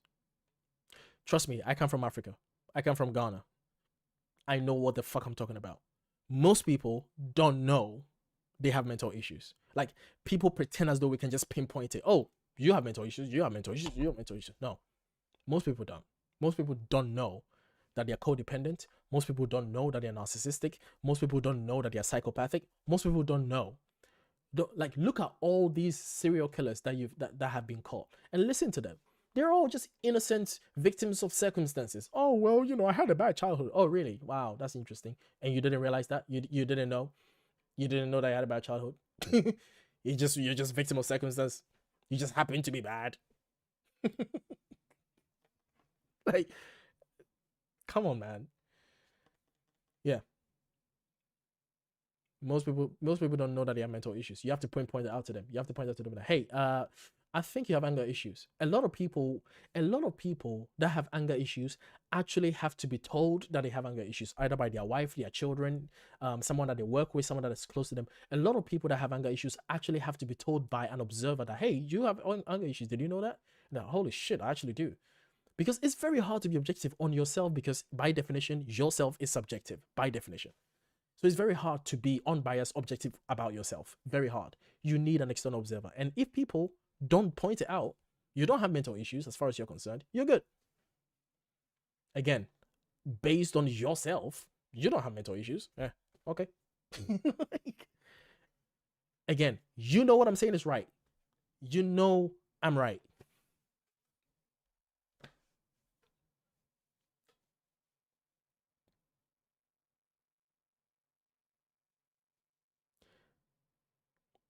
I would argue that not having a mental health issue on some level would be the exception and not the norm. Yeah, I mean, like, how, I don't even know how someone says that, I'm good, I don't have mental issues. That's tough for me. That's like, wow. I mean, okay, maybe because I do have mental health issues. Maybe I do. So it makes it very difficult for me to imagine me not having mental health issues. But like, I don't know how that looks like. Like, what do you mean you don't have? Your life has been clean. Like, you've not been harmed. You've not been traumatized in any way, shape, or form. You've not been scarred in any way, shape, or form. Now, again, I'm not talking about pretending as though you don't have mental issues. No, we're all good at pretending. Everyone is good at hiding their scars. Everyone is good at hiding their scars and pretend as though it doesn't matter and shoving it down. And everyone's good at that. That's not what I'm talking about. I'm talking about genuinely, you have mental issues. The fact that you have to hide it is itself a mental issue. Because you know it's bad, that's why you're hiding it. Most people hide depression. Yeah.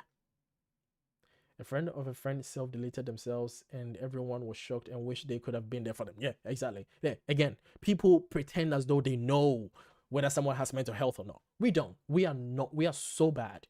We are so bad at detecting what's going on with ourselves. We are so bad at it. So again, dismissing this issue because, well, maybe they had mental health, as though we can point it out, as though we are the experts.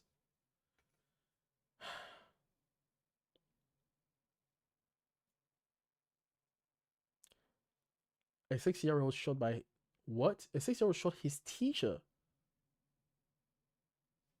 That's not true.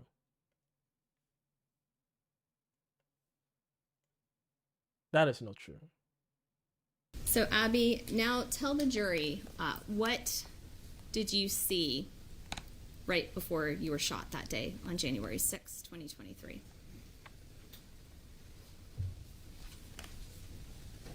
January 6th.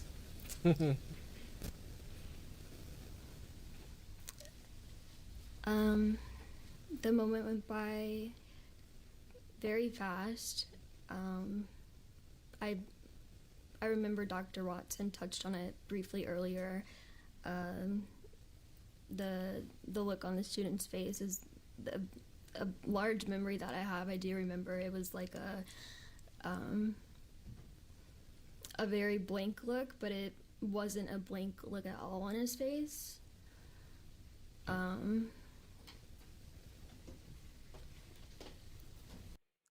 In these cases, the parents are held responsible for the crime as well.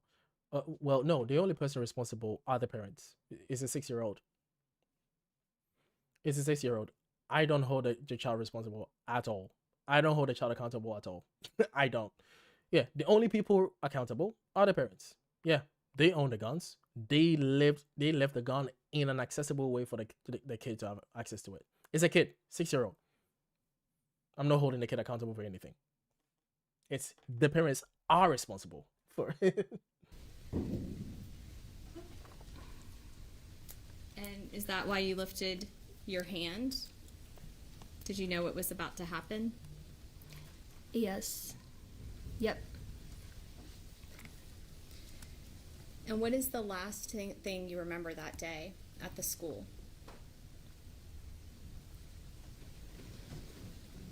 The last thing I remember at the school. Obvious, I thought I was dying. I thought I had died. Damn. I thought I was either on my way to heaven or in heaven, but then it all got black, and so I then thought I wasn't going there, and then my next memory is I see two coworkers around me, and I process that I'm hurt, and they're putting pressure on where I'm hurt.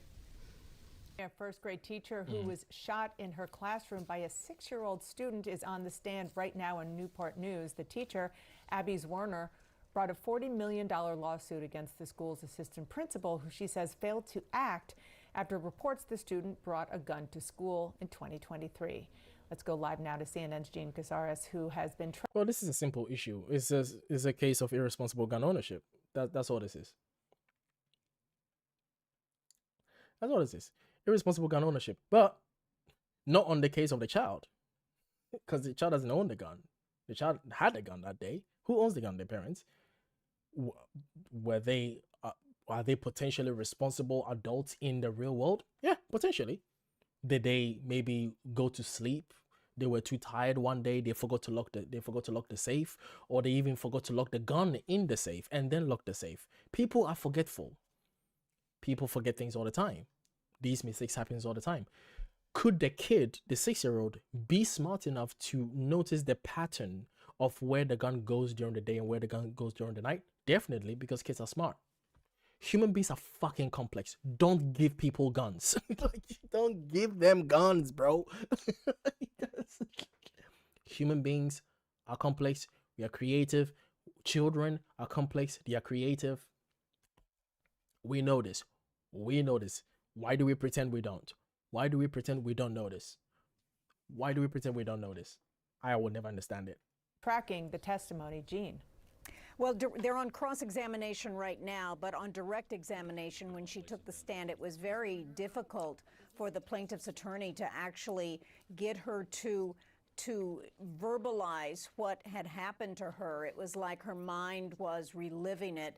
But she did talk about that on that day, that the teacher that was next door to her at the school, also with the first grade class, came to her and said that 2 of her students had seen that one of her students had a gun in his backpack. And so they told the teacher them. said, I'm going to go down and tell the vice principal, you just stay with your class, but keep your eye on him. So that's what she did. And then they had research, and she, you have over 20 students in your class right here. She kept watching him, observing him. She didn't realize that other teachers were asking the vice principal, who is the defendant, by the way, her name is Ebony Parker, to do something, because she was in charge of crisis management at the school. That's what she was trained for, as the vice principal, as the administrator. Yeah, well. She was to handle something like this. There we go. So, as you see, Abby kept teaching her class, believing that word was getting to the vice principal, and the vice principal would do something. Well, nothing was done. And finally, she testified that she saw that gun and she was shot. She went black. She thought she was dying. She said she saw black. She really believed she was going to heaven, but then she suddenly felt and saw people around her trying to. This is the painful thing, is the fact that she can't even harbor any form of grudge towards the 6-year-old, because it's a 6-year-old. Like, you can't even like if I'm trying to put myself in her shoes, like, I don't know if I would be able to be mad at the kid. You know what I mean? It's a 6-year-old. How do you be mad at a kid? Like, how do you do that? I don't know how to do that. I don't know if I would be able to do that. And I'm not saying that because I'm so alien with kids. I've worked with kids for a long time, so I know what I'm talking about. How do you be mad at kids? 6-year-olds at that. I mean, maybe you would be mad at them temporarily for the moment where you feel the pain. You might be angry with them, but would you be mad at them as you would be if it was a person, a human adult that did that to you? Like, I don't know, because that's the thing. It's like, I think it would be very hard for her to testify without trying to vilify the kid. And I think that's oh, this was 9 days ago? This was 9 days ago. What? Okay. I thought this was like somewhere in like 2023 or something. Holy sh! This was just last 2 weeks. Okay. I guess the problem is not the guns, it's the mental health and irresponsible gun ownership. That's really what it is.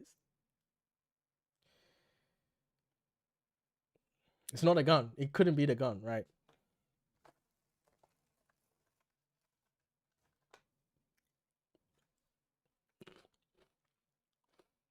A gun in the hands of a 6-year-old makes a 6-year-old dangerous. A dagger in the hands of a 6-year-old makes a 6-year-old dangerous. What else? A pen in the hands of a 6-year-old makes a 6-year-old dangerous. Are they all in the same scale of danger? No. You know what I'm saying is correct. You know what I'm saying. A 6-year-old with a pen can still stab you with a pen, but it's still a pen stabbing you. A 6-year-old with a dagger can still stab you with a dagger, but the dagger might be too heavy for them to lift it. The dagger might be too, I don't know, who knows. But it can still stab you. But they could just press a plastic trigger. And you might die.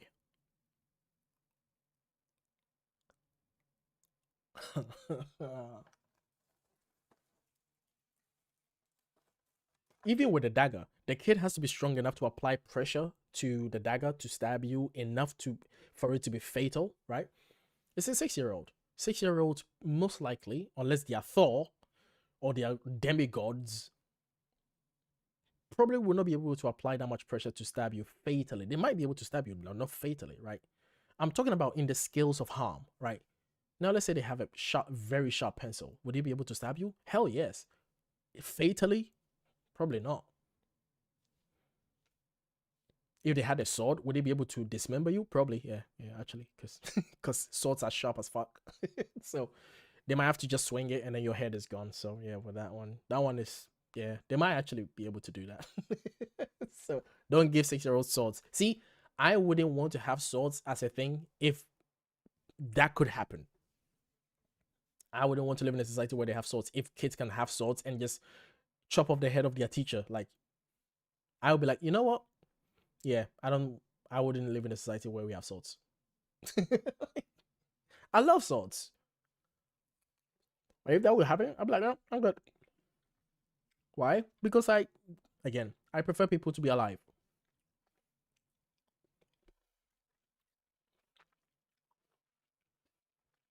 You could at least outmuscle a 6-year-old. Exactly. Like, I'm just saying all the potential. I'm just saying you're just there. You are helpless. You can't muscle out the kid, right? That's what I'm talking. I'm just like, let's just take all of those variables outside of it, because that's the thing. Like, that's really the scenario when there's someone pointing a gun at you. Is you can't really wrestle them out because they are pointed at you. Any drastic movements you make might trigger them to obviously trigger the push the trigger. But even if you're not trying to muscle out a 6-year-old out of the dagger, they still have to apply their own pressure to it to make it fatal.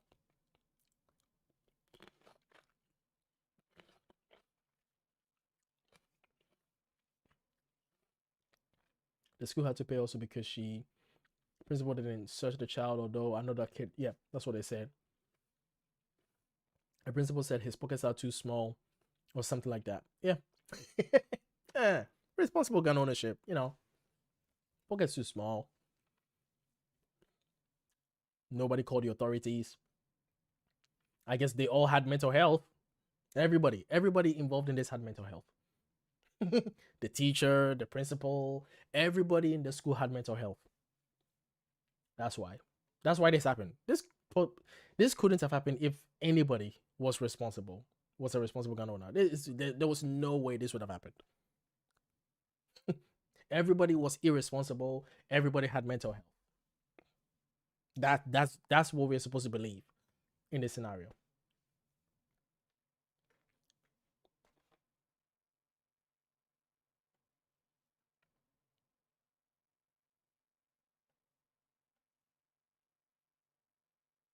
Law enforcement urgently raced into Rich Neck Elementary, one armed with a long gun. Oh my God. After reports Elementary. of a shooting in early 2023. Elementary. These videos released publicly today for the first time as part of a civil trial in I Virginia, swear, American capturing man. the frantic scene after a 6-year-old fired a single shot at his first-grade teacher, Abigail Werner.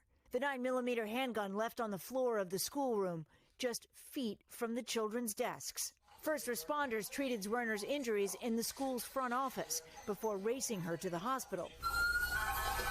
In the ambulance, Werner asking EMTs to distract her. In testimony, a surgeon described just how close she came to losing her life that day. The bullet, which is still lodged inside her, sliced through her hand and into her chest. It went past the heart and just barely missed it. Body cam footage from a sheriff's deputy recorded the tense moment. Barely missed the heart. It barely missed the heart. Irresponsible gun ownership. That's really all it is, right? Imagine that child trauma to a 6-year-old should never be had been put in that situation. Yeah, I agree. It's a 6-year-old. Like, what? It's a fucking 6-year-old. What are we? They're not accountable for anything.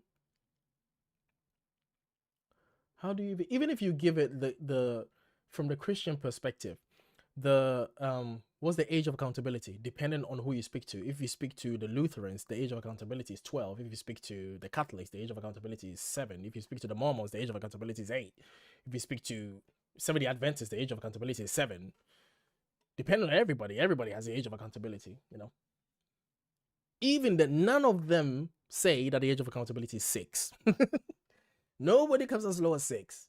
Everyone's like, 7, 7. So, what are you going to do?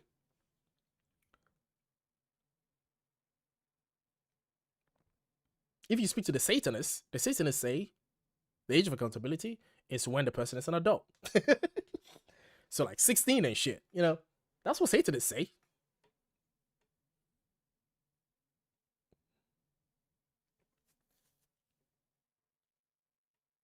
Emmanuel O says, how does a court value the monetary compensation for shooting someone?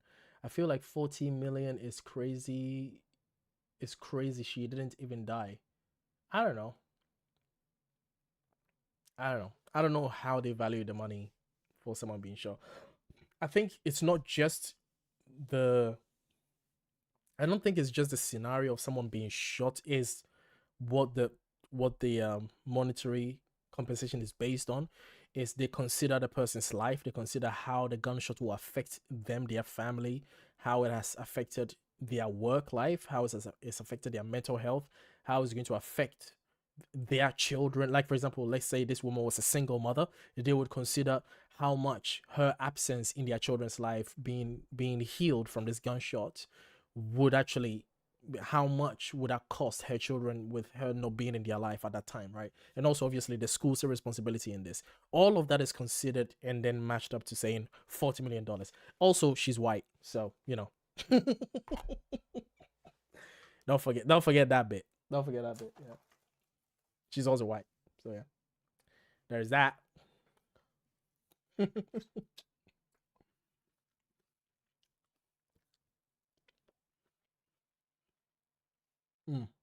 Moments among staff the day of the shooting. As soon as he shot it, I was walking down the hall and I heard and I went right in. Abby was in, the teacher was bloody. The $40 million civil case accused. So, are we supposed to believe that she is the principal that we're talking about, Ebony Parker? This is just her? Well, she should be charged. Yeah, she should be definitely charged and potentially fired. Accuses assistant principal Ebony Parker, sitting at her desk in these images, of ignoring multiple warnings a student had a gun. Yeah, man. Sorry. Like you're gonna get fired. You're gonna lose your job, your license to teach, and you're gonna pay for this. You're a principal. Oh man, you're gonna give Elon Musk so many points now. You're gonna give Elon Musk so many points. Oh, DAI and DAI this and DAI that. Oh, you're gonna give them so many points now. Ugh. Yeah. But hey, I wouldn't defend you. Why didn't you take it seriously? You should get fired. When you look at that in totality, it's almost shocking the lack of action there. The defense says hindsight is 20/20, and Parker was following protocol, including choosing not to search the child until his mother arrived. Her attorneys. Oh, okay, yeah. There's also that too. There's also that too. There might be something according to policies. You don't touch kids without the parents' consent, blah, blah, blah. There might be that too. Hey, look, I have no idea. But still, whatever punishment that she needs to have, she should have it. Obviously, not her be shot. Don't shoot her, please. Jeez. Argue there was collective responsibility for what happened that day, Tom. Yeah, there was. It wasn't just her, but it was a collective thing. But she was the lead. She was in charge, and therefore she should be held accountable to the full extent of the law. That means she should be shot. Because that seems to be the only resolution in America. Just shoot them. If someone's in front of your door, shoot them. If someone says something you don't like, shoot them. Oh, well, according to the law, you should be really, I mean, the law says, you know, standing ground laws. America had laws to own slaves. We're really going to, They had laws on how they had laws on how to own slaves and how long to own them and on what basis. Like, we're really gonna like look at their laws. Like, well, yeah, according to American laws, you can shoot someone and get away with it. Like,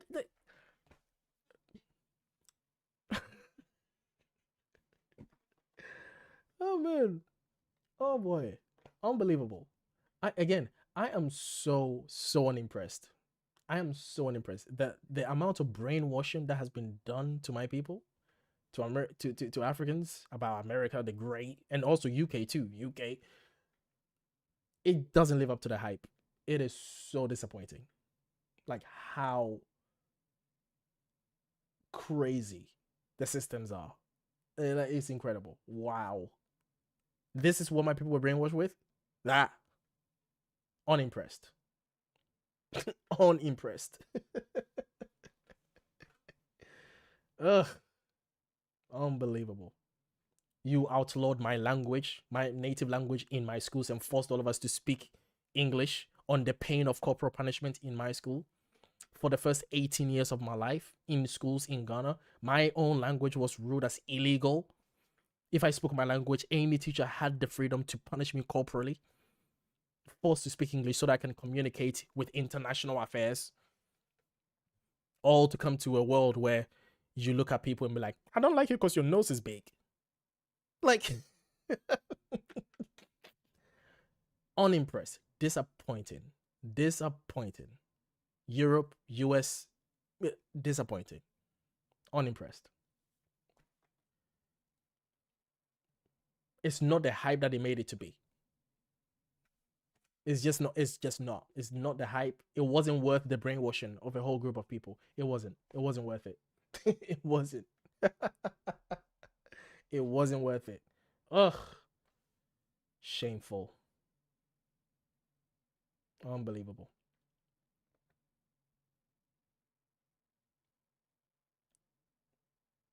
I don't know what's the age of accountability is in my religion. Actually, yeah, I don't know what orthodoxy has to say about that. What is age of accountability in Orthodox Church? Age of accountability. Oh, interesting. So the Eastern Orthodox Church doesn't recognize a specific age of accountability as a doctrinal concept. Instead, it teaches that all individuals, including infants, are born into a state of sin and require salvation through. Oh, so they say that, yeah, it doesn't matter. They say that, yeah, there's no age of accountability. You are bad from the get-go. Okay, so they are worse. They just say that, yeah, we're all bad. You all deserve whatever. So whether you're 0 or 1 or nothing, it's like, hey, you're bad anyway. So there's no age of accountability in Orthodoxy. They just think that you're bad from the start. You didn't even have a chance. You didn't even have a chance. Like in some churches, they say that, hey, you have 12 years to fuck up. And then after that, you can't fuck up anymore. In some churches, they say, yeah, you have 7 years to fuck up, right? Now these guys said, like, no, from the get-go. From the start. You're fucked. Oh yeah, they are worse. Oh shit. Okay.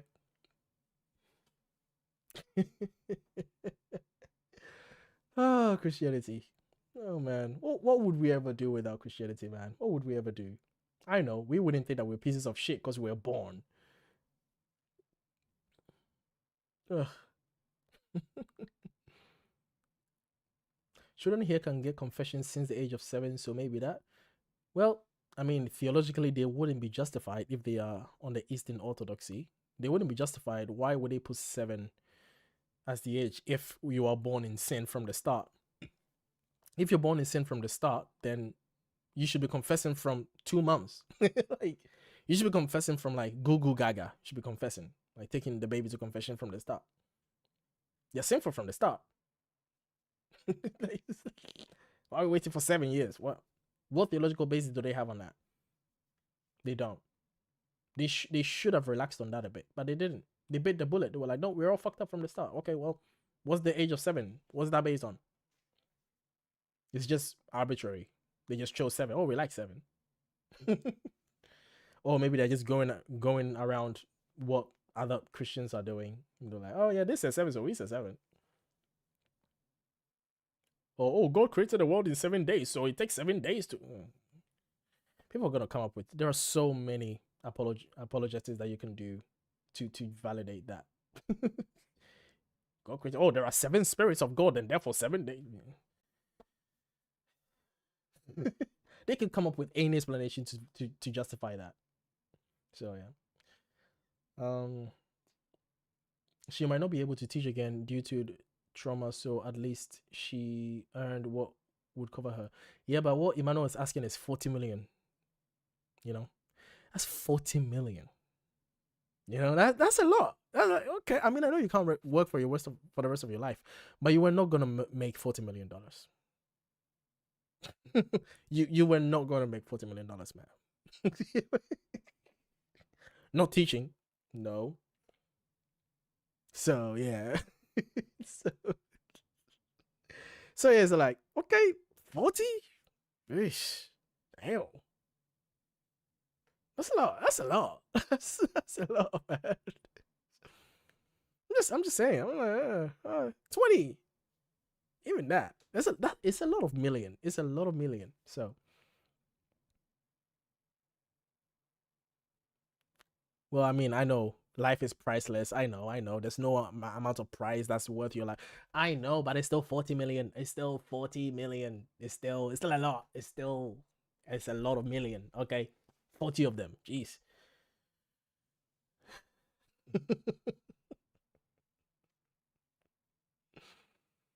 I would deserve 40 million though if someone shot me. I definitely would. I think my life is worth more than 40 million. So there's that. It's too much for her though. But for me, definitely. I'm perfectly happy to be a hypocrite in that. Perfectly happy to be a hypocrite. Yeah. No, give me the 40 million. Yeah. No, not for her. That's too much for her. No. Cut it down. Man, 15 million? Yeah, okay. Oh, man. Whoa, whoa, whoa, whoa. The VP could have isolated the child until the parents arrived. Yes, you're right, Iris. You're right. It's a civil suit. She won't have charged. Yeah, so this is a civil court, not a criminal court, right? Because there's no criminal in this. The child is not a criminal. The child is not old enough to be tried as a criminal. So it would be civil court. We are baptized as babies. I was baptized 2.3 months old. I bet you remember that. Hey, remember when you swore fealty to a god at the age of 2 months old? Remember when you did that? When you swore unquestioned allegiance to a god? Remember when you did that? At 2 months old? Donita says you get Holy Communion from the baptism, like they give infants a little bit of wine. Yeah, I've seen that too. Like I think they dip their hand in the wine and then they pass it around their lips or something like that. First of all, ew. I wouldn't want some adult touching my kid's mouth. Like, what? Yo! No. You came out wrong. Oh, yeah. Wait, who came out wrong? What did I say? Was it me? Oh, Iris is talking about Doinita coming out wrong as in being born wrong. A confession from age of 7. Yeah. 7 because of cognitive development when they can understand right from wrong. Oh, wow. You mean you can't understand right from wrong until the age of 7? So why are people being held accountable for things that they couldn't understand? It's weird. That's weird. But hey, I mean, don't ask questions when it comes to these things, man. Don't ask questions. Just go along with the story and don't poke holes. Don't poke holes in it, because the moment you poke holes, it all falls apart. Because at confession, you confess your sin, so you must be able to understand it. Well, you must be able to sin, first of all. You know, but obviously, according to the theology, being born is the sin. So you fucked from the start. You were born in sin. Okay, can I opt out? No. Okay, where's my free will then? I thought we had free will. Why can't we freely not be born in sin? Why can't we choose, hey, can you not born me in sin? You know, just like you did Jesus. Jesus was not born in sin because there was no carnal sexual lust between humans to give birth to Jesus. Jesus was born without sin, which is also very weird how Christians try to relate themselves to Jesus like, oh, Jesus Christ came to set an example for us. No, he didn't. He was born not in sin. You were born in sin. He was born already winning. He was obviously winning. He was a Nepo baby. Jesus is the ultimate Nepo baby. He was born with all the privileges that you didn't have. And you think he came to set an example for you? He lived a sinless life. Of course, he wasn't born in sin. He was born with the Holy Spirit and Mary. He was born with the advantages that you didn't have without sin. So yeah, that's very convenient. He had all the advantages you didn't have. So obviously he set the example that you wouldn't be able to do. Of course, you were born in sin. He wasn't. Like, how is he an example for you? He had the advantages you didn't have. Of course he's. Of course he's sinless. That's not a surprise. That's not a surprise. Oh, he performed miracles. Yeah, duh. It's not impressive. Not impressive. Like, they made me abandon my own country's tribal folklore to adapt some Judeo-Christian folklore and caring about some characters in a book that I don't care about.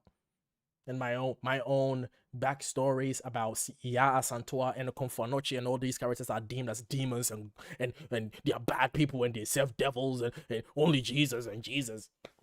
Fucking waste of time. Konfanochi's story is much more interesting than Jesus' story.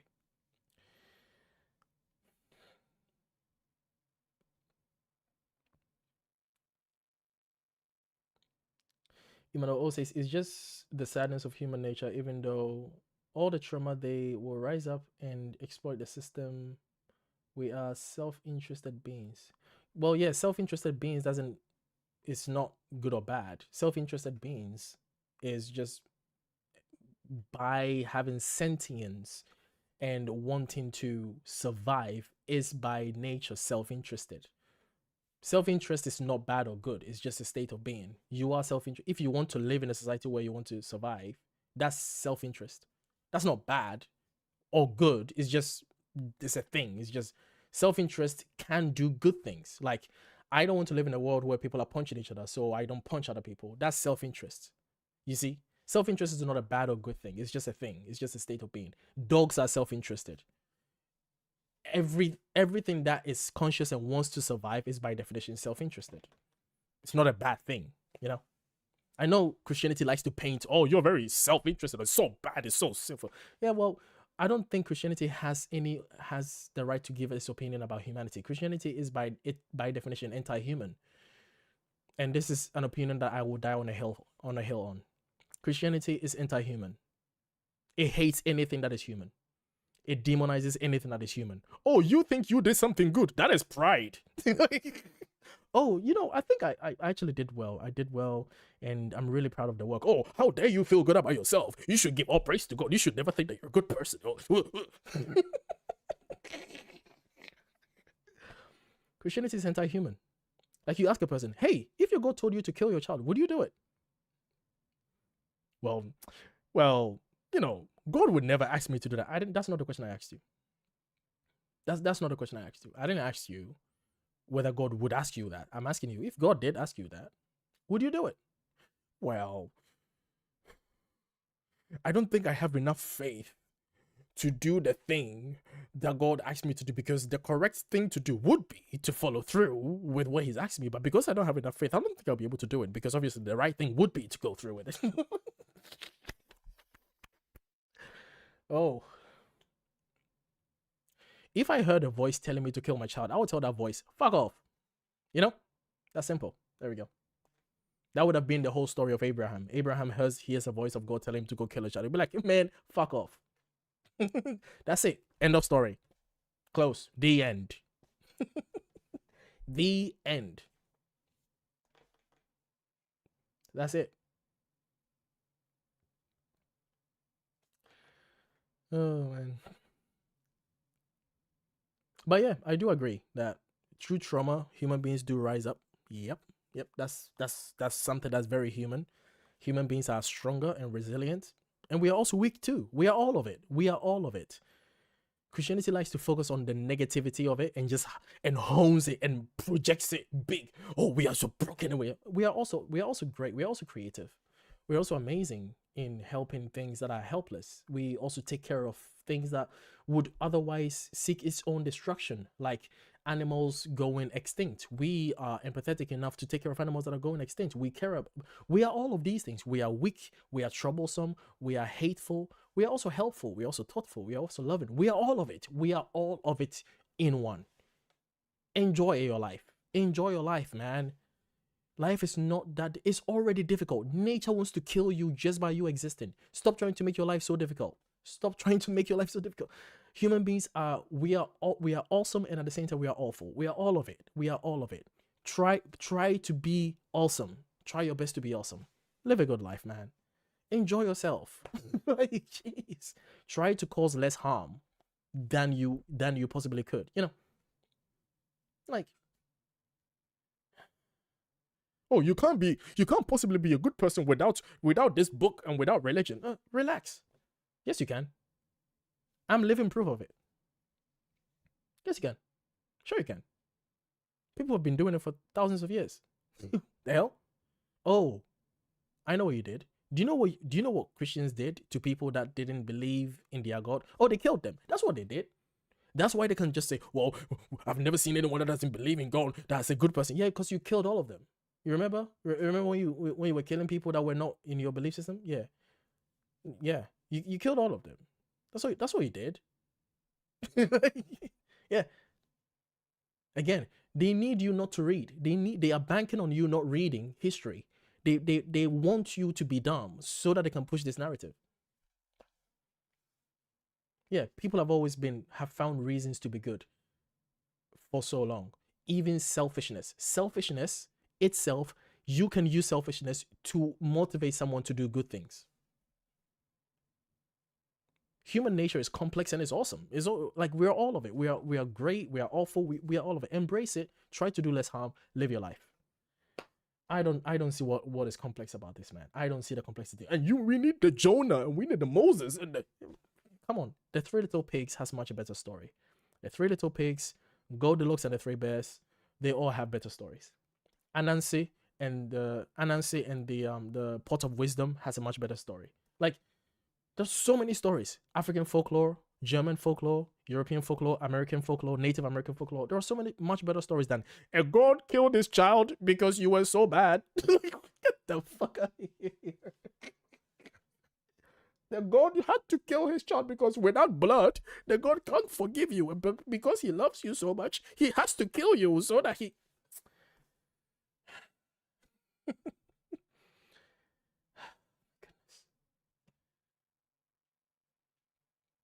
I will never understand for the life of me why people make their life so complex, so complicated. Life is already complicated. It's already complicated. But it's like, oh, how about we make it more complicated? Oh, because you stick your penis in a different hole than I do, you're a bad person. Let's kill you. How about that?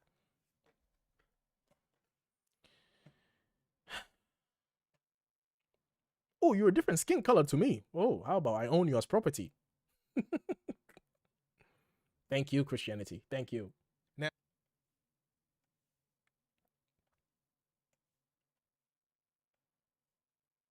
and then obviously a lot of people are going to say, well, what about this? What about them? They also did slavery too. Well, yeah, you didn't stop it.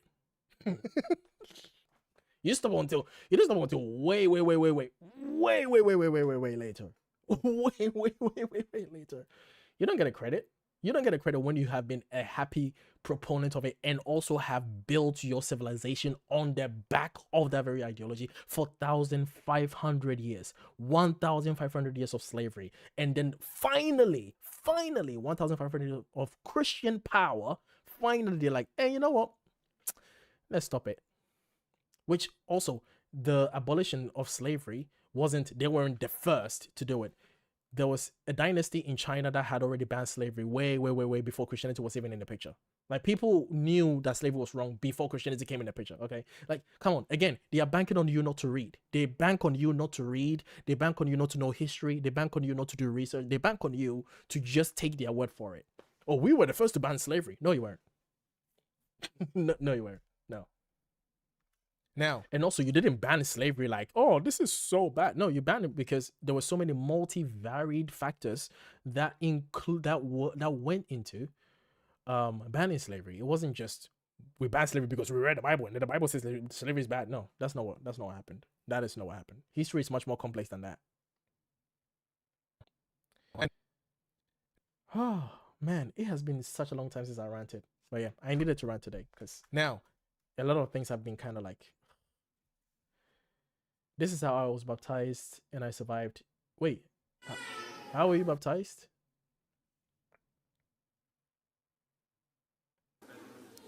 Petronel,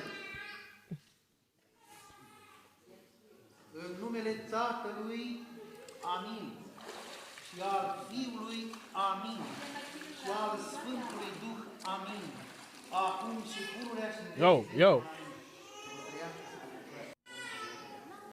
I mean, I guess it would be fun for the kid, but I mean, I would be freaking out though, because I would be like, hey, don't drop the baby.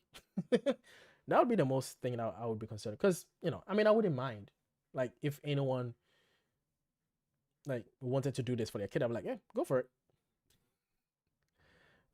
because I know there's nothing to it, there's nothing special to it. Like, it's a ritual that we like to do, that's fine, fair enough. If it's a ritual that you like to do, go for it.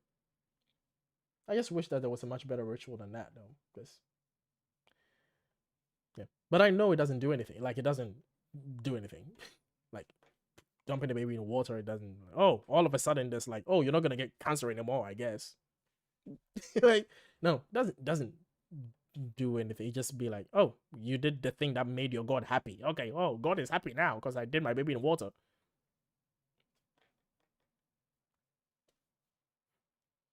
I'm gonna say good night. Have a good night, Iris. It's been a long time since I did this long of a stream. You guys asked for it and I did it. Okay, there we go. Now they don't submerge them if the parents ask them not to. Well, I would hope that they would listen to their parents, to the parents of the child, if they ask them. Well, they didn't do that before? Like, they didn't listen to them before? That would be crazy though. Like, nope, we're gonna submerge them if we want to. Like, holy shit, man. They put them in water, then put the water on their head with their hands. I wonder why. I wonder why they changed it. Why did they change it? I mean, that was perfectly safe. That was perfectly normal. Why did they change it? That's interesting. Why did they change it? Many babies died from being submerged in inhaled water. Oh, that's a surprise. You mean the babies inhaled the water that they dipped them in? No way. What? That was perfectly safe thing. That's why it's not done anymore. Oh, wow. God didn't protect the children from baptism. That's crazy. That has to be the craziest way for your baby to die. Through baptism. That has to be the most ironic thing. Oh, let me guess. Oh, God wanted more angels, so he called your baby early. Okay, all right. Yeah. There's an excuse for everything. There's an excuse for everything. There's an excuse for all of it. There's an excuse for all of it. Not impressed. Not impressed.